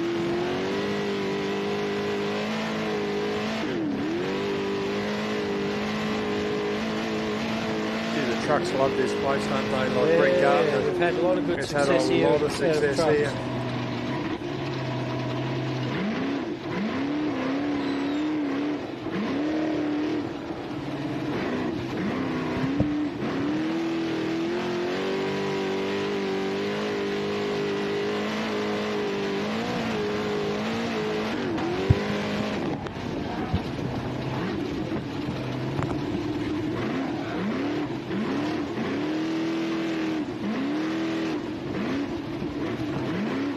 Back from lunch, fellas. Oh, how was it? Well, there wasn't much left when I went over there to get a snack, I tell you. There'll be nothing left now. No, you can still get a quick feed over there. I've got a Zupa Duper and a bucket of chips. You could probably, if you're still quick enough, you get your ticket in for the fridge, for the raffle. You can do that at home too, I believe. You can do that online at home. Yep. Get a raffle ticket. Do we, if you want to be quick. We just saw the Bowie car go back out and back in again. Twice. So in and out, in and out. So that's obviously not good. Got issues. Yep, not good at all. I'll tell you what, Bo Robbo should be we should be able to see him somewhere. I'm going to go down, fellas. I'm going to leave you with it. I'm going to go down and see if I can't grab a spot. Yep. To jam a microphone in his face. So I'm sure he'll love that.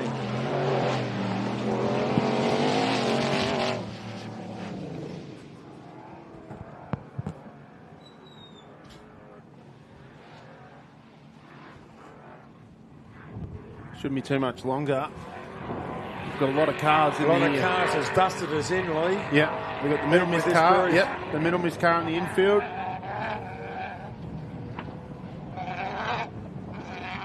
I can hear a 7-litre Dugan.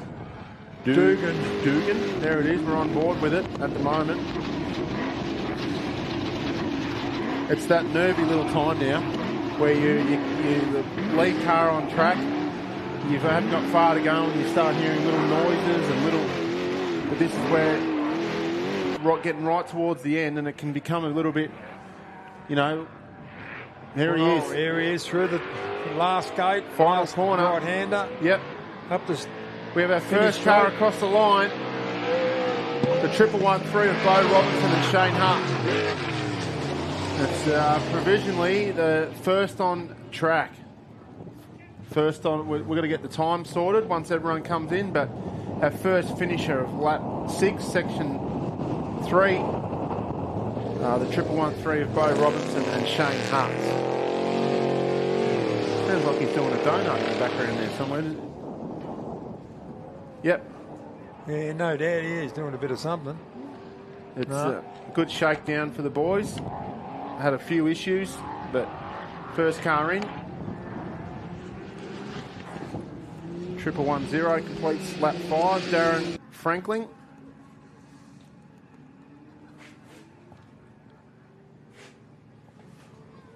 So they'll come down and stop in front of us.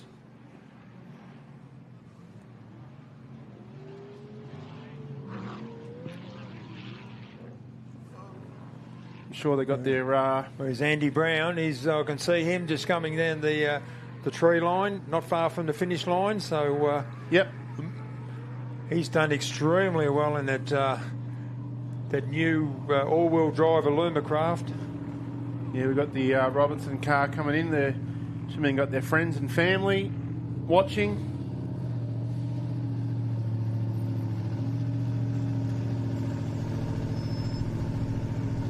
We've got Sandy down there on the... it's taking a bit more bodywork off that front left corner, but got Sandy's going to capture some chat with the boys, but we've got... Here's Andy Brown through the last gate. Great drive from Andy and Danny Hardman in the new Alumacraft all-wheel drive, 1142 across the line. Just looks like it's fresh. Yep. Gee, it jumps well. Yep. Just goes well. Danny was saying before GPS at 227, so it's got good speed too. So yeah, it seems to be doing everything. All right, we're going to cut down to Sandy Bowman, who's got the man of the hour down there. So take it away, Sandy. I won't repeat what Bo just said, but it was something along the lines of I want to get back out and do another lap. Is that right, mate? Yeah, that's pretty much it, yeah. Look at the poor thing. Looks good. Undo it.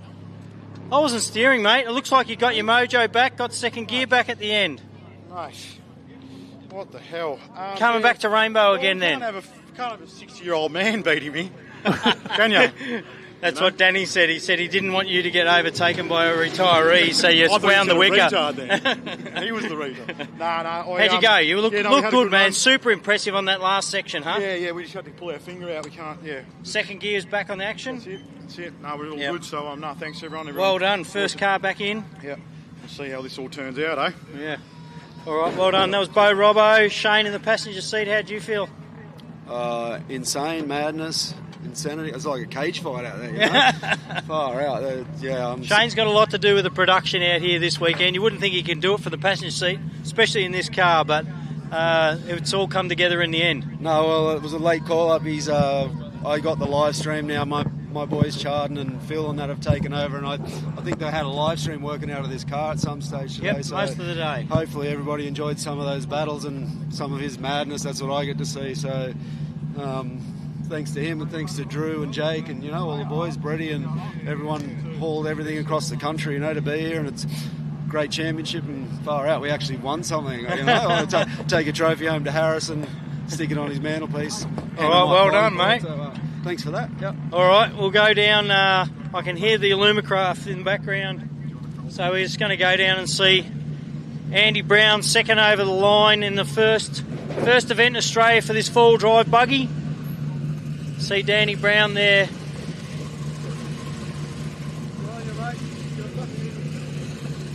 In here with Andy Brown, who looks a little red in the face, but I can understand why. Letting some temps cool down. Let him get a swig of water before I jab a microphone in his face.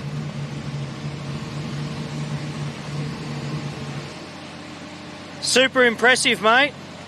You boys did well. Bo's taken off like a rabbit. He really did. He's an idiot. Yeah, he was a bit upset that a retiree was pulling away from him there for a minute, so he wound it up again towards the end, but I watched that gap just slowly get opened up. The car looked super impressive this weekend, though, for its first run in Australia. Oh, I'm absolutely wrapped in it. It's good in the rough. It's starting to handle. I'm starting to get used to it. It's a great package. Really, really happy. All right, well, second over the line. Well done. We'll see you at round 2, guys. Cool. Yeah, we'll be there. Some way, shape or form. I'll get a new back and I'll be there. All right, well done. That was Andy Brown and Danny Harbin, 11:42. And the little 2J powered car driven by Clayton Chapman, third over the line. Now, this was a stellar effort also. A little bit less travel than the other guys. The first of our ultimate class cars, remembering that these two cars in front are class 11s, which is the new big boy class. And Clayton and Adam have been at it for a long time. Since I started, we both started roughly around the same time. They're second generation. And gone from class 7s and 8s and all the way up to this thing. And well done, mate. Third across the line today. Didn't quite get there, but I tell you what, you closed the gap a few times. Yeah, rightio. We don't know and I've got to tell you, you look like you've got out the car. You look like you're about to get in the morning. You haven't changed. You're not sweating. You don't look like the other boys that look like they've been working hard. So obviously you weren't pushing hard enough. I don't know, mate. It was rough out there, rough and tough. But I don't know. We pushed through. We had a bit of a bad noise coming in. Probably the last 10k there, sound like a CV maybe starting to let go, so we just pulled it back. We wanted to finish this thing badly. So, mate, just can't believe it. That was just great effort. We just pushed around. Huge effort by the team. Every service break, just getting in there, just checking it out. But we just can't. Yeah, the Speedline 2J and the Razorback just got us through, and I just can't believe it. Awesome. The suspension in this is probably not quite what things like Bo's truck are, but. I noticed you seem to sit well with them in most spots. It was only really the one rough section of the desert you dropped back a little bit. Yeah, that's probably fair, I suppose. This car's going on about 20 years old, so we're lacking a bit of travel. Two cars, that one's brand new. Yeah, that's it. So I suppose we run ours growing up in the Class 7, Class 8 world, slightly more rally car across country. We probably run our cars a bit more like that. And up home in Queensland, a lot of our tracks are fast and flat, so we like a stiffer, kind of more predictive car in that. And then in the rough, maybe we do trade off a little bit of speed there, but it's comfy, it gets us through, and we don't break anything. So we're, it's what we love about this sport. It doesn't matter. Everybody has their own way of doing things, but everybody can be fast, so we love it. All right, there you are, Clayton Chapman. Adam's having a little break here. He's sat next to Clayton now for about nearly 20 years, I suppose. It's been a long time. And last couple of big ones actually come in on the podium, so that's good to see. Yeah, we're finally getting some fruit for our efforts. We had a long time there with the Triton that struggled, didn't you? Yeah, that one gave us a lot of character building, and those years are paying off now, I tell you now. We're doing a lot of smart racing out there, and it's finally paying off for us. You two look as fresh as the time you got in this morning, I tell you. Well done. Yeah, I feel good today. Yesterday beat me up more, I reckon, but today's good. All right, there Adam sits in next to Clayton in car 15.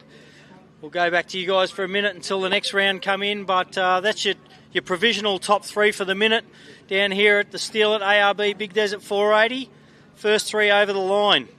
We've got a long way to go. There's still plenty of cars out there. I think there's still about 30 cars circulating, so there you are. Thanks for that, Sandy.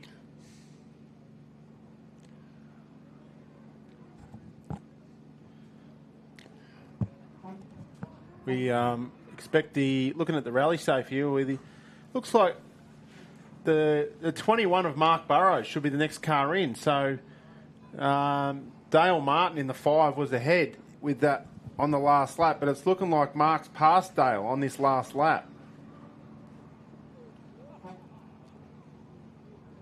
Just updating for us, but Mark's sort of coming in on that final straight towards the complex. So Dale's still moving, but he's had a slight little issue by the look of it. That's first 3 cars in provisionally: Bo Robinson, Andy Brown, and Clayton Chapman. So our position 4 provisionally will be the 21. The Monk Fabrication, Mark Burrows and Tom Burrows.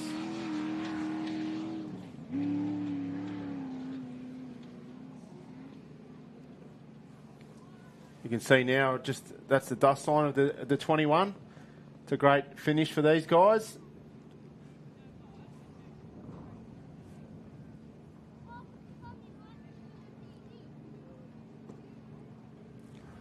Here it comes down now, turning through the gate. Have all the family and friends on the fence ready to go.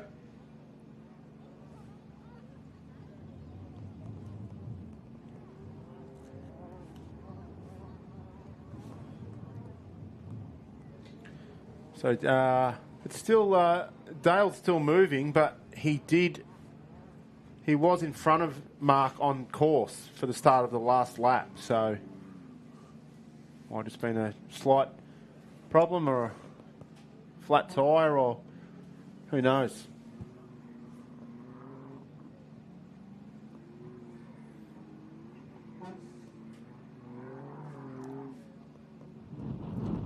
Here comes, is that, oh no, that's still Mark. Double them back.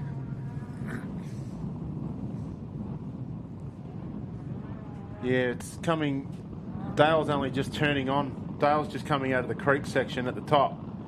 So when he comes onto the finish straight, he's just turning onto the last straight now.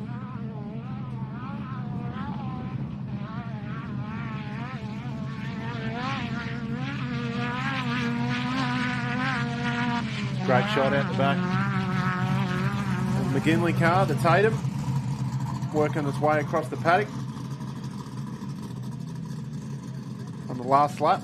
I think he's probably taken the class, with the issues that Bowie had, he's probably taken the class lead at this point.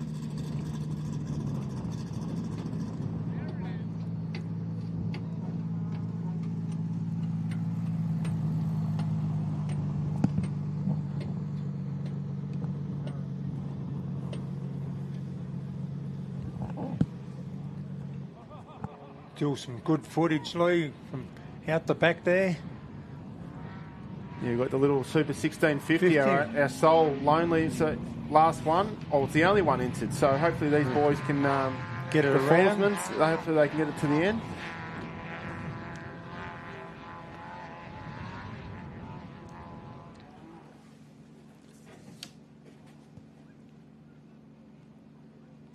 Shouldn't be far off. The Burrows car should be right in front of us at any minute now. So Mark and Tom Burrows should be in car 21 in the Monk's Fab buggy. You can see it on the screen now on the tunnel chute just before the finish line. Yep, up through the last corner and through the gate. So provisionally the 4th car in. Still looks clean as a whistle, doesn't it? Yep. Yep.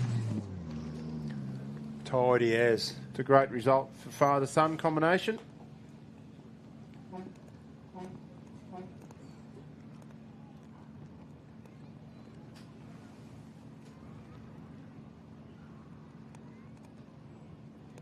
It's getting windier.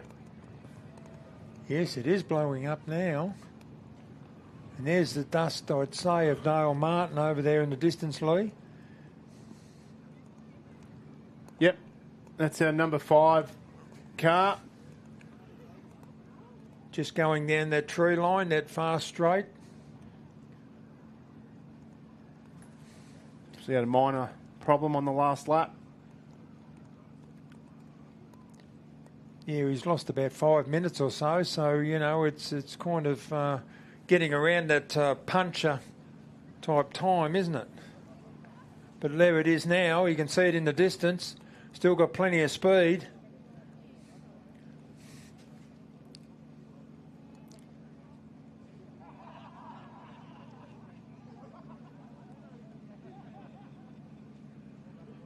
Sandy's still floating down there somewhere. We'll be able to catch up with these guys as they come in.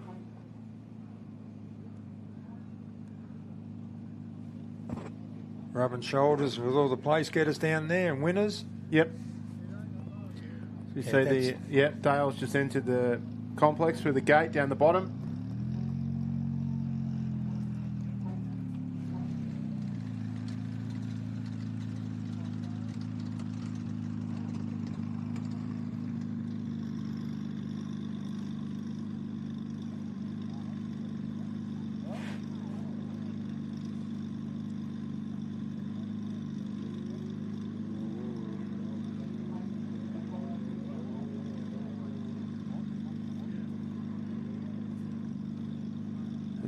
Look at Mark's car. Looks like it hasn't even done anything.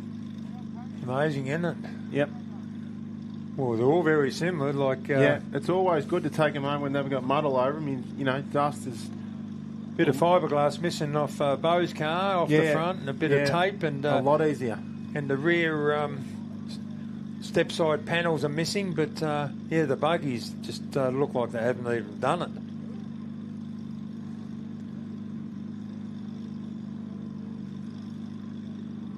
Here's another vehicle there, entering the complex. Yeah, well, after Dale, it should be the Tucker car of 110, the Southern Cross. That's our next place vehicle on course, on its last lap.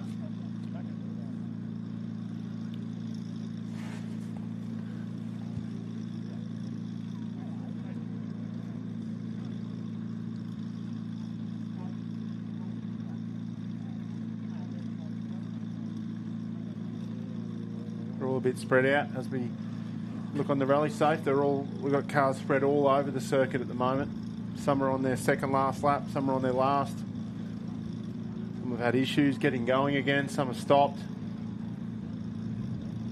It's a challenging race this. The Big Desert 480 just to finish here is an accomplishment.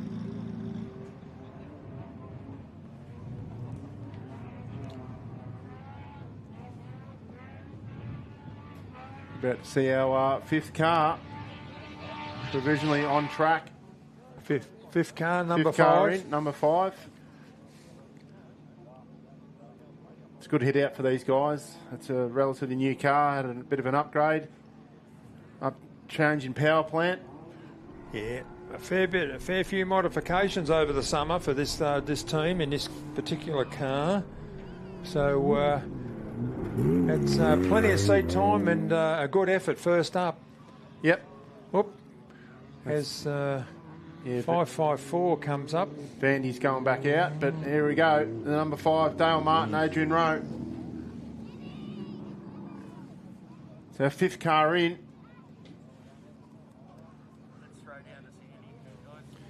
Yeah, we're going to cut back down to Sandy, who's got Mark Burrows with him. Off to you, Sandy. Tell you what, we're down here with 8-time Australian champion Mark Burrows and young Burrows in the passenger seat. Fourth over the line, a little bit of a gap between you and these other three, but that doesn't mean that the corrected time, this is all provisional at the moment, but uncorrected time, fourth over the line at the moment. Yep. You seem to have a bit of fun out there. You look pretty fresh after 480 Ks of a Rainbow's finest as well. Yes, well, it's certainly the finest. That's the sand out the back's got really rough now. So, but that's off-road racing, isn't it? You know, it's got fast at the start and a bit of rough out the back, and great. It's great fun. Good fun. This car had no dramas on the weekend. It looked really well sorted. Yep. You know, you've done a lot of work in the off-season, obviously, and it's paid off today. Yes, no, it has. No, the car ran perfectly. We didn't have to do anything to it all weekend, so it just needs a younger driver in it now, I think, to get it up the front. Oh, well, that's happening. But it's That's not far coming off. through. Yeah, so... You'll be delegated to crew chief in no time, I reckon, eh? Yeah. So young Tom in with me, and he did a great job today in the navigator seat. So he's done all of last year, and he'll be doing all this year, and then we'll see what goes from there. And Matthew's still going, as far as I know. So hopefully he'll get in too. Apart from his little issue with the power steering, yes. You know, he's done a cracker run this weekend overall as well. Yeah, that's right. Yeah, a bit of power steering hose in the prologue, which dropped him back a bit. But anyway, he's still going, and that's the main thing. Yeah. All right. Well, well done. Thank Good you. to see you at the finish line, guys. Thank you. They are. Car 21, the Burrows team. One of the Martin cars in 5th place. They had a little bit of drama here with this car last year. And Dale and AJ across the line. 5th on track, 5th on road, but we're not too sure on provisional results. I'll let them get a breath and get out of their gear. There's a lot of safety gear, as you can see in here. They've got harnesses, they've got Hans devices, helmets. These guys have got blowers into their helmets for fresh air.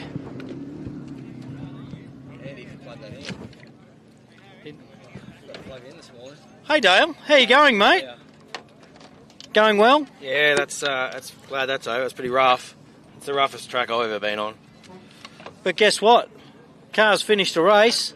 We're on from here. That's exactly what we wanted. So I just said to AJ, that's what we wanted to do. Is get out, get through this.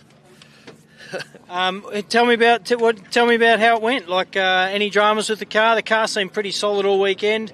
Getting a feel for it, obviously a new car from what you've been in the last 18 months. So yeah, the car was fine. We got a flat tyre then, 20 k's out. Didn't hit anything. I reckon it's just a punishing of the tyres in the sand. They got hot. The sidewall fell out of it, I reckon. It had enough.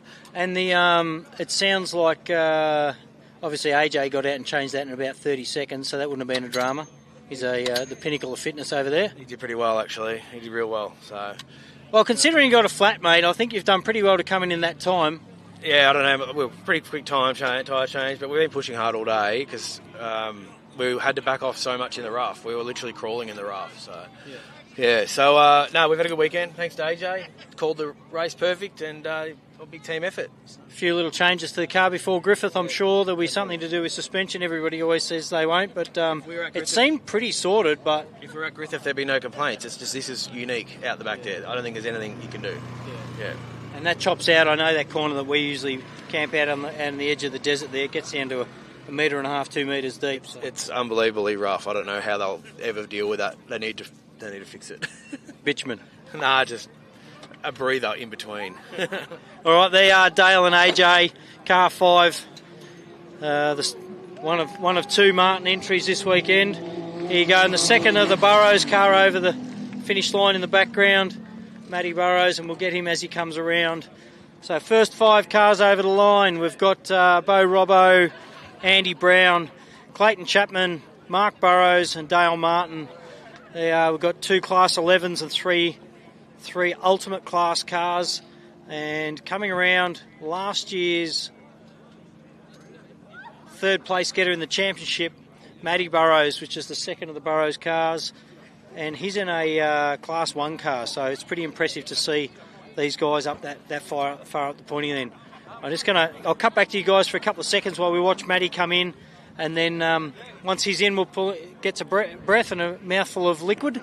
We'll have a chat to him about his experience out here this weekend. I know everybody's battled with dust.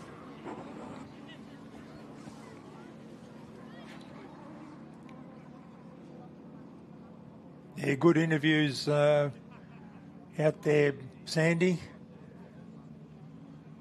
Yeah, good work, Sandy. Catching up with everyone down there. As Dale said, it's... Dale's done a lot of races, so if he says it's the roughest race he's ever done, then there you go. That's just how brutal it can be out the back. And a puncher, what a bugger, yeah, 5 or 6 minutes. We did suggest that, but our next car in is the 3 of Matthew Burrows and Jay Mitchell, which obviously the son of Mark Burrows. Being a Class 1 or Pro-Light car, Yeah. you know, it'll be provisionally first in class. We were expecting the Tucker car, 110. So that must... I think he had a late start after these... After his 45-minute service break, so I'm not sure, but seemed to go out late. I think, is that him? Here he is now. The There he 110. is, yeah. Yep. The Tucker car. That's been on song all weekend.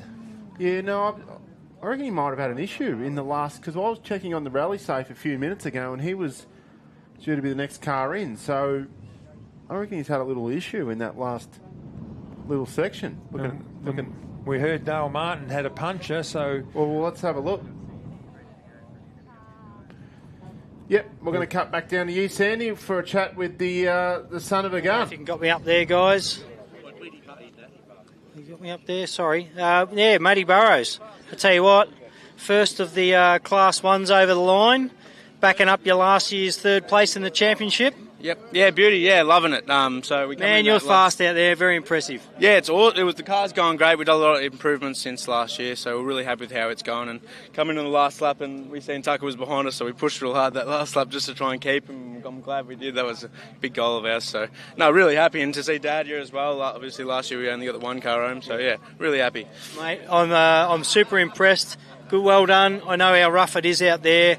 Everybody's relayed that through. I went out there last night and had a look at a bit of the track as well, and that was only after 2 laps. So yeah, very, very rough. Dad keeps telling me I'm lucky to have a young back, but it still hurts. Yeah, all right. Well done, mate. Thanks, mate. Cheers. Good to see you home. The Matty Burrows, the second of the Burrows team, and the first of the Class 10s. We'll get someone down here to direct cars. That'd be good. But Tucker, another super impressive car over the finish line.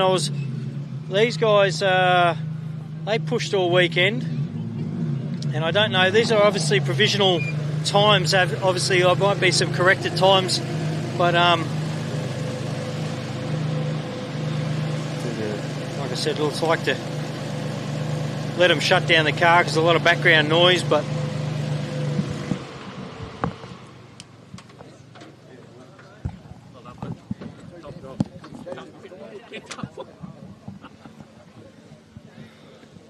Thanks, Sandy. We've got the Tucker car come in, but it looks to me, looking at the back, that the spare wheel's not on there. So whether they also, I'm assuming they had one on her. Could have had a puncher as well, looking at that. Simon Tucker, Aussie-built Southern Cross. Second of our Class 1s over the finish line.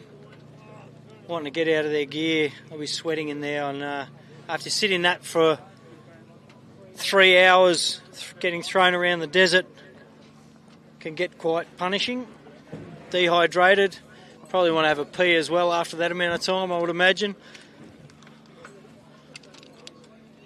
How'd you go, mate? I reckon I've gone a couple of rounds with Mike Tyson. Everyone said it's one of the roughest they've been in Australia, so that desert section chops out and gets pretty brutal. They talk about Fink being a pretty brutal race, but that's got nothing on this, I can tell you. Yeah, good fun, good. It's enjoyable. We're reasonably quick through the rough stuff. The rougher it gets, the more we like it. But yeah, we had a couple of little dramas with the car in that second lap of the first section there this morning, and we just had to nurse it home. So we're just glad to make it. Like, it was brutal. Oh, I think the attrition out here today. We lost 10 cars yesterday, and I haven't seen how many we've lost today. There's still guys out there. They're still on their third lap for today, so they've still got a lap and a bit to go. And I don't know what cut-off time is, but you guys have romped it in. Yeah, look, we're very lucky. We're very lucky. We think we've done a head gasket, and as punching water out, we had to come in halfway through that stage.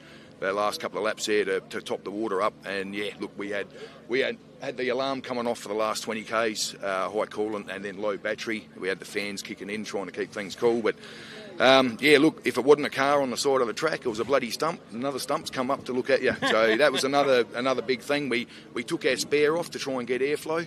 A big risk, but yeah, we got there. Well done. Good day's outing. Yeah, thanks very much. Well, there you go, Simon Tucker, second of our Class 1s over the line, and we might have a little bit more of a break. The cars seem to be quite spread out, and I think we've only probably got maybe 25, but when I've been to races in the past where we've had something like 80 or 90 entries and only had 25 finish, I think so far this weekend we've been pretty lucky on the, obviously guys have got fresh cars after the off-season. So, yeah, we'll watch a couple more come in. We'll holler them up as they come in. Thank you, guys.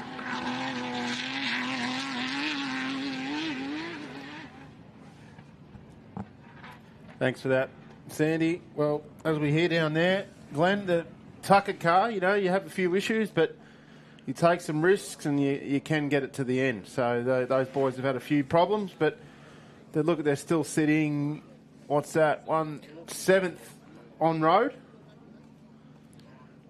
Yeah, it's been pretty impressive all weekend, that vehicle, and obviously he's nursed it too, you know, with a possible head gasket problem and overheating problem. So I did notice the spare was missing, so that's why I thought he might have had a flat. But they left that off deliberately to get some more air through the coolers in the back behind their heads.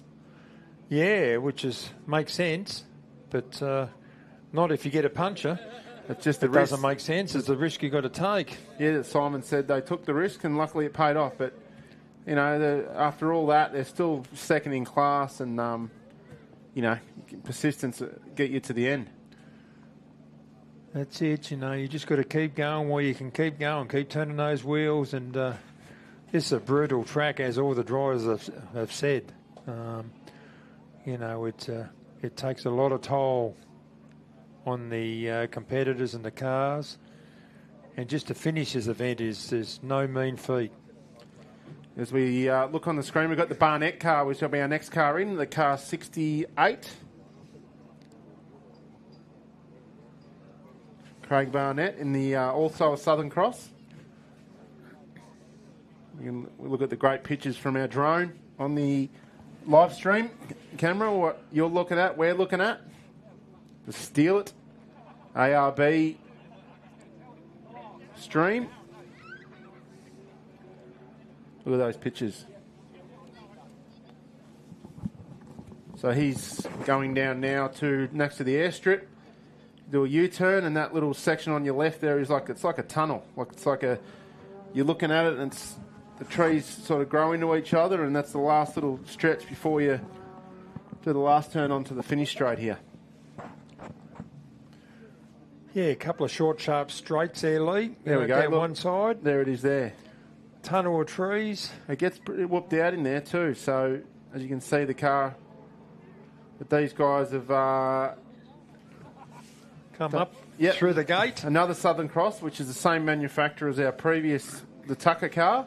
Older style version, but the 68. Craig Barnett, Megan Barnett and Gary Hardy. Southern Cross, that's a Mark 6. Still sounding strong. Yep.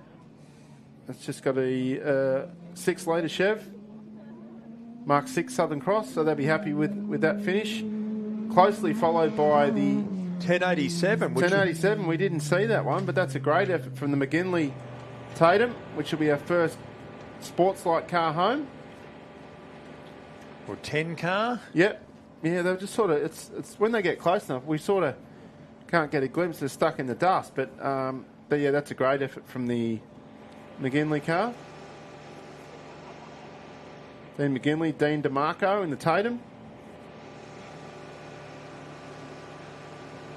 And Griffith.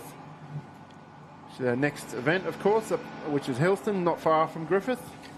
Further north. Mid-July? Yeah. Bit of a break from now to the next one. Hopefully we get better weather there this year than what we had last year. It had a lot of rain prior to the event. There was no rain during the event, but made it pretty ordinary with the conditions. Yeah, a lot different to here, but hopefully we get a nice clean weather event this year. Cougar Racing, 68 Barnett car. Look at it, that looks clean too. Cougar Racing. Got the Great Northern logo on the side. That'd be nice if someone can bring us up one of those. Yeah, Great Northern Super Cruise. We might have a Great Northern Super Cruise if someone wants to bring us one.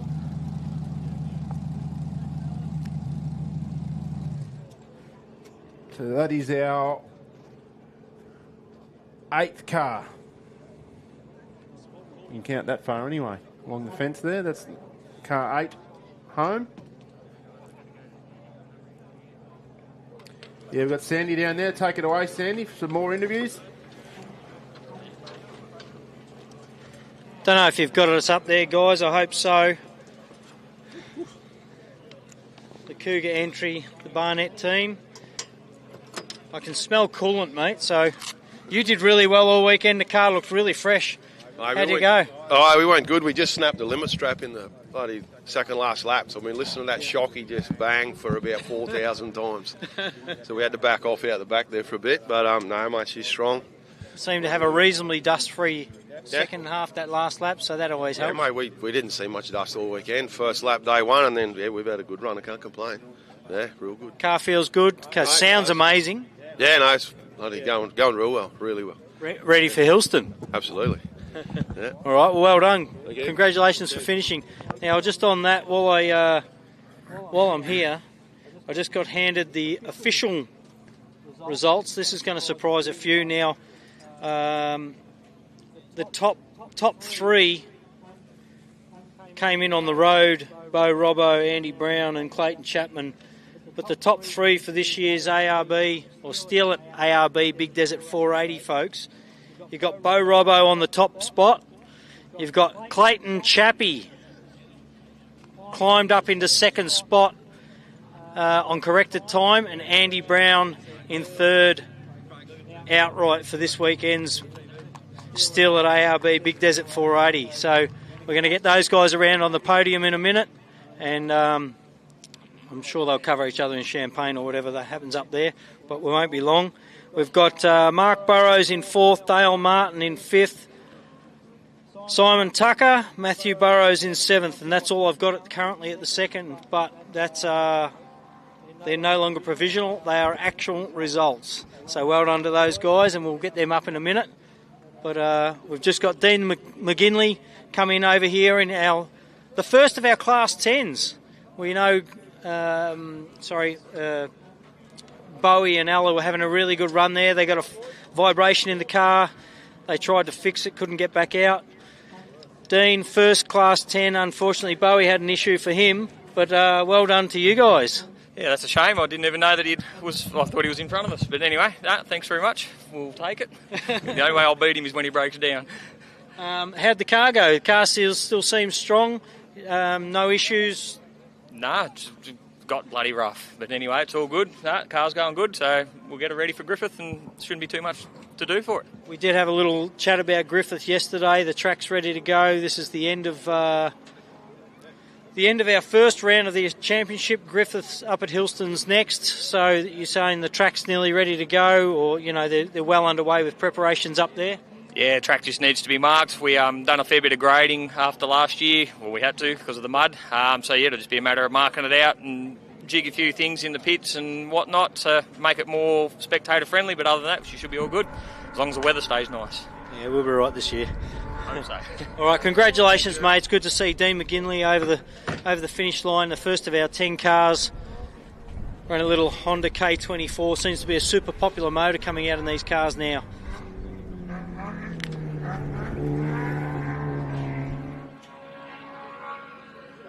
I can hear somebody else coming in. I'm not too sure who that is, but looks like the Forsman 202 entry. I believe they probably still have one lap to go.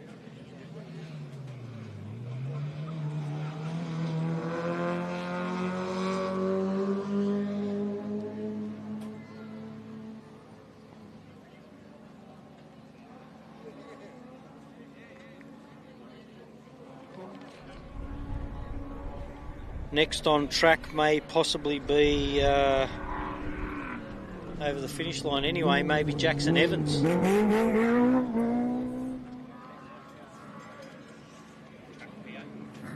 you have the speaker for this? Because this hasn't been announced to any drivers or stuff yet. I was sort of under.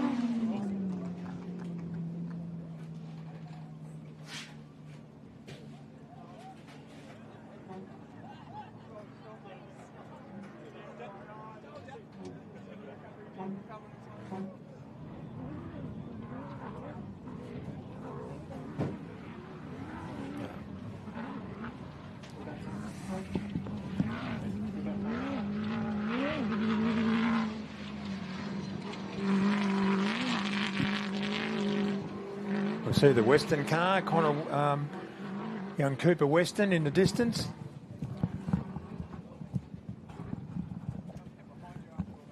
Had that little issue earlier, but good to see him back out and running. Yeah, we got Peter Simpson there in the bonnetless Bennett truck. Is he just... Yeah, he's just behind us here near the airfield. Right. Just wondering whether it's a full tilt or not, but yes, he is. Yep. He's got the hood, the speed bonnet moved. Be getting plenty of air, that's for sure, with a bonnetless. Yeah, we missed the Jackson Evans. The Polaris has come across the line. Jackson Evans and Sam Raper, first in class. That's a great result from that team. Pretty happy about that one.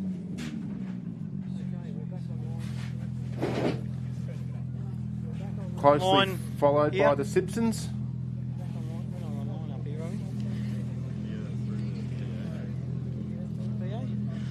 We're back on the PA? Yes, we are. Righto, everybody's here. I have outright results. I did mention them before, but we weren't on the PA system here. It was only went out to the folk online. So let's give it a quick round. We know the first 7 or 8 cars that have come across the line on road placement rather than corrected time or anything like that. But outright for this year, we have Bo Robertson in first place in the 11-13 car. Clayton Chapman in the 15 car came second outright, just in front of Andy Brown in 11:42. These are now confirmed placings. 21 car of Mark Burrows, then Dale Martin in 5th. We have Matty Burrows, just got popped off by Simon Tucker. So Simon Tucker in 5th, Simon Tucker in 6th, Matty Burrows in 7th. And that's all I've got currently. So we'll update you as those times get confirmed as we go. We might as well wander down while we're here. We'll wander down and have a chat to Jackson Evans, wherever he is. They're letting the car cool down.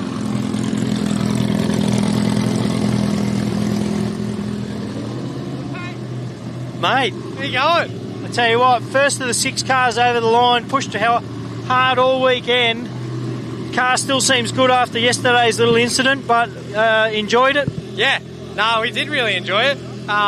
Just got an awesome team behind us to put it together after we broke it. But yeah, it got rough out there, and we knew we were tightish on time, so we made some shock adjustments after day 1, and we went the wrong way with it. So when we went out, and it was really bumpy, so we fixed that today, and we were able to get into it, so it was good. Well done. Congratulations, Jackson Evans from the King Chrome Polaris. Thank you. Congratulations. Their finish on the Steel at ARB Desert 480. Apparently one of the toughest races in Australia, folks. Sibbo's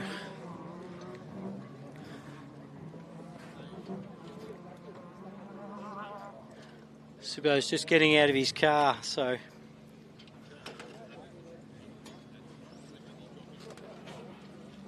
Some of these people don't like me jabbing a microphone in their faces as soon as they're finished, but Sibbo's car seemed to have a fairly faultless run. I don't know whether they were dealing with something getting rid of the front end, but sometimes it's either them hitting a tree or trying to deal with cooling issues, trying to get some weight off the front end for some reason. You don't need to hear a word I'm saying, mate. We're talking about you.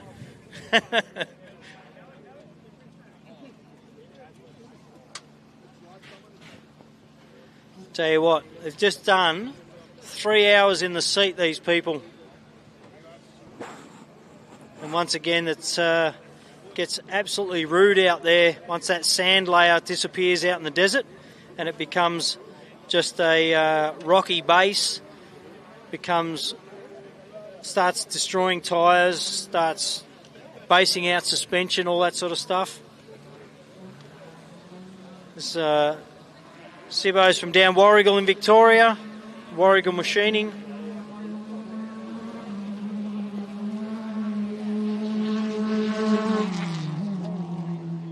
Behind us, Sam and Hannah coming over the line in the 10 car in the Bentley entry. But how did you go, Sibbo?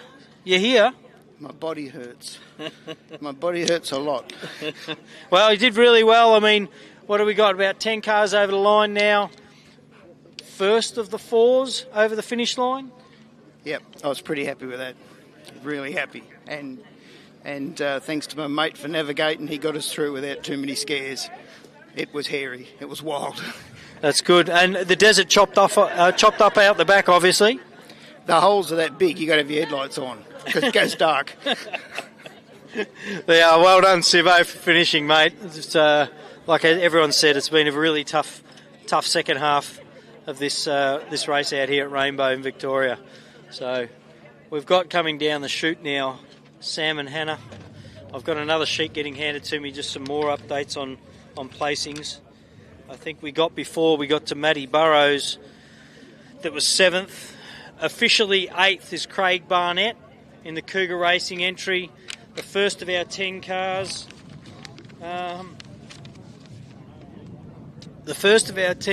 Dean McGinley, was across the line in 9th. Jackson Evans, the first of our 6 cars, in 10th. And 11th, Peter Sibbo, who I just spoke to, and that's confirmed 11th. So I will presume, and it is only a presumption because we haven't been handed the official word yet, but I would nearly imagine that the Bentley entries are next in line.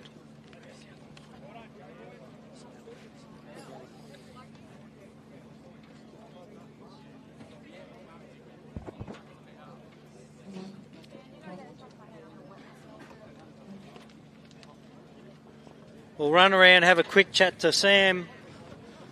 And I know Hannah didn't finish yesterday. They had a little issue with the truck. And she jumped in for the second section today with Sam. I'll let you get your helmet off, mate, because I know how hot it is in there. Might as well have a quick chat with Dad, eh? It's all about the kids. That's good to see it over the line. Yeah, unbelievable. Great effort. And yeah, Ryan navigated the first 2 sections and had the last one. So, no, awesome effort. So, yeah, need to be talking. Little issue with the 4 car yesterday. Yeah, it's a minor problem with the engine, just very annoying. You know, she was going really well, getting her confidence, but, yeah, that's racing. So, yeah, shared it. Ryan was good enough to let her hop in the last section today, and, yeah, they're having a great run. Have it sorted for Griffith. Yeah, well, who knows where next. 3 cars is a big ask. But, yeah, but no, it's their day. So no worries there, Hayden Bentley. Hey, mate. Okay. How was it? Rough. The arse hurts. The car went flawlessly by the looks of it. Yeah, no, bloody oath it did. She's running well, thank God. Yeah. And everyone knows it's rough out there, but any I don't know, any insight to what it's like as a driver coming in? It's just sharp. I don't really. There's no way to explain it really. It's just, I don't know. It's just endless pain. It looks like you might have been second over the line for the Class 10s and about 11th outright. I haven't got that locked in yet, but we've got every other place locked in. There's no one around you, so that might be the case. So well done. It's a pretty hard race to finish, apparently. So good, well done, and for getting over the line at all. Yeah, no, thank you. I'm bloody stoked. They are Sam Bentley, folks. Thank you. The Bentley Cabin Parks 1018 car. They got 2 cars here this weekend. I don't know where Hannah's run off somewhere, but yeah, she had a big day yesterday as well. So. Is that it?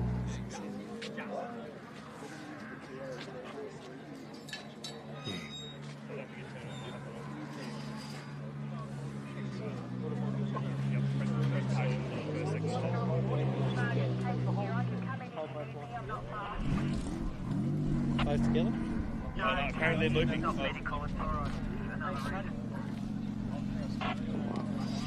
I don't know. They're saying they're looping. So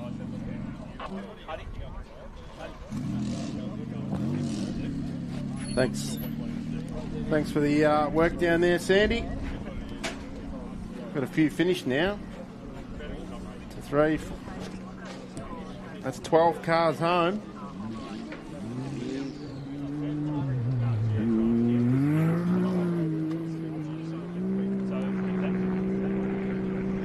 Looks like we've got our next car about to cross the line.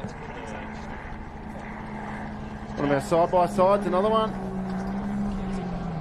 Yeah, 627, is it? That's a great finish from that team. Justin Ryder, second of our side-by-sides. Yeah, Justin Ryder and Stephen Teese in the Can-Am. Just stand it And in the sand, just like, you know, We're going to cross down to Sandy now for the podium presentations down there. Just down here next to the podium. We'll leave it with you guys down there for the podium. Come and meet me at the gate. Without him in the shot so you can hear us. That one's off now.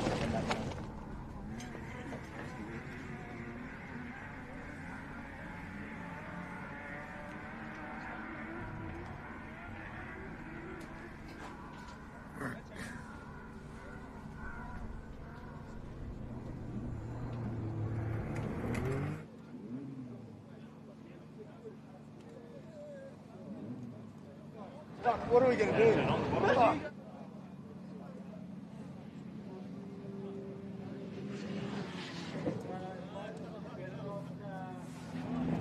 Might as well get the presentations underway with the top three.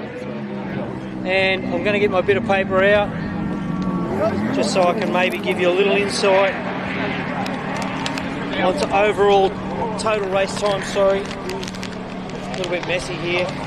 Not that I'm unorganised, but there's a lot going on.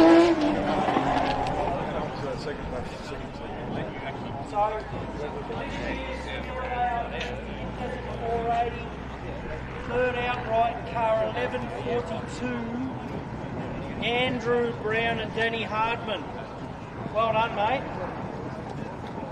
Thank you very much, Sandy. That was a lot of fun.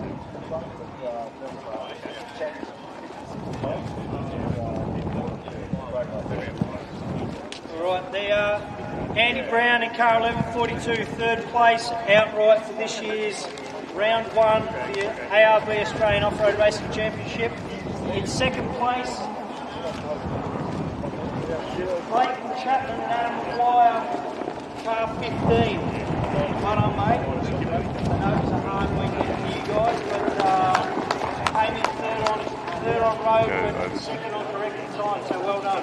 Thanks, mate. Yeah, it was one tough track, high speeds, and some of the roughest rough we've been through my life. So, can't thank the team enough again, and my beautiful family, my wife Amy, my little boy Blake. It's just so cool being here and getting through this. My best mate Adam, doing it for years, and it's just great to get this achievement, to get an achievement like this, to finish and to do well is just phenomenal. So, really paying off, and we're just really, really thankful. So, thanks very much.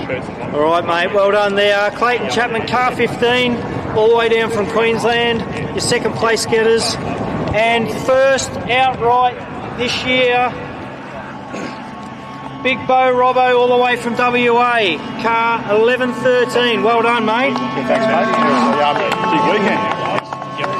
Had a couple of little issues with the truck not down changing. It looked like it was slipping away there for a few minutes, but pulled it together. Yeah, no, it was. It was up and down weekend, but we hadn't been out here for a while, so it was all a bit sort of foreign to us or whatever. So we were a bit lazy this morning, and had to get a move on that last section. But all in all, it all worked out. The truck's it held up pretty good. It's pretty brutal for it. It's up there. All right, there you go, folks. First place and winner outright for round one of this ARB Australian Off-Road Racing Championship, Bo Robinson, truck 1113. Well done, mate.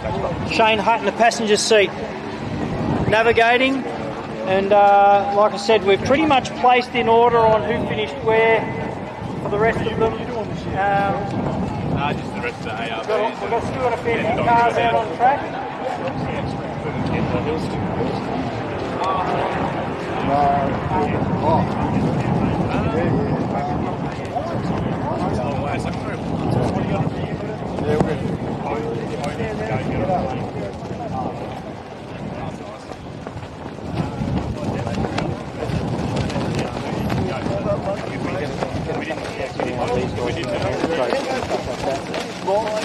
We'll start off at third place.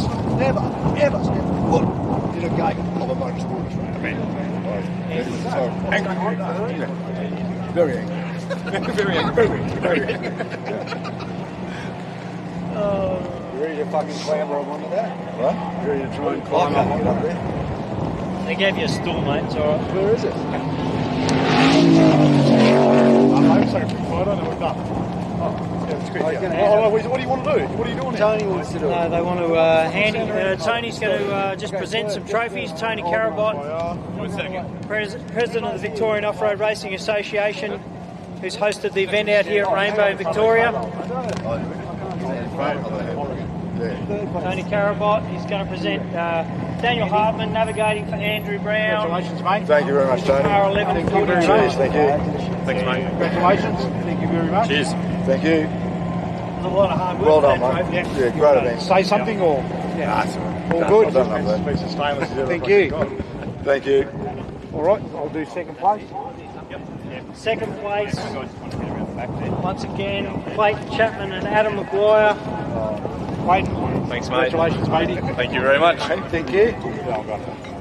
Thanks, mate. Congratulations, mate. Thank you.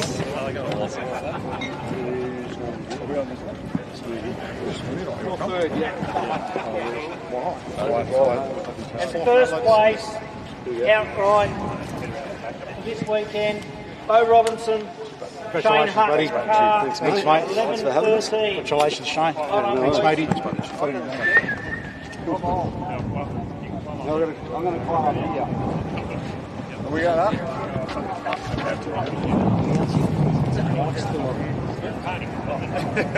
This is the setup.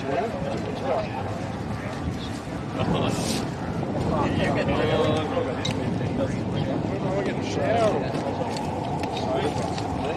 Don't fall off. Don't fall off. Should have done that. Don't fall. Okay. Funny, is it? Funny, is it? Because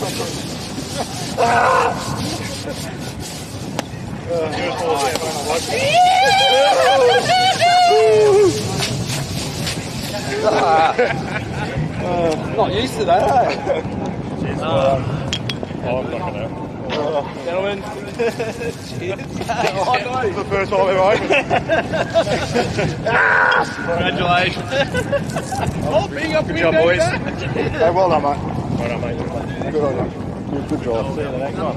Oh, how's this? Do you want to do this or not? I'll take it. Oh, you want it? Yeah. Go. Yeah, I want a photo of the deposit. Give them what they want. Oh, they want a board. That's a little wet. That's got a bit damp. Go close. They are, folks. The top three. Well done, everybody. Thank you.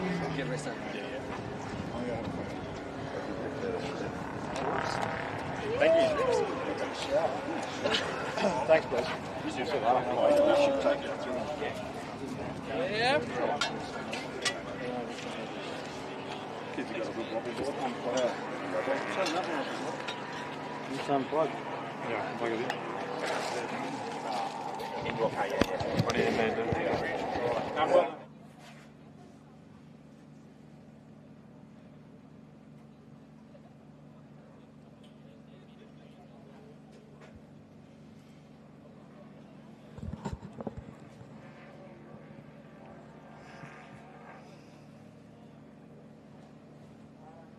There you have it, your top three.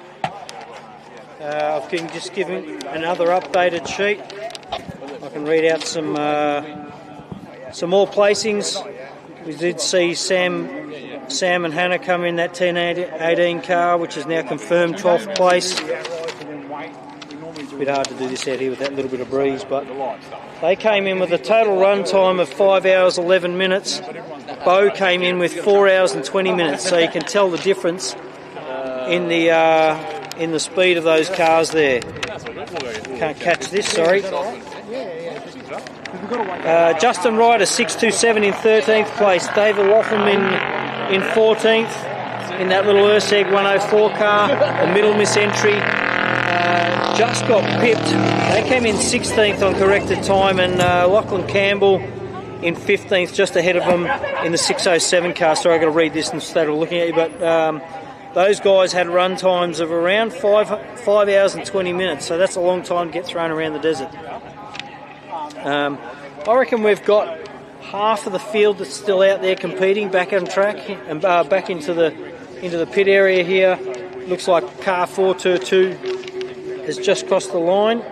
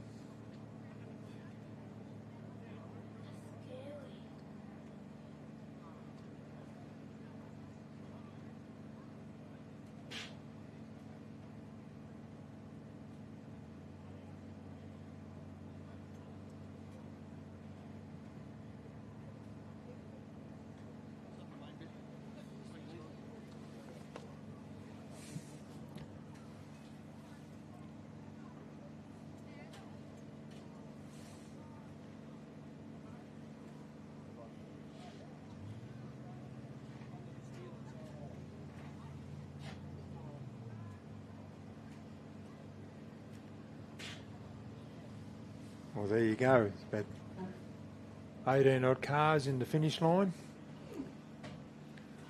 42 started this morning.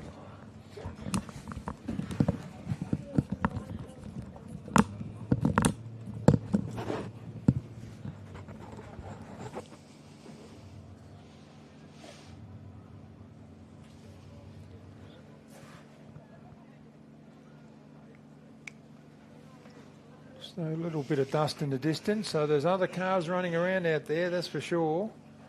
Wind's dropped off a little bit. It got quite blowy a minute ago during the presentations.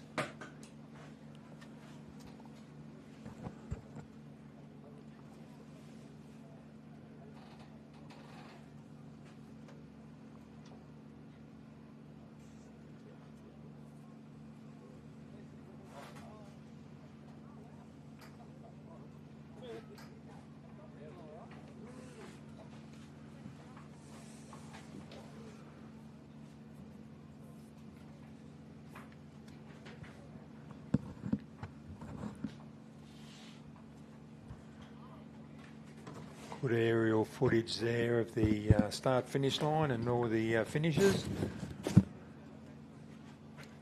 As you can see by the flags, a fair bit of breeze. Nice clear day here in Rainbow. Certainly been some excellent racing here over the weekend.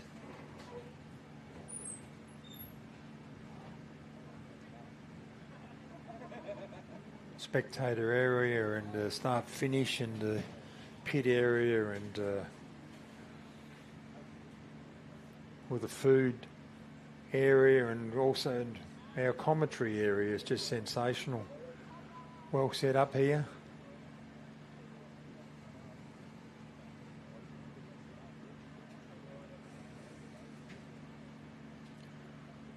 Be a lot of sore and sorry bodies here this evening. It's a punishing track.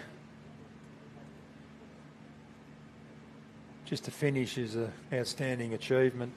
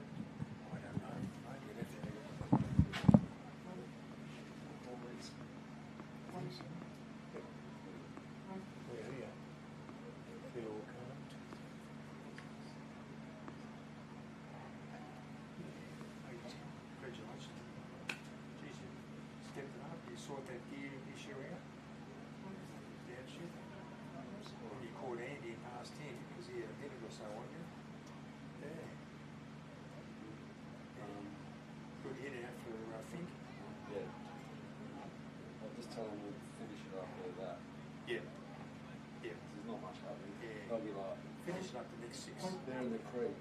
In the creek, which is 7 or 8. Yeah, they'll be. They're coming down this straight 7 or 8 minutes. Yeah. And they're all together. So yeah.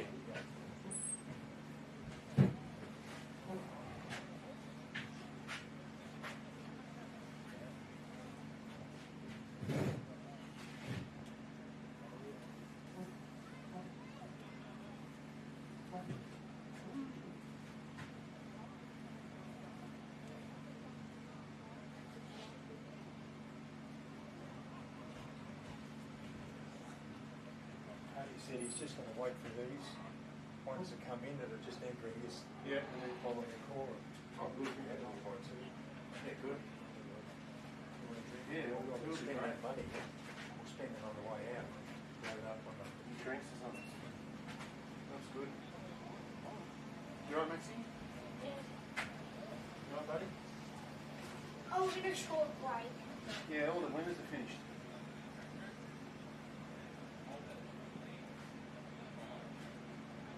You want to come down and look at the cars? Hey, Max. Max, we're going to save the battery for the car. We're going to save this for the car ride home. Don't you want to save it for the car ride home? Oh, a little bit more.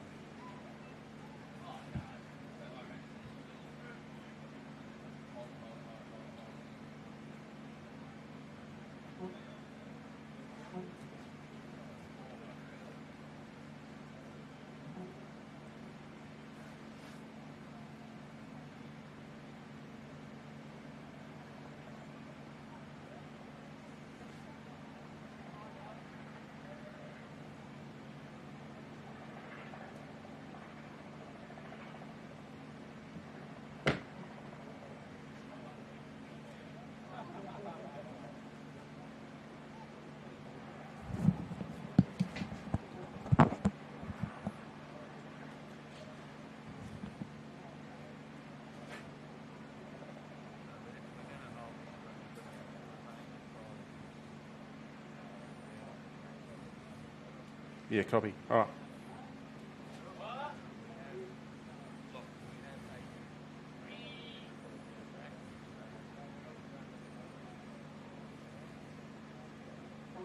Yep.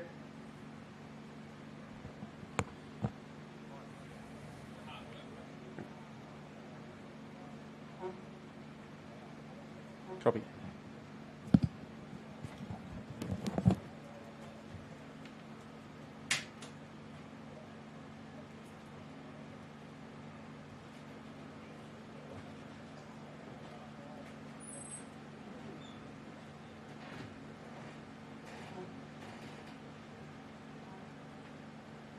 I want to take a moment and say thank you to our amazingly generous sponsors.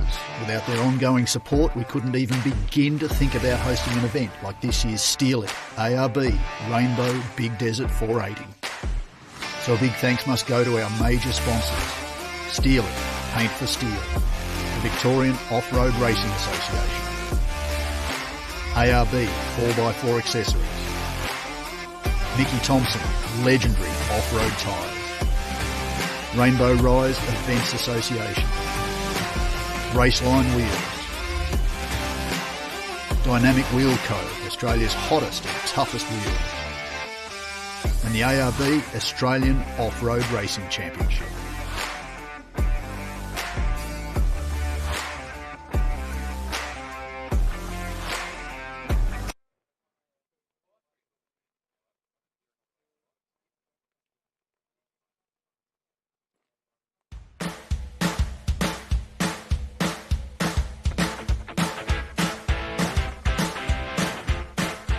This year's Steel at ARB Big Desert race wouldn't have been possible without the involvement of the following sponsors. Quality Metal Solutions. Chasemore Heavy Haulage. Ultimate Helicopters. Rally Saver. PMD Race Products. Millie's Media. Promotional Products and Uniforms. And Andrew Peace Wines.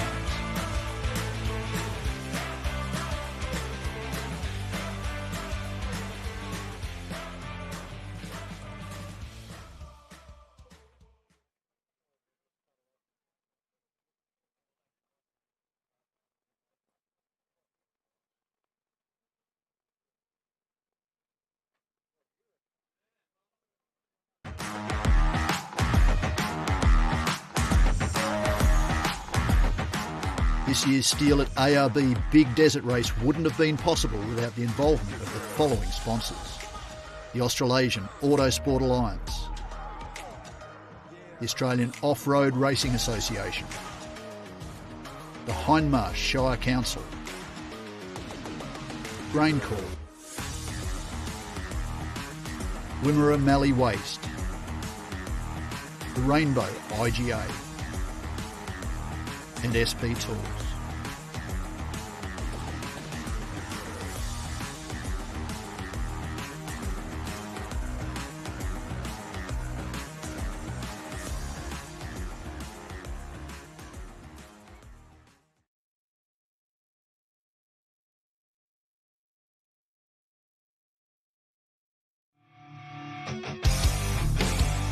This year's steal at ARB Rainbow Big Desert 480 is honoured to have the following class title sponsors: Unlimited Class and Class 10, proudly sponsored by Marson Race Transmissions; Class 1 by Show and Go Photography; Class 2 proudly supported by Dart Transport; Class 4 Warrigal Machining and Mechanical Repairs; Class 5 Brown's Gypsum; Class 6 proudly supported by GRC Motorsport; Classes 66 and 9, the Victorian Off-Road Racing Association; Classes 7 and 11 proudly supported by Gold Acres.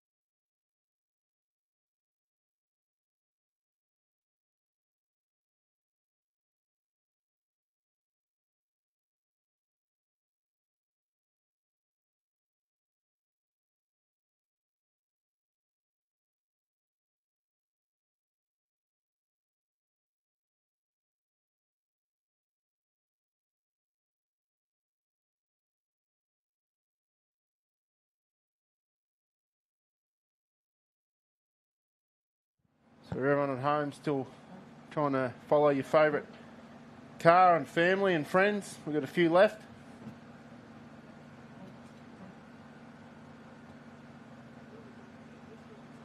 So we'll try and get those cars home for you. Everyone watching at home, online, around the world, wherever you're watching.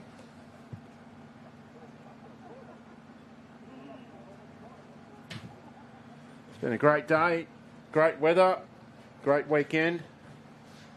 A lot of finishes here on the fence. Got about 20 cars that have finished all the laps, with a handful still out there. As we welcome back up Sandy Bowman with us. Hey mate, we're still waiting on a handful of cars. They're going to wait until they come in. Chris Land, car 80, still motoring. We've got, I think Doc is just on the edge of the desert now. Will be our last car on track so far. Matty Hummer in front of him. Jason Forsman in the 202 still moving in front of him. Chris Lands, car 80. Sorry, I just ran up there. I'm out of breath, I was just going to say, mate, well, lucky there's My fitness level is at the top of its game right now. I was going to say that you're blowing pretty hard after walking those 20 steps up that hill. Dutch Courage, the Vanderwood entry, they are still coming in. They're on that fast bit. Cooper Weston is also he should be coming into sight over on our left. Yep. Any second. So we've got a little while to go. We've got to fill a bit of air here, but they do want to wait until everybody's off the track before they do a presentation for class.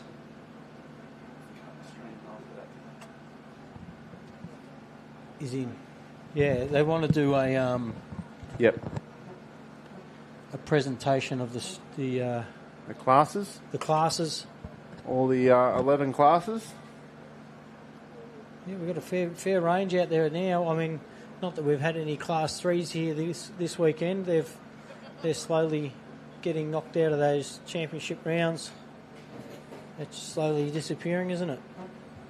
Yeah, it is a brutal track, this one. As we've heard all the drivers when you were down there with them earlier, just discussing how brutal the track is. So just to finish this race it's a real endurance event. So just to finish is a great effort from all these teams. And no mud, just dust. Yeah, I only saw the tiniest little bit of mud on the creek crossing on the pre-run on Friday. Yep. Which I'm sure is gone by now, but... Yep. I've got another list off D here somewhere of the finishes. Might be the one I just brought in there.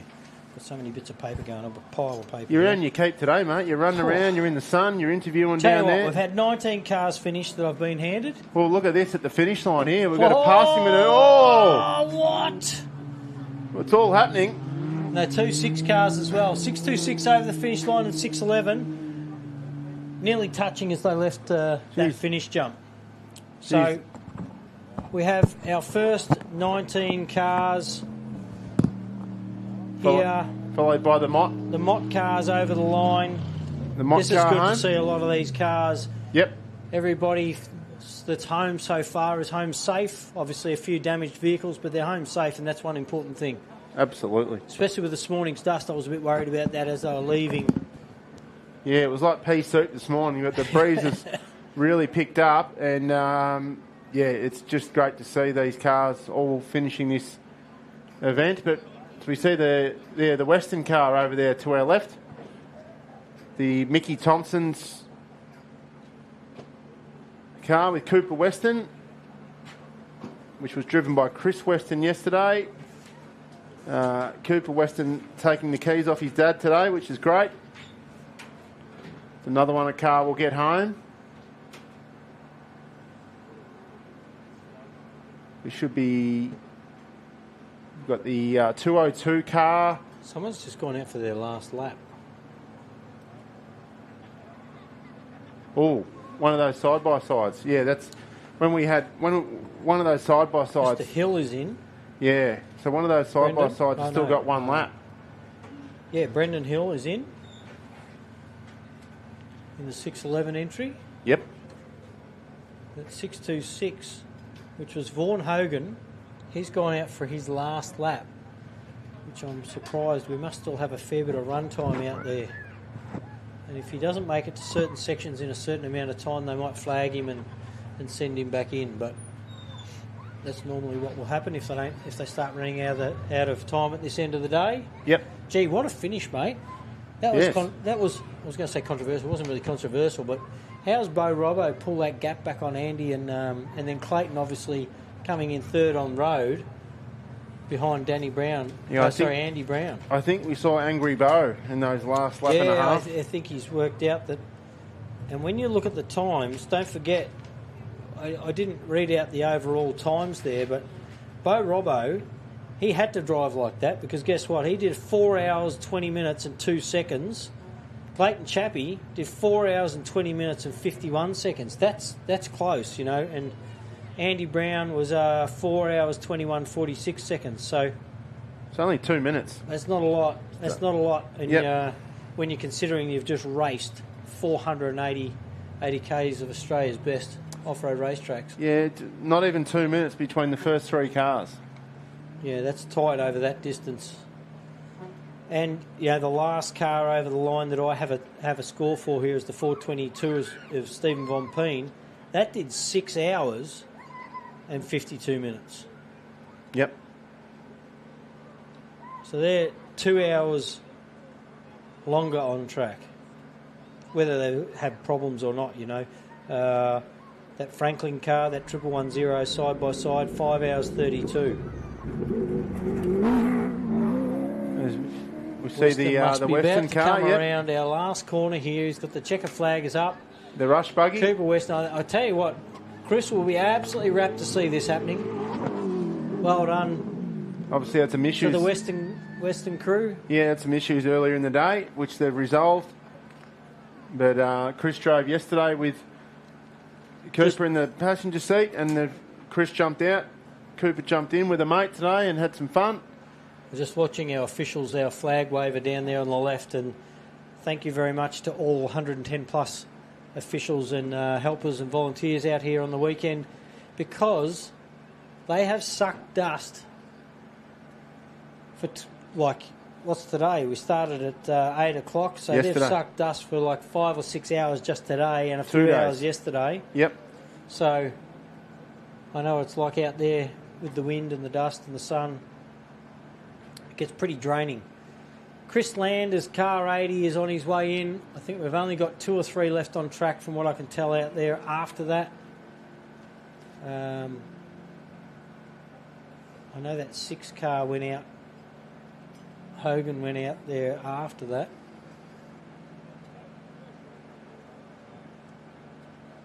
We've got Chris Land on the way back in car 80.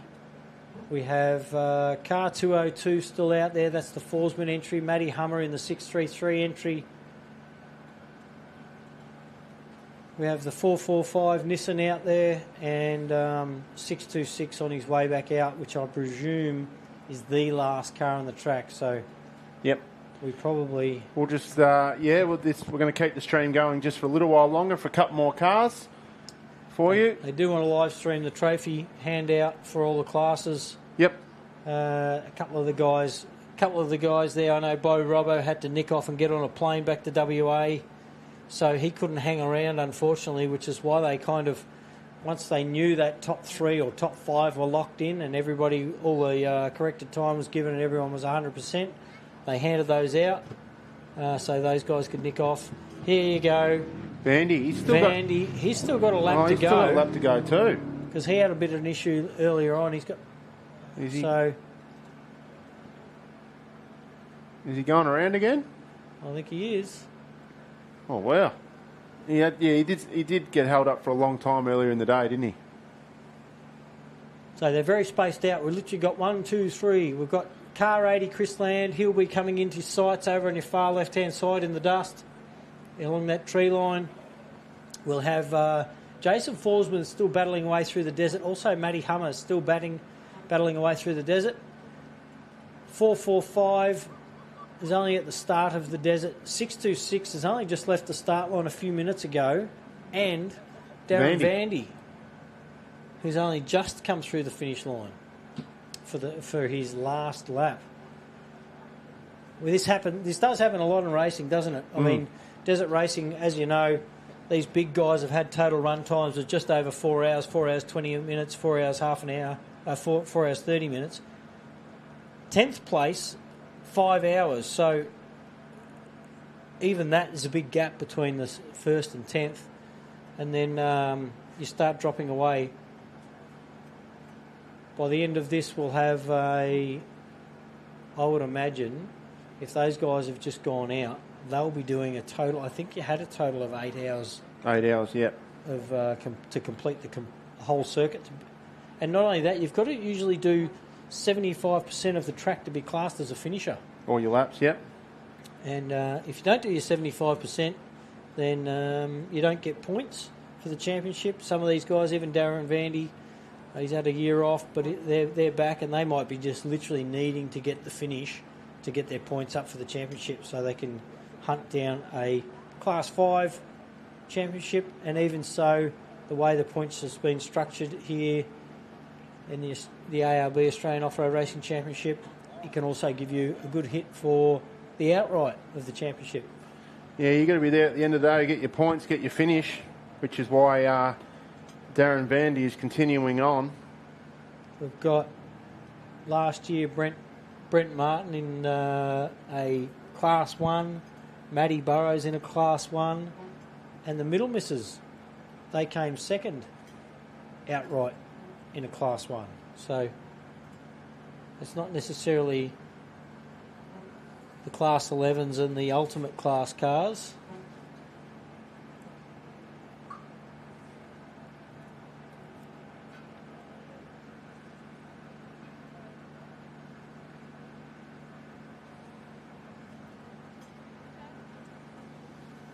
Once again, thank you to Steel It Australia.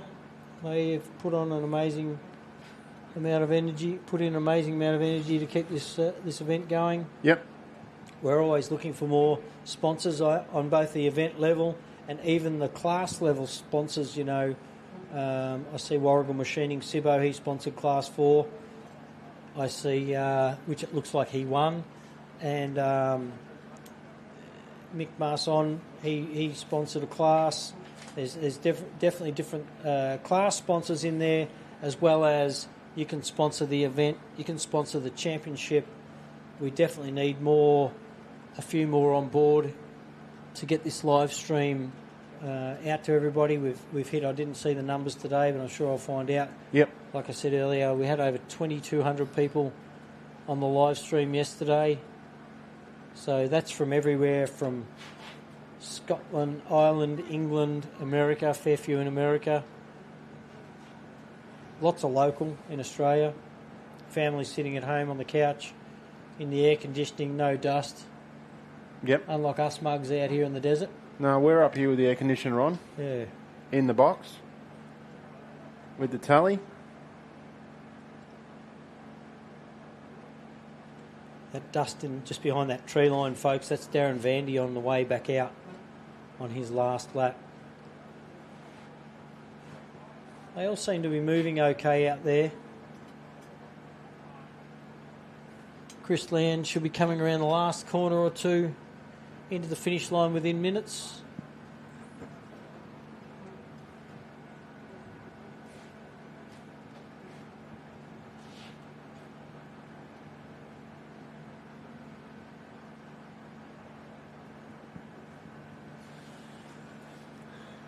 And I didn't see the Triton come over the finish line, 570.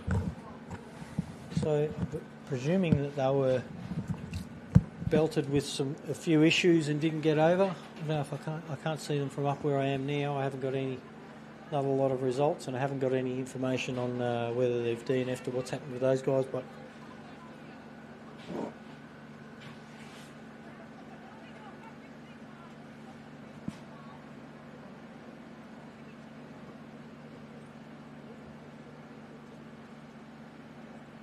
we've got car 80 coming on his last couple of switchbacks. That's Chris Land in a new car this year. I mistaken it for the same car repainted as last year, but fresh car. So they'll be just looking to get some seat time and understand how the car is different from the other one, their last car. There he is in that green.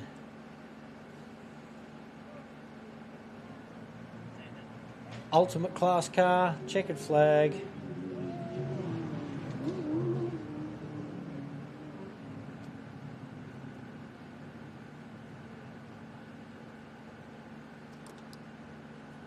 Chris Land. Interesting enough, he started off this morning in 36th position. So big changes today with the different positions.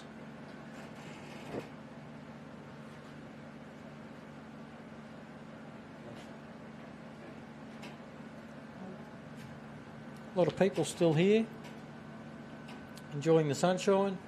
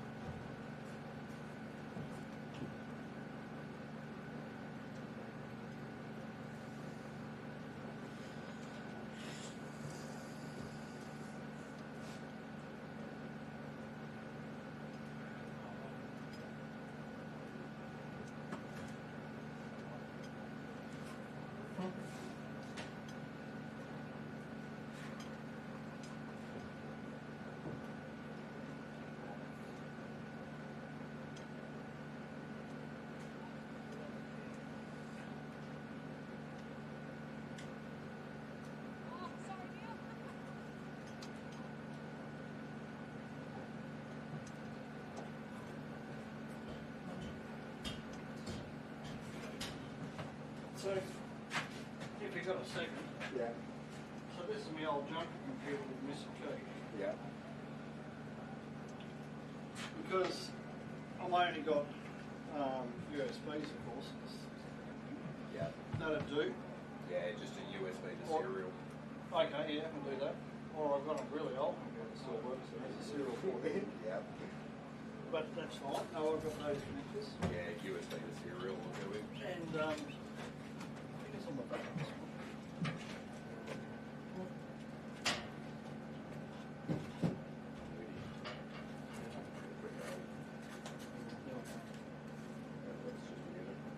Oh yeah, it's down there. It's the host.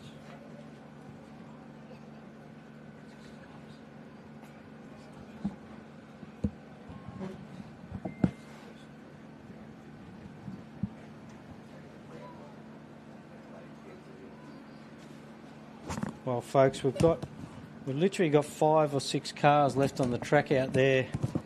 They are still motoring around.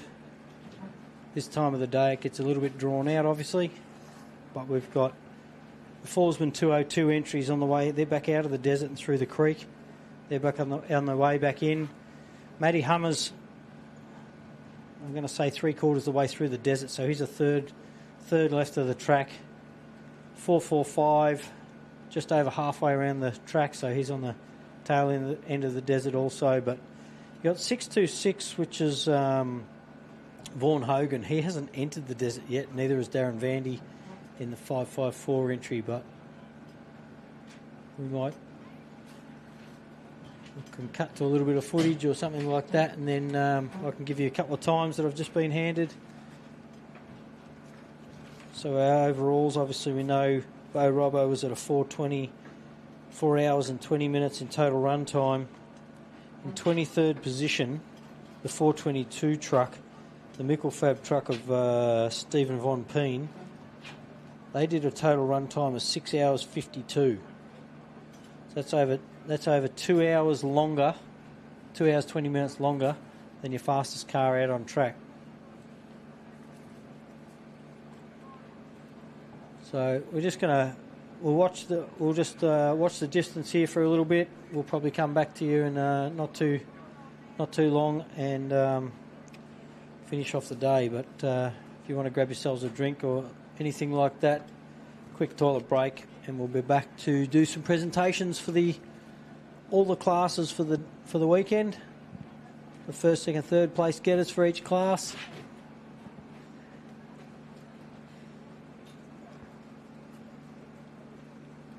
Vandy actually looks like he's catching that 626 car.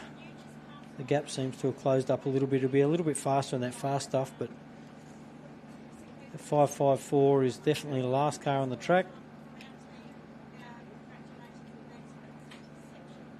We'll be back shortly.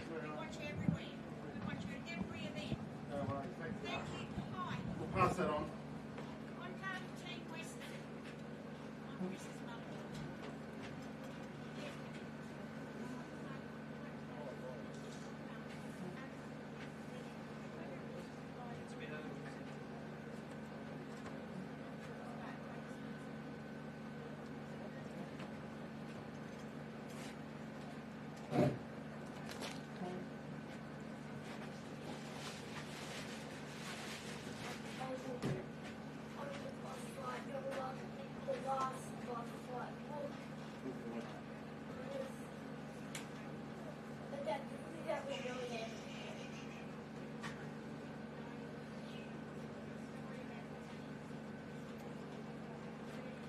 No worries.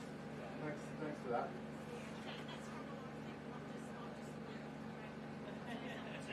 No worries at all. Yeah. Well, even Dad, even the old bloke.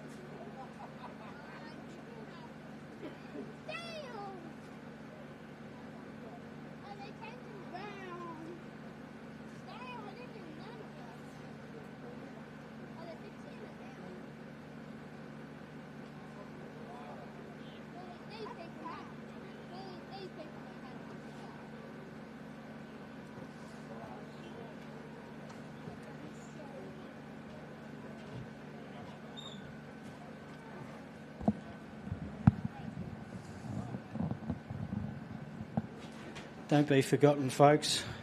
Our one and only Class 2 Forsman entry is just bouncing over the finish line. Thank God. I reckon he's saying that was a lot of dust. That would have been hard work in that little car, little 1650 car. But they've done phenomenal this weekend. We've still got, we haven't got many left out there. We still have got 4 cars left out there. Matty Hummer will be coming in over on our far left. He's sponsored by Raceline Wheels. Still going strong. So I've been running all over the place in between being on the microphone here. But Matty Hummer's on his way back in on the far section. He'll be coming in the dust over on the far left. We've got a lot of cameras come back in. Obviously, we can't keep them all out there all day.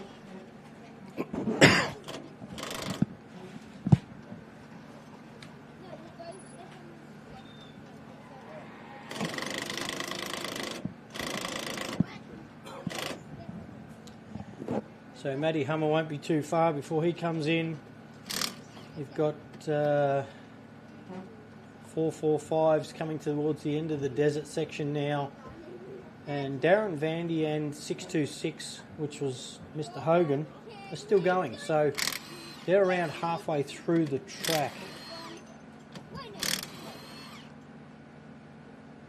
So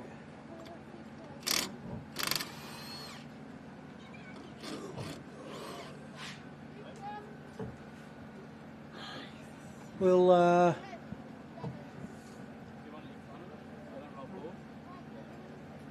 hang out for Matty Hummer to come over the line. We can see his dust in the distance. He's just gone through that road chicane and coming down towards the back into the stadium. Been a long, hot weekend. Very, very thankful that the wind picked up this afternoon. I'll just go and see if these guys can shut down some more microphones that are on cameras here, there and everywhere while we wait for Matty to come into the finish line.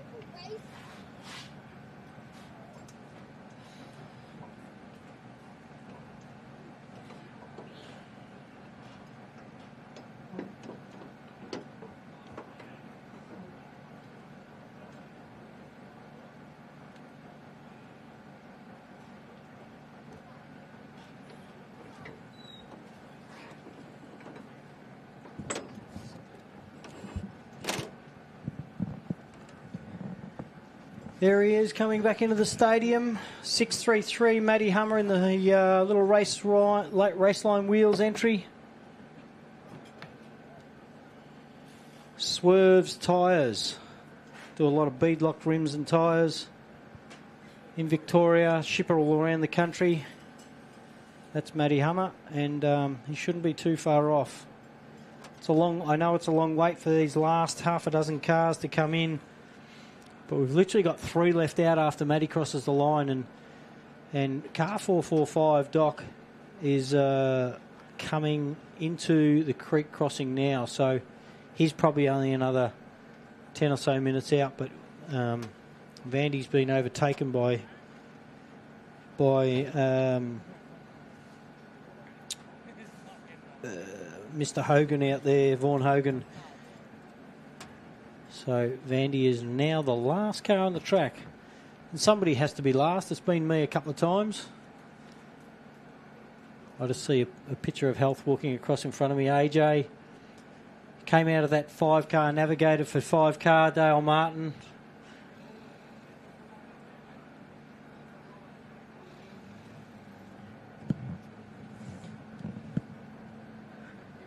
Boys have done well in their first year out in this car.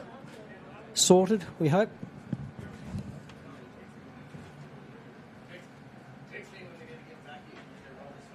Oh, yeah. No, you'll be all right. Yeah, that's what I was going to get. We're going to Dad and I are going to come on.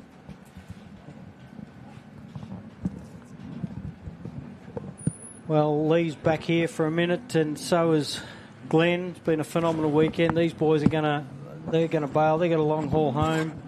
They're gonna hang around and bring the last few cars in. Yeah, it's been a very enjoyable weekend, Sandy, with working with you and Dad, and great event here this weekend. a lot of finishes. Congrats to all the winners and class winners, and yeah, we hope you've enjoyed it at home and listened in with the great broadcast footage and cameras that the filming production have put on. They've taken you places you've never been before, so I think it's great moving forward, and thanks again, fellas. Yeah, certainly a great step forward as a 6-3 Matty Hummer comes through the finish line. A well-deserved finish. He's driven well all weekend. But, yeah, it's been sensational racing and great weather. It was just a bit of a worry the first up this morning, Sandy, when definitely. When there was no wind at all, when it was just the dust over Lake Wells wasn't. But anyway, the guides come to our event and got the wind up and fixed everything, and we've had an enjoyable weekend. So thank you, Sandy. Thank you, Lee. To the two Wells. Yep. Glenn and Lee. Well, I'm sure we'll see Darren back again next year. Yeah, we'll get him back in. Then he's thoroughly enjoyed. We've got a lot of good feedback. So yeah, onwards and upwards, and yeah, we look forward to next year. But thanks again, guys. No worries. Thank you, boys. We'll hang around for a little bit longer. Thanks, mate.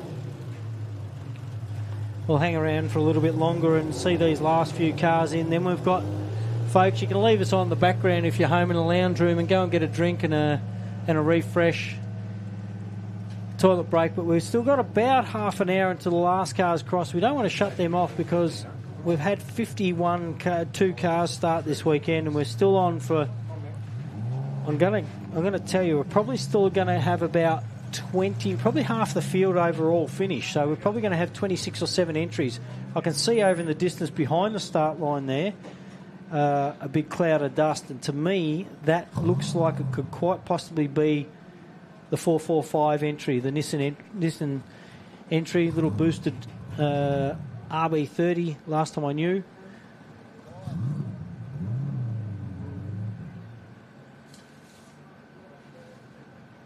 They're going to come around. That's John Smith. They'll come around. We've still got the Hogan entry, and we've also got Vandy out there in 554 who's been overtaken by Hogs.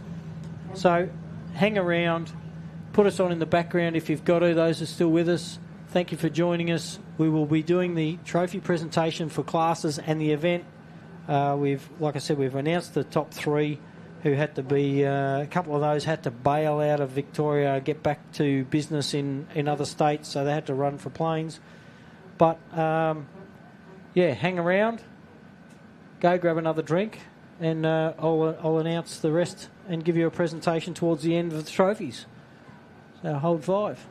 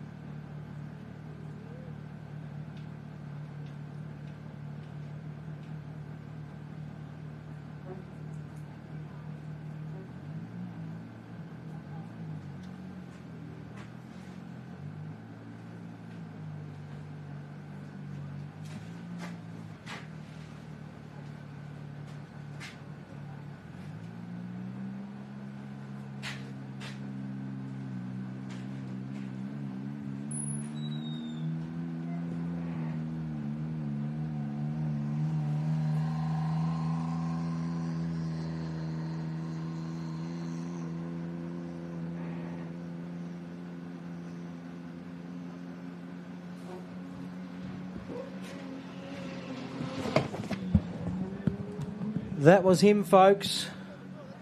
4:45. Tell you what, he's done all right just to get around. As we all know, getting around this course is just phenomenal effort. But that was the dock, 4:45. I have that many bits of paper here, no kidding.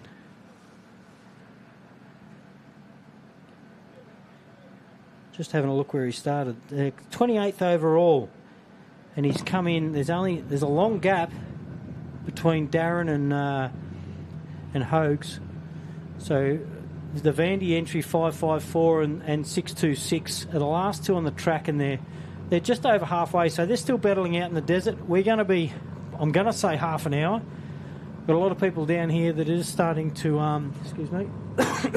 excuse me, load up cars, get some stuff ready, and then if everyone wants to get ready, they can come back up for a presentation. We're going to hold out until then, I believe, before we sign off. Keep us going until presentation's done, or until I get word otherwise, and we will be with you very soon. Well, like I said, we've probably got half an hour or so. If you want to come back, go and do what you got to do, put the washing on at home or whatever you have to do, and then come back. Once again, just going to run through them. We've had amazing energy put in from some of our big sponsors: ARB 4x4 Accessories, RACELINE Wheels, Mickey Thompson Tyres. These guys have backed the championship this year for 2024. Steel at Australia. ARB have backed the Big Desert 488 here at Rainbow, Victoria, Australia this year. And we're always welcoming more sponsors on board if somebody wants to get behind. We know the clubs do all of this, put on these shows. VORRA have put on this show this weekend out here at Rainbow in cahoots with Rainbow Risers. There's, like I said earlier, over 110 volunteers. So it would be good to get a couple of sponsors on to help back some of that live feed, and also, obviously, the events. Individual sponsors, even sponsor a car, help someone get out here and do their thing. They're going to get their thing on board as well. So we'll cut to our little ad here, and we'll come back shortly. We've got, like I said, we've got about half hour before Vandy and Hogues come in.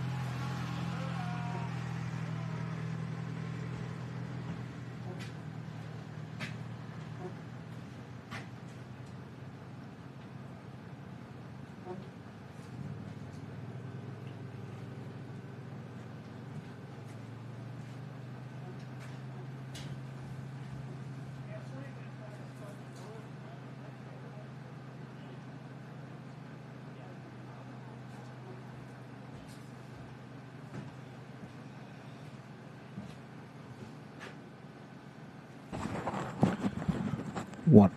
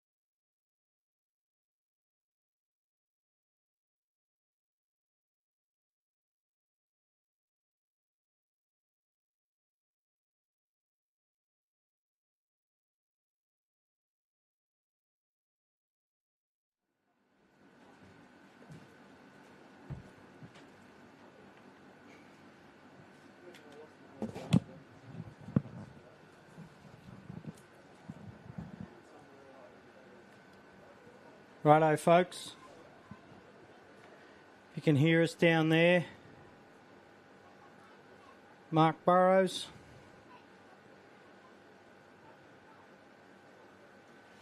That's all right. Folks, in about 15 minutes, 20 minutes, that'll be about 3:15. We're going to have presentations up the front here for those listening on at home. We've got the last car's dust coming in from the desert. They tell me 701's out there, but I have not seen that on Rally Safe on my screen for a long time. But we can see 626 over on the far left coming in. I can see some more dust coming in behind them just at the chicane at the road. So at about 3:15, if you can all wander up, we'll do the presentations before we call it a weekend at this year's first round of the ARB Australian Off-Road Racing Championship here out at Rainbow. The Steel at ARB Big Desert 480. It's been a phenomenal weekend.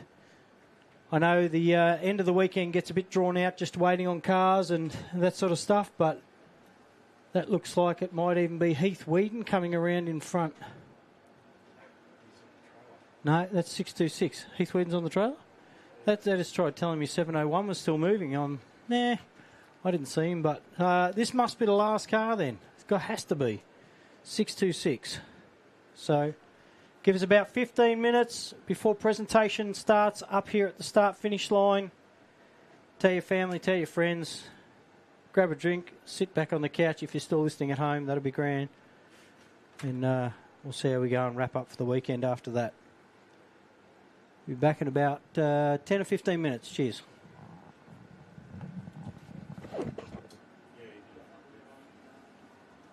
Yeah, well, Tony just tried telling me I was still out there. I'm like, nah. That's 3 hours ago. Showing. Dude, I watched him come back in through here on the trailer.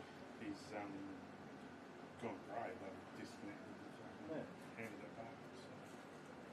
Tony might have had a glitch.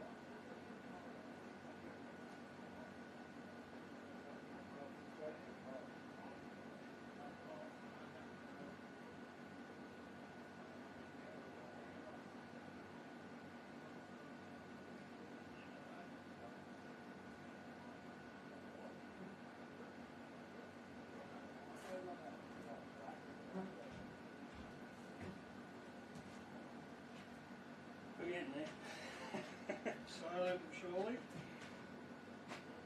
Just hide all your microphones for the final little piece. No, they're not in them. This is not on, is it? These are not on. Oh, they're on. That's okay. Steer's still on. There he is, 6.26 over the finish line. Last car on the track, folks. What a stellar effort. And I reckon he's taken all of his 8 hours to get around. I'm not too sure on his time, but within about 5 minutes, I'll have all the official times on a bit of paper, all the official placings. Don't forget, we'll be around 3:15 up here at the up at the start-finish line. We'll do all of the all of the trophies. So 3:15, if you tell everyone to wander up, grab a refreshing drink, and we'll see you in about 10 minutes.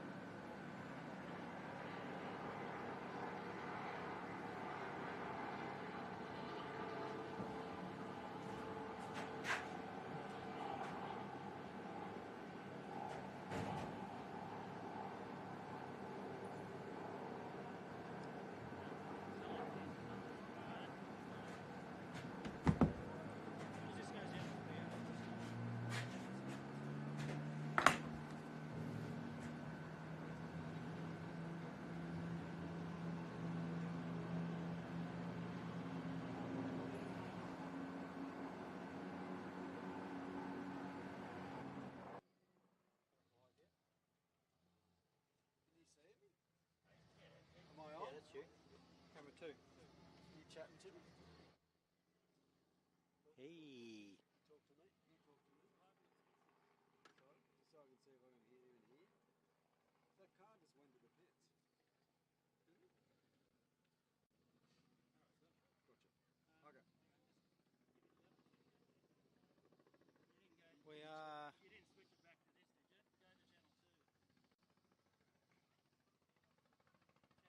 Go to channel 2. We'll go for one to see. Yo, check. 1, 2. What are you doing?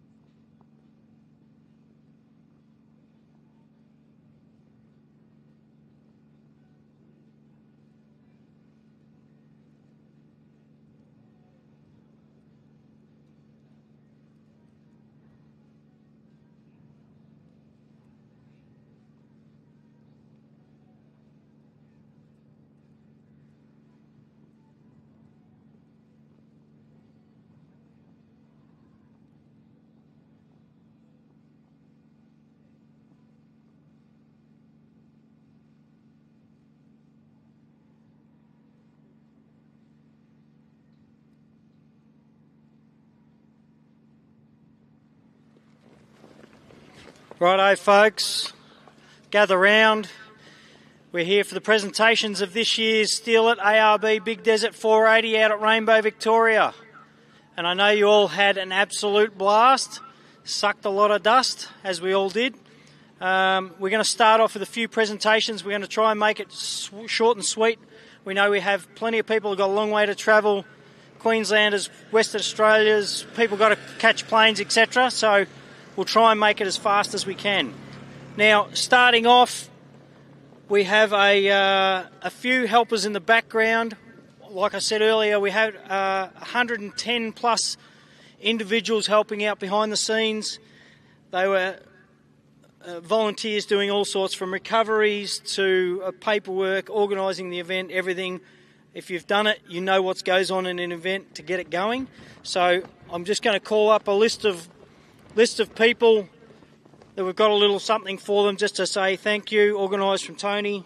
So D. Sibbo, who's right here, you're the first one off the bat for a bunch of flowers, so thank you very much.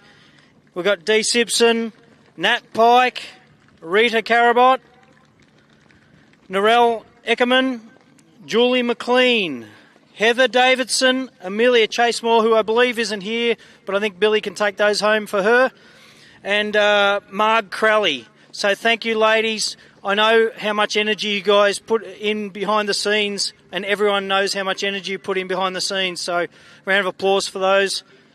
They can wander down, grab a bunch of flowers. We very much appreciate you.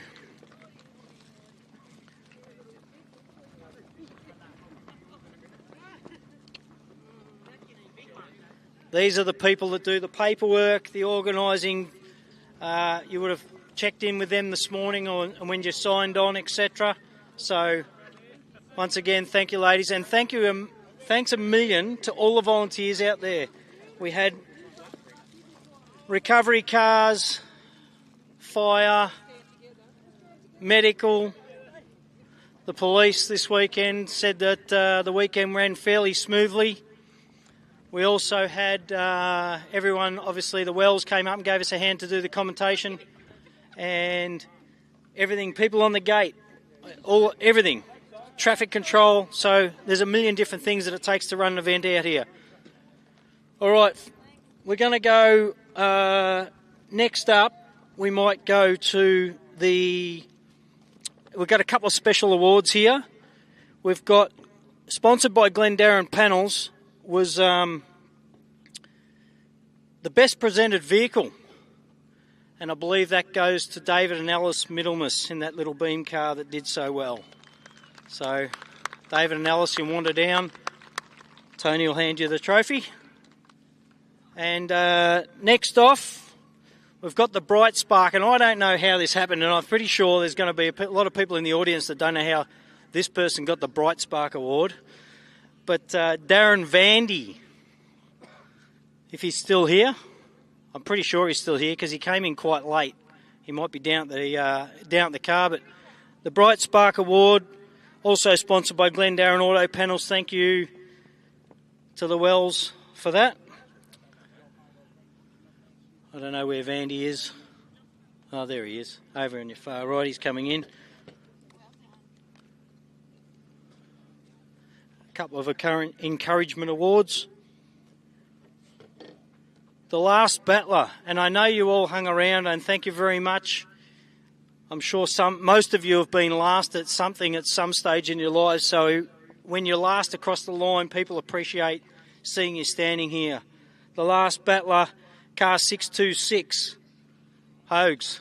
If you can come on down, that'd be fantastic. Well done. And if you don't know, these guys, they compete with disability. And there's your Bright Spark on air. We want to have a quick word, Bright Spark. Leaving last off the line on the last lap, I think. Yeah, she was a tough morning this morning, but we made it home, and I am humbled and pretty happy to just get that and just get home. It was hard work out there. All right, thank you, Darren. Well done. Thanks, Millie.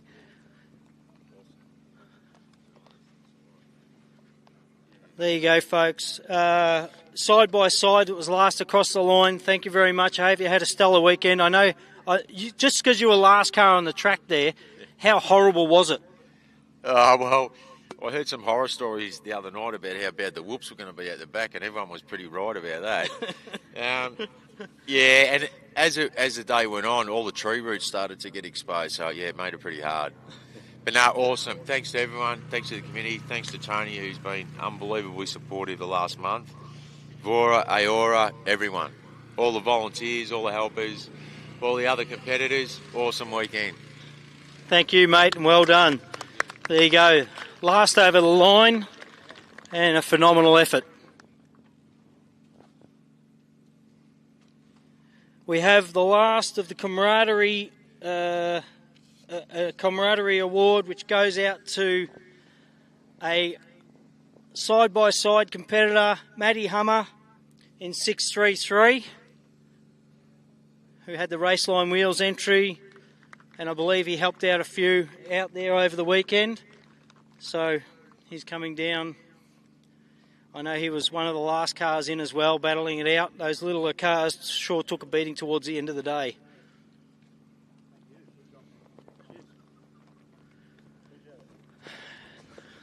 Thank you, Matty. And while Matty's down here, he's backed by RACELINE Wheels, who's a big part of the championship this year.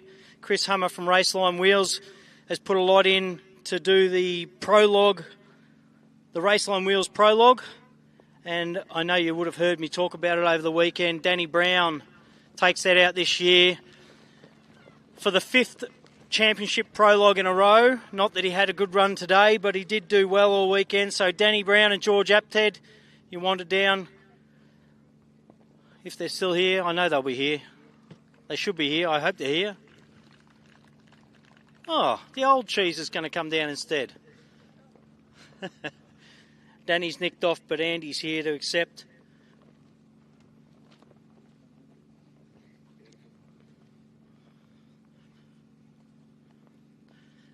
Chris from RACELINE Wheels. Andy, I know Danny didn't have a good run and you're accepting on his behalf, but I don't know if you want to say a word or two, Chris or Andy.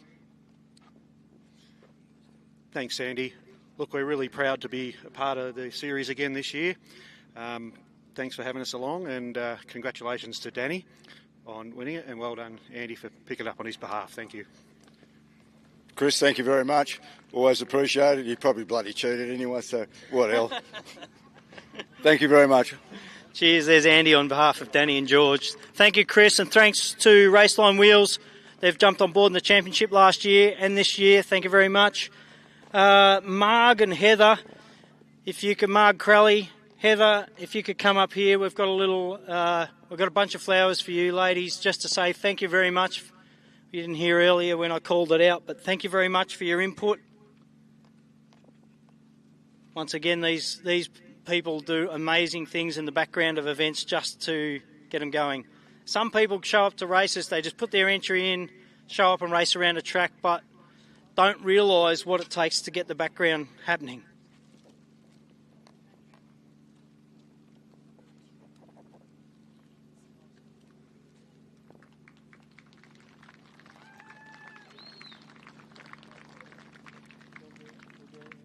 do that last. We can do that last.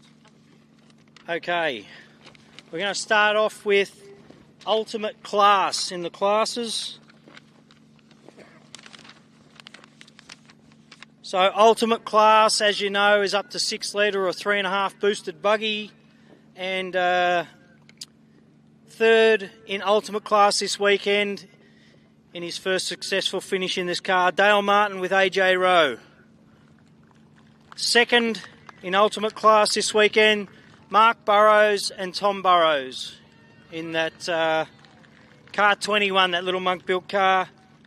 And first this weekend, your ultimate class winners will be, he's already started walking, but it's not him, no. Clayton Chapman and Adam Maguire in car 15, they destroyed it today. They did really well. Dale Martin, car 5. Thank you. Sorry, AJ's already gone to the chiropractor. AJ can hardly walk, so that was pretty tough out there. Congratulations to anyone who got to the end and finished. That's the toughest, hardest thing I've driven, and doing it in a new car was something special to finish that as well. So congratulations to the club, Tony and his team, and everyone involved with VORRA. I know it's been a few big changes this year, and they've taken all at their stride and put on a great event. So safe travels home for everyone. Thank you, Dale.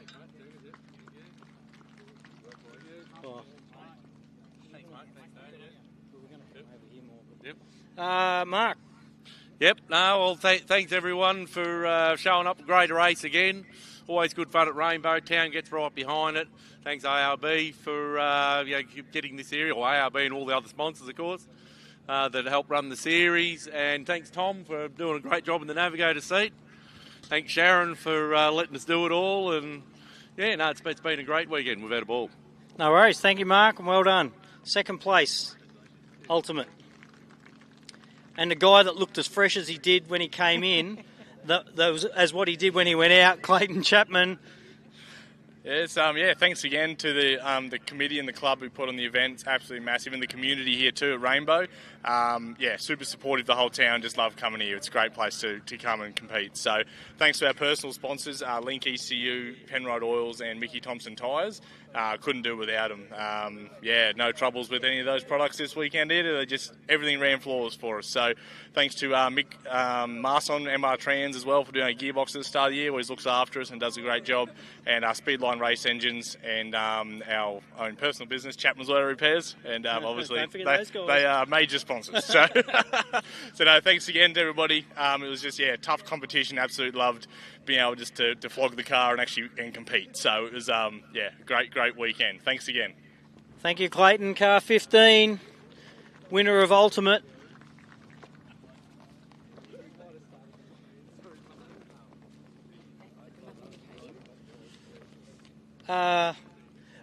So Class 1, and there was a couple of Class 1s that finished today, but in third place with a total run time of 5 hours and 21 minutes, car 104, David Lotham, Michael Schneider in that Urseg Honey Badger, that 104. I don't know if everybody's here. I know some people have had commitments, so if some people aren't here, if someone could collect on their behalf, that'd be great. Second place, car 3, last year's third championship place getter, Matthew Burrows and Jay Mitchell. Thank you, Matty. And phenomenal effort, Simon Tucker in car 110 with Kyle Tucker, that little green and white Southern Cross car. They came first in Class 1 today. Congratulations. David.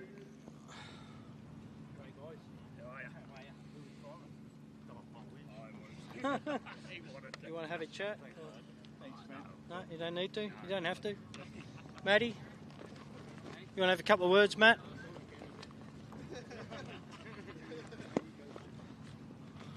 I know they're all appreciative.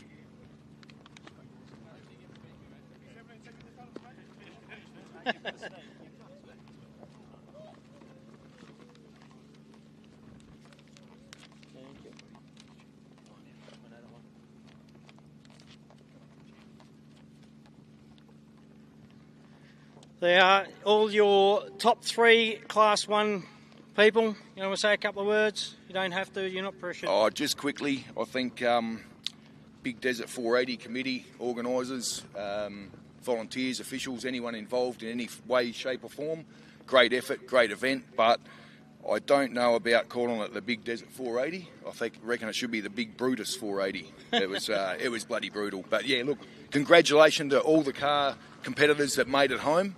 That's a great effort on its own. Yeah, thanks guys. Well done. There you are, guys. Class 1. Give them a round of applause. All right, now this was a feat in itself. There was only one car in this class. Class 2, the Forsman entry, car 202. Only car in the class, only 1650 here this weekend, and they seemed to come over the finish line. The car still looked in pretty good shape when it came over the finish line. So they're from down Geelong Way in Victoria. Tell you what, they would have taken a bit of a beating in these smaller cars, as we know. Well done, mate. Thank you, mate. How you going? I'm going all right. That's all right. Probably better than I'm feeling. Yeah, I sat in aircon most of the weekend. Yeah, I think the car's held up better than my body has, but yeah, no, it was pretty brutal out there. But yeah, we've done a good job to drag the little 1650 around for 6 laps here, that's for sure. So I'd like to thank Lee, my navvy, all the Forsman Motorsport crew. We only had one car here this weekend, so I felt a bit of pressure to fly the flag for the team. Hopefully we have 2 or 3 at Hillston in a couple of months' time. Thanks to all the volunteers, the VORRA committee, to Tony. I know there's a massive amount of work that goes on behind the scenes and we can't do it without these guys and girls. So congratulations to everyone involved, and well done to all the other competitors. We had no issues this week with guys. Obviously we've got guys coming past us all the time, but absolutely no trouble with anyone. So we look forward to catching up with everyone at Hillston. Well done. Thank you very much. There's the Forsmans in car 202. Righto, on to Class 4. This was a fairly well-sized class. I think they had about 7 or 8 entries at the start of the weekend. By the looks of this, only 4 finished. So, in third place, and one of the last of the cars over the finish line, John Smith in car 445 with Grant Mannion in with him. They came third, Class 4. Second, car 435, Darren Mott and Bailey Mott in that Mickelfab truck. And also, we saw Sibbo come over the line.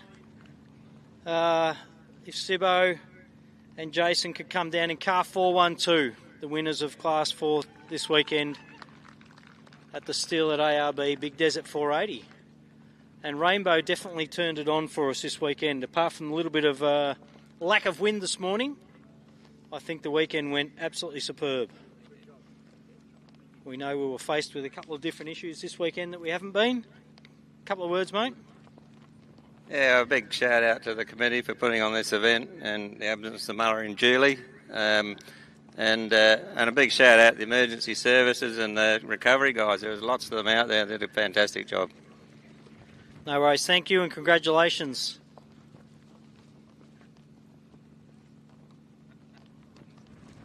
The Mott crew. There you go, Sandy. Going well. Oh, yeah, no, tough weekend. But anyway, we had a couple of dramas and we managed to get there. I'd like to thank Bailey, VORRA, all the landowners. Without the land, we don't have these races. All the officials, volunteers, everyone. Thanks, it's been great. Thank you. Thank you very much and congratulations. Second place in Class 4. And Sibbo and Jason Munro. Dee's obviously jumped out of the passenger seat, and so a revised car again this weekend, or crew again this weekend, but you did well. Yeah, and I'd like to thank the Rainbow Risers Committee. I've seen how much goes on behind the scenes in the last few months, and the landowners here, what they put up for us to tear up the place, and all my crew, Jason, Brian, and Mark and Jace, and even my own parents. So, yep, without their help, it would be very hard. Thank you. All right. Well done. Thank you, Sibbo and Jason.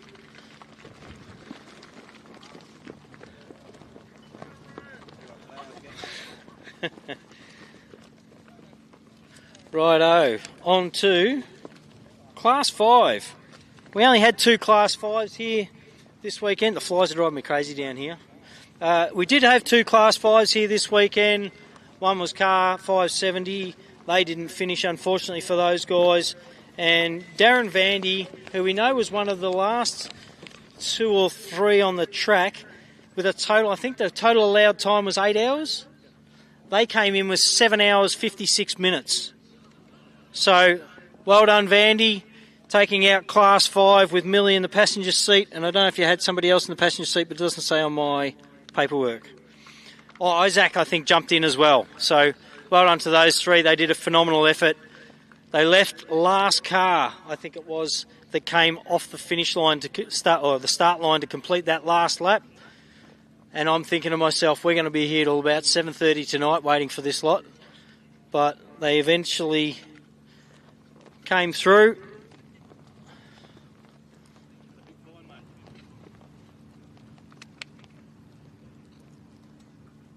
And that goes well towards their championship points anyway. Because they're going to do the whole championship, aren't you? Yeah, mate. Thank you. Hey, how good is this sport when you've got your competitors coming over, they see your cars in bits and they come over to help you? The people in this sport are just awesome, so thank you very much. Chapmans, I cannot thank you enough for that pump. You saved my skin. I'm just forever grateful there. Well done, guys. I really appreciate it. VORRA, all your committee, all the volunteers out around the track. It's a really well-run event. Thank you. Thank you to the Vanderwoods, your Class 5 winners. Righto, on to Class 6. We had 1, 2, 3, 4, 5, 6, 7, 8 in total. I think we only had 5 finish, and Matty Hummel was one of the last ones in 5th place. 611 was in 4th place, but in your 3rd place today, car 607, Lachlan and Greg Campbell. In a Can-Am, then 627, Justin Ryder and Stephen Tees, also in a Can-Am. Then we've got the King Chrome entry, Jackson Evans, Samuel Raper in car 635. They've got a massive support crew here this weekend. You did see Jackson come over the finish line on 3 wheels yesterday. So he was held up for the last couple of kilometres, but in the end, today paid off.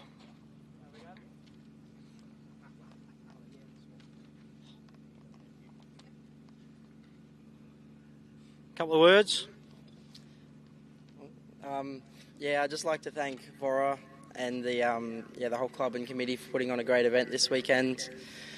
Shout out to Method Race Wheels and Tensor Tyres. We had a fair few stumps and rocks and everything coming out there, and they held together great. And King's Shocks for keeping us on our 4 wheels this weekend. It got pretty rough out the back there. Dad for jumping in the silly seat. I couldn't find anyone else despite his best efforts. And should thank my sister because she's probably going to end up washing this car tomorrow. So, yeah, thanks to the sponsors and everyone. Keep this all possible, and we'll be back next year. No worries. The 3rd place car 607 from the Campbell Motorsport. 627. You want to give a couple of words? Yeah, sure. Sure. Justin. Thank you. Yeah, the committee and the whole club did a great job of the event. First time here for us. It was very rough. We were just happy to get it done. Yeah, we'll be back. Thanks to my crew. They always go over and above. We had a rough trot getting here, but we got here with about 20 minutes to spare for recon. So we got the job done and we got it finished. Thank you. Fantastic. Second and 3rd this weekend. First this weekend. Jackson with Samuel in the passenger seat, car 635. Thank you, mate. And day 1 wasn't looking too good, was it, when we rolled over without a wheel? But yeah, it's awesome to have a Polaris winning Class 6. We're pumped with this. But yeah, I just want to thank our team. Our team was unreal. King Chrome, Polaris. I want to thank my wife. I've done hours and days and so much work after work trying to get this car to do what it could do out here today. So yeah, she's been unreal. And yeah, Albie, Daniel, Dad, just all the people that are there every day making it happen. Yeah, we've still got more in this car. Still had some teething issues, and yeah, we'll be back for Fink. We're going to be back for the round 2. Yeah. But yeah, next for us is Fink, and yeah, we're going to be having a crack. So thanks. Oh, also the event, unreal event. Loved it. It was, everyone did such a good job. So thank you guys. Cheers. Thank you, mate. Well done. The Evans crew there. They put a lot of energy into this sport recently and come on board to the championship. Righto, that's your Class 6, and we've gone to Class 66. We did only have one entry all the way from Warwick. It was our Warwick vet, Ross Newman, in car 6681 with Chris Leonard in the passenger seat. They had a total run time of 2 hours. Hang on, they didn't go. Actually, it doesn't say on this sheet. If they're still here, Ross Newman. No, maybe not. There's plenty that aren't here. Plenty of people have had to go on their way. We'll get those trophies out to those guys. Thank you, Dee. Class 7, another car that battled all weekend, who I also don't think is here. Heath Whedon in the Class 7 701 from last year. I'm not sure if they're here, but we'll get those out to those guys as well. We'll be on to Class 10 when Dee sorts out some paperwork. There's piles of it everywhere to make sure we're doing the right thing here. And I don't know who enjoyed that control zone. I know some people enjoyed that control zone out there this weekend. That was something that was lumped upon the committee at very, very last minute. So they did their best to keep the event going as we were leaving for the pre-run of the track on Friday lunchtime. They were lumped with a big, how do we do this? So I congratulate them on coming through with the goods and making the event still go ahead with that little hiccup in the middle of it.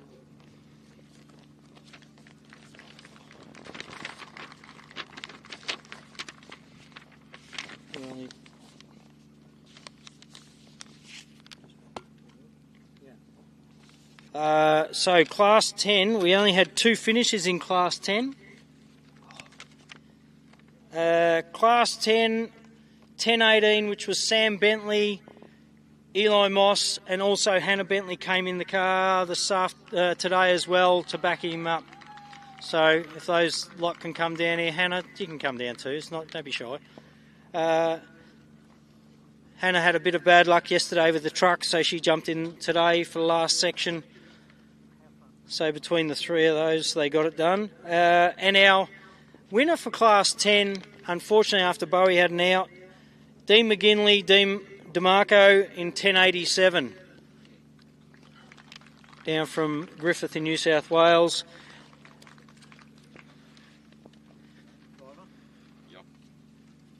Sam, I've had the microphone in your face a couple of times this weekend, but here we go again. Well done, mate. I know you've come out and just driven the wheels off it, basically. Well done. Yeah, no, it was great fun. Obviously, I'd just like to say thanks to Mum and Dad, Hannah and Ryan for getting in, Viv and Coop for coming along to help out as well. I obviously feel bad for Hannah having a bit of bad luck with the truck, but I suppose that's how it goes. Yeah, no worries. Well done. Thank you. Thank you. The Bentley Motorsports team, second place, and here we have Dean in 1087. Dean and Dean. Yeah, thanks very much to VORRA for cracking weekend, the Rainbow Risers Committee. This is our first time coming down. You've done a cracking job. The whole township been behind it. Tony, you've had a few curveballs and it looks like you've weathered the storm all right. You've got a smile still. Commiserations to Bowie and Ella. Without their breakage, there's no chance of catching them. And thanks to Ronnie at RACELINE for gearboxes and Ronnie at RACELINE for the gearbox and my wife for making this all happen pretty much. Like she lets me come and play. There you go, Dean and Dean in 1087. We'll see them up at round 2 up in Hillston, New South Wales. We've only got one class left. We've got Class 11, 5 entries to start the weekend. This is newly formed class. It's growing some legs. It's pretty close to anything goes style class. And with 5 entries, had 3 finishes there. Class third place was 1110 Darren Franklin and Rob Hackney. Second place 1142 Andy Brown and Danny Hardman. And this year for class 11 was 1113 Bo Robbo and our guy behind the camera Shane Hutt. He did 2 jobs this weekend of facilitating and coordinating the live feed and telling Bo what to do. This is a guy who sent text messages throughout the race telling cameramen to get where they need to be. So thank you, Shane, for that.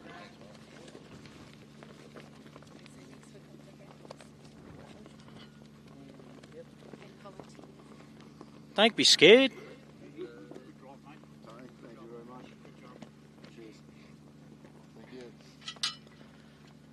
We've seen you again, mate. Might as well get the Franklins up here first. If you want to have a quick word, you don't have to. You know, no pressure. We're good.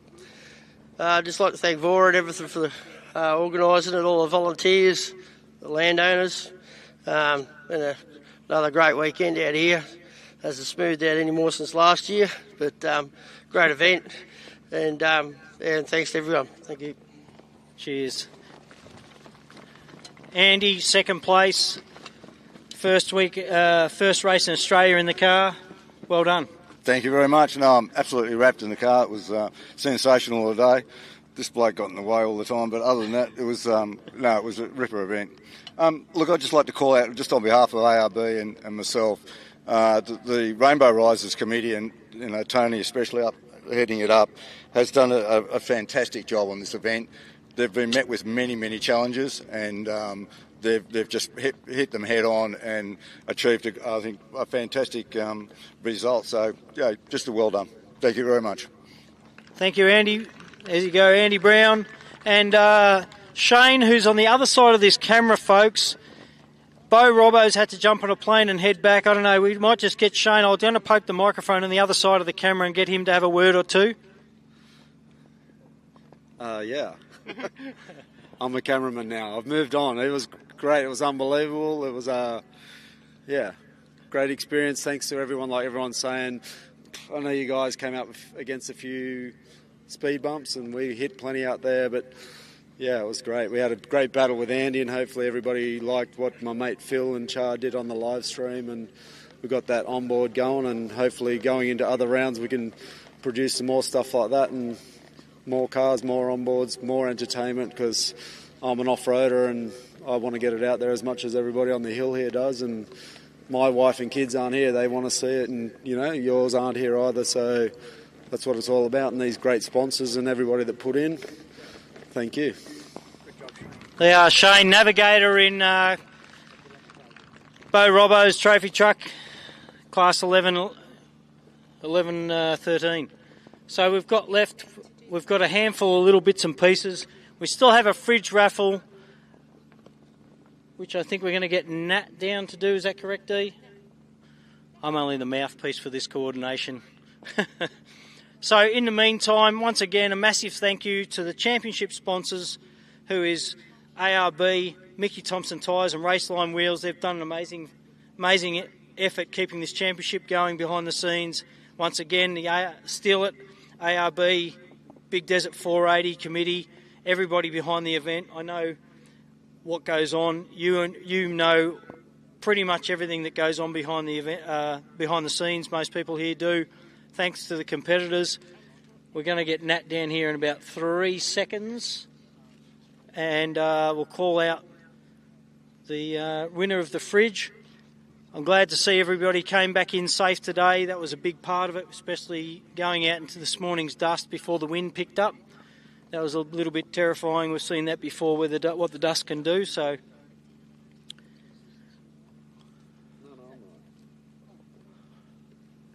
righto.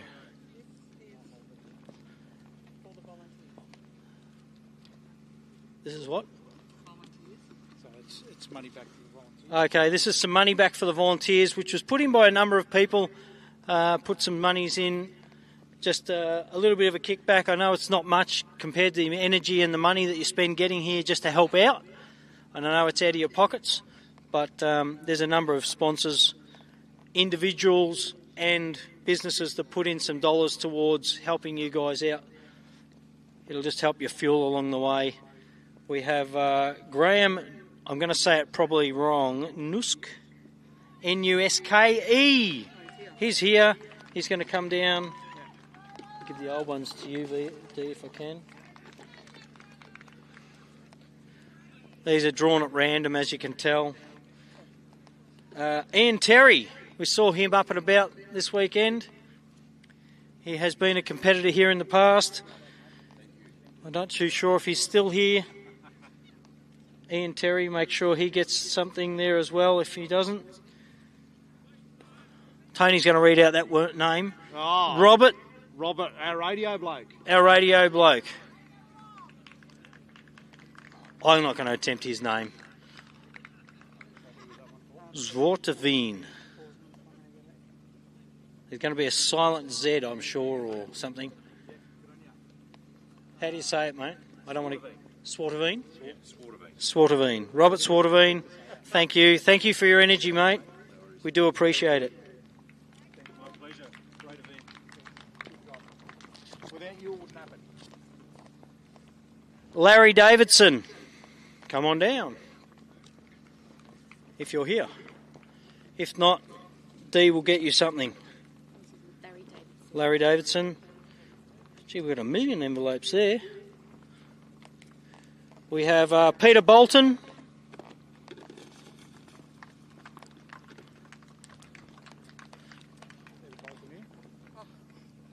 This guy, he put an amazing effort in. He was the man in charge basically for most of the weekend, Mark Heemskirk. So he was our clerk, of course.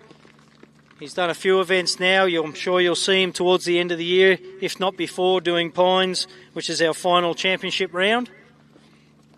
Thank you, Mark. Chantel Petschel. If I've said that correctly, I hope I have. Remembering that I struggle with names like Barry Smith. So, Chantel, thank you. Once again, there's a million different people that help out. Jessica Halamby. If Jessica's here.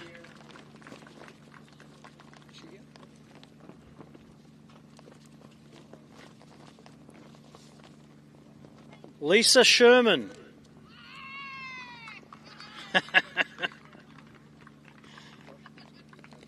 Lisa Sherman.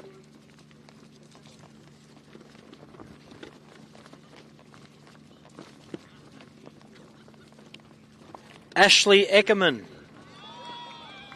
I did hear that name earlier this weekend somewhere. But Ashley Eckerman, if you're about.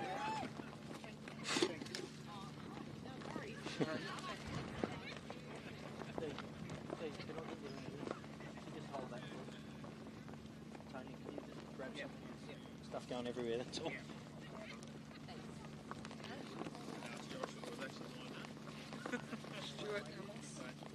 Stuart Amos.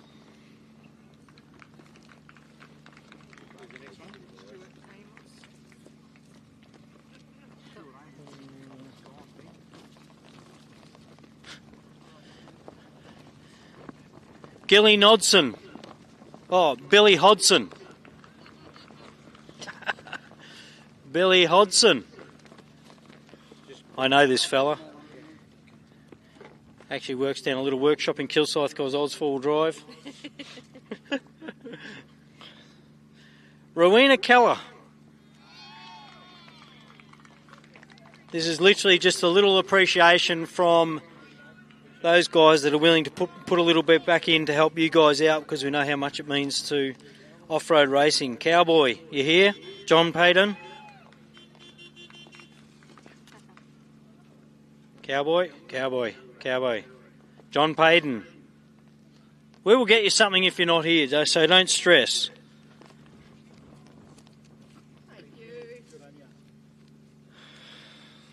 There's another Payden, Bucky Payden. Second of the Paydens.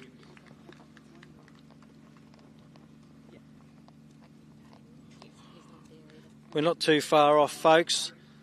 I hope you've all loved the weekend. I know the desert seemed to be brutal by the end of it. Kimberley bye.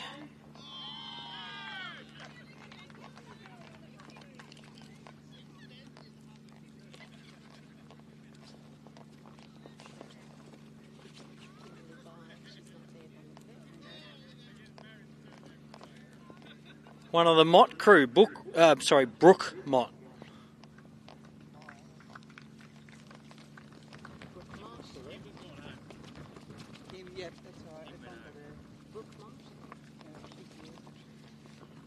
Running out of hands down here.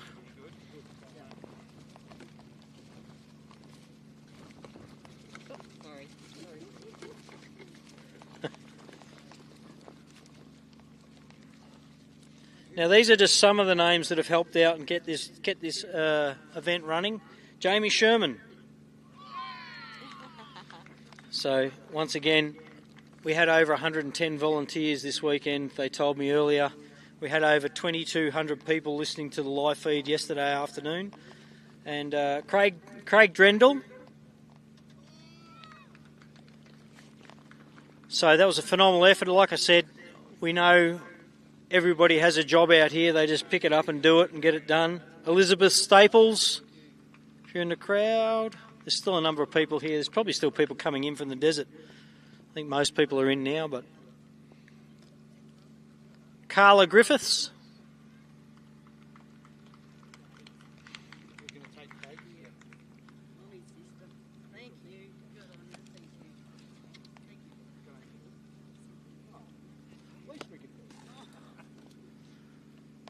This is just another thing that needs to be organised at events. It doesn't all happen.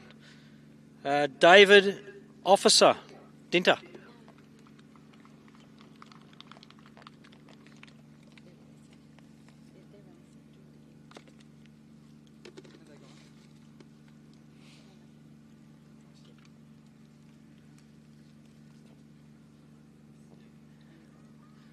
Me thinking about it, I wonder what part of the track was people's favourite, but I reckon it would be in the finish line by the sound of it.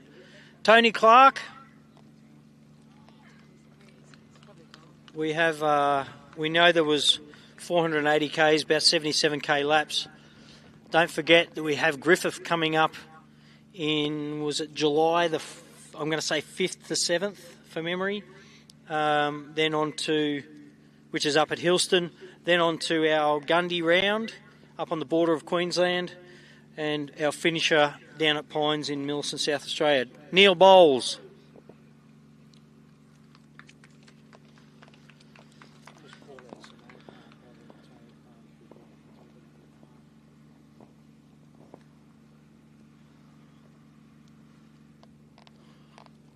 Julie McLean.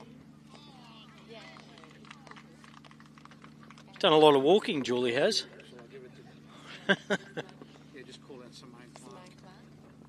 Simone Clark.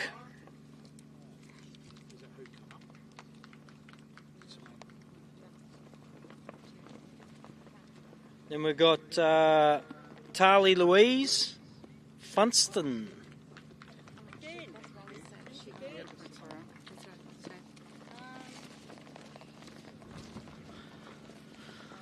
Like I said, this is just a little kicker to say thank you. This was put in by a number of different people.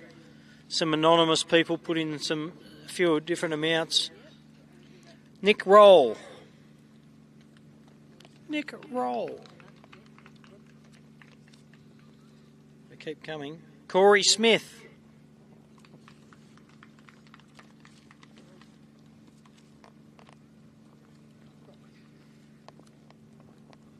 Don't forget, we've got our ARB fridge sitting here. That'll be drawn soon as well.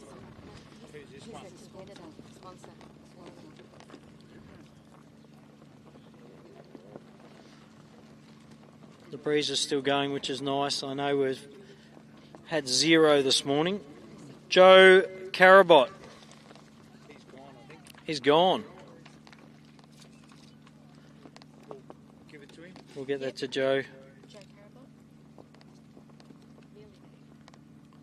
Got about 4 or 5 to go, folks. Then we'll hang around for the fridge, and then and we've got a couple of sportsmanship awards too. Adrian Jeske, Jaeschke. Adrian. If they're not here, they'll make sure that those get through to you. Righto, Kane Goldsworthy. One I can pronounce.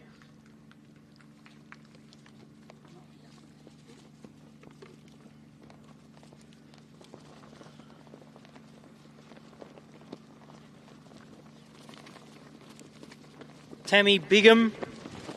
If Tammy's here.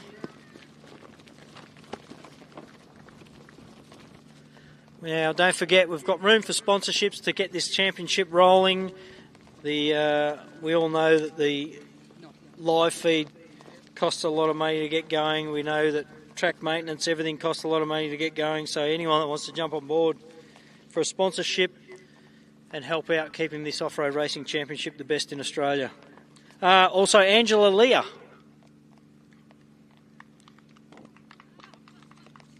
Here somewhere, I think.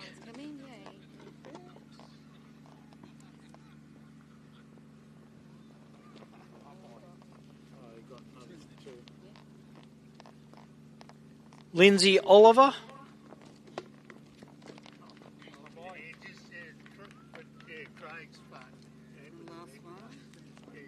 The last one, Christopher Zaddo. Christopher Zaddo, Z-A-D-O-W.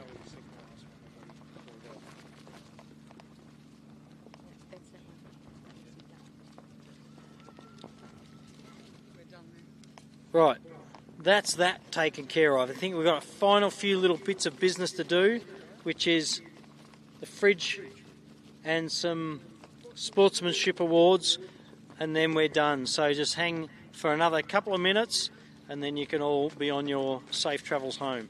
And once again, thank you very much. I must say, I know there's been some testing moments out there this weekend with recoveries and stuff. There was no big accidents, which is good to see. Everyone came home safe, and we're glad that wind picked up this morning.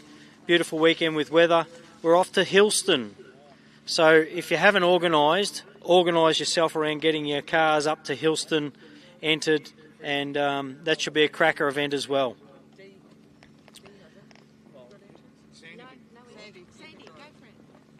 Oh no, someone else can. All right, I'm gonna draw the fridge. I've got 5. I think Andy's going to put up 5 fridges. I can't even get one. Keep falling me. Here we go. Whatever that is. Black ticket. Glenn Collis. Collis was a competitor here this weekend, weren't they? Blue B033 car 147, was it? Come get your fridge. You have it on board when you get to Griffith for the next round full of coldies. Okay. So what else have we got to take care of here? So once again, the Martin Motorsport Award. Yep. They put so much into this sport. Over many years. Craig Martin, the previous champion, the boys have both been champions of the off-road racing scene. They put a bit of cash up just to help people get along and get back each race. So this time round, it's been given to car 633, Matty Hummer, and that's from the Martin Motorsport Group. We know Dale had a ripper run this weekend. Brent had a little bit of an issue with his car yesterday. But they don't stop giving.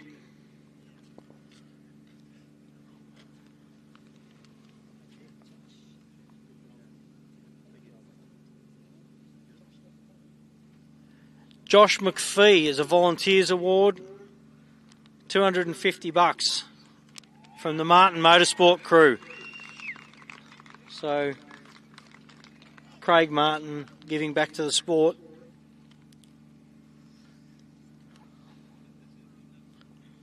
A lot of energy. Like I said, a lot of energy goes into it, and this is just an appreciation from the Martins. The Martins to you, mate. Well done. Thank you. Thank you very much.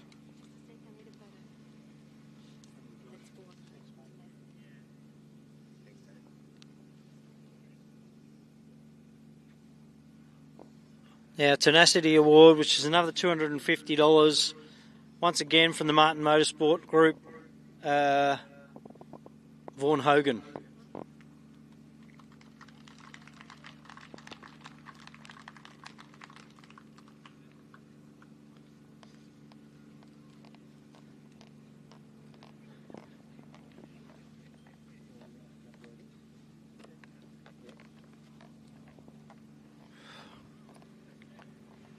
Once again, I think Vaughan was the last car on track today. Battled out, and being out there last car, I'd kind of happily be out there last car if I was running around on 40-inch tyres, but he wasn't. He was in a side-by-side, and car 626 battled it out right to the very end. So thank you, mate. Well done. All right, folks, I think that's closing in from us. If Tony, you want to have a couple of words? No? All right, well, thank you everybody once again.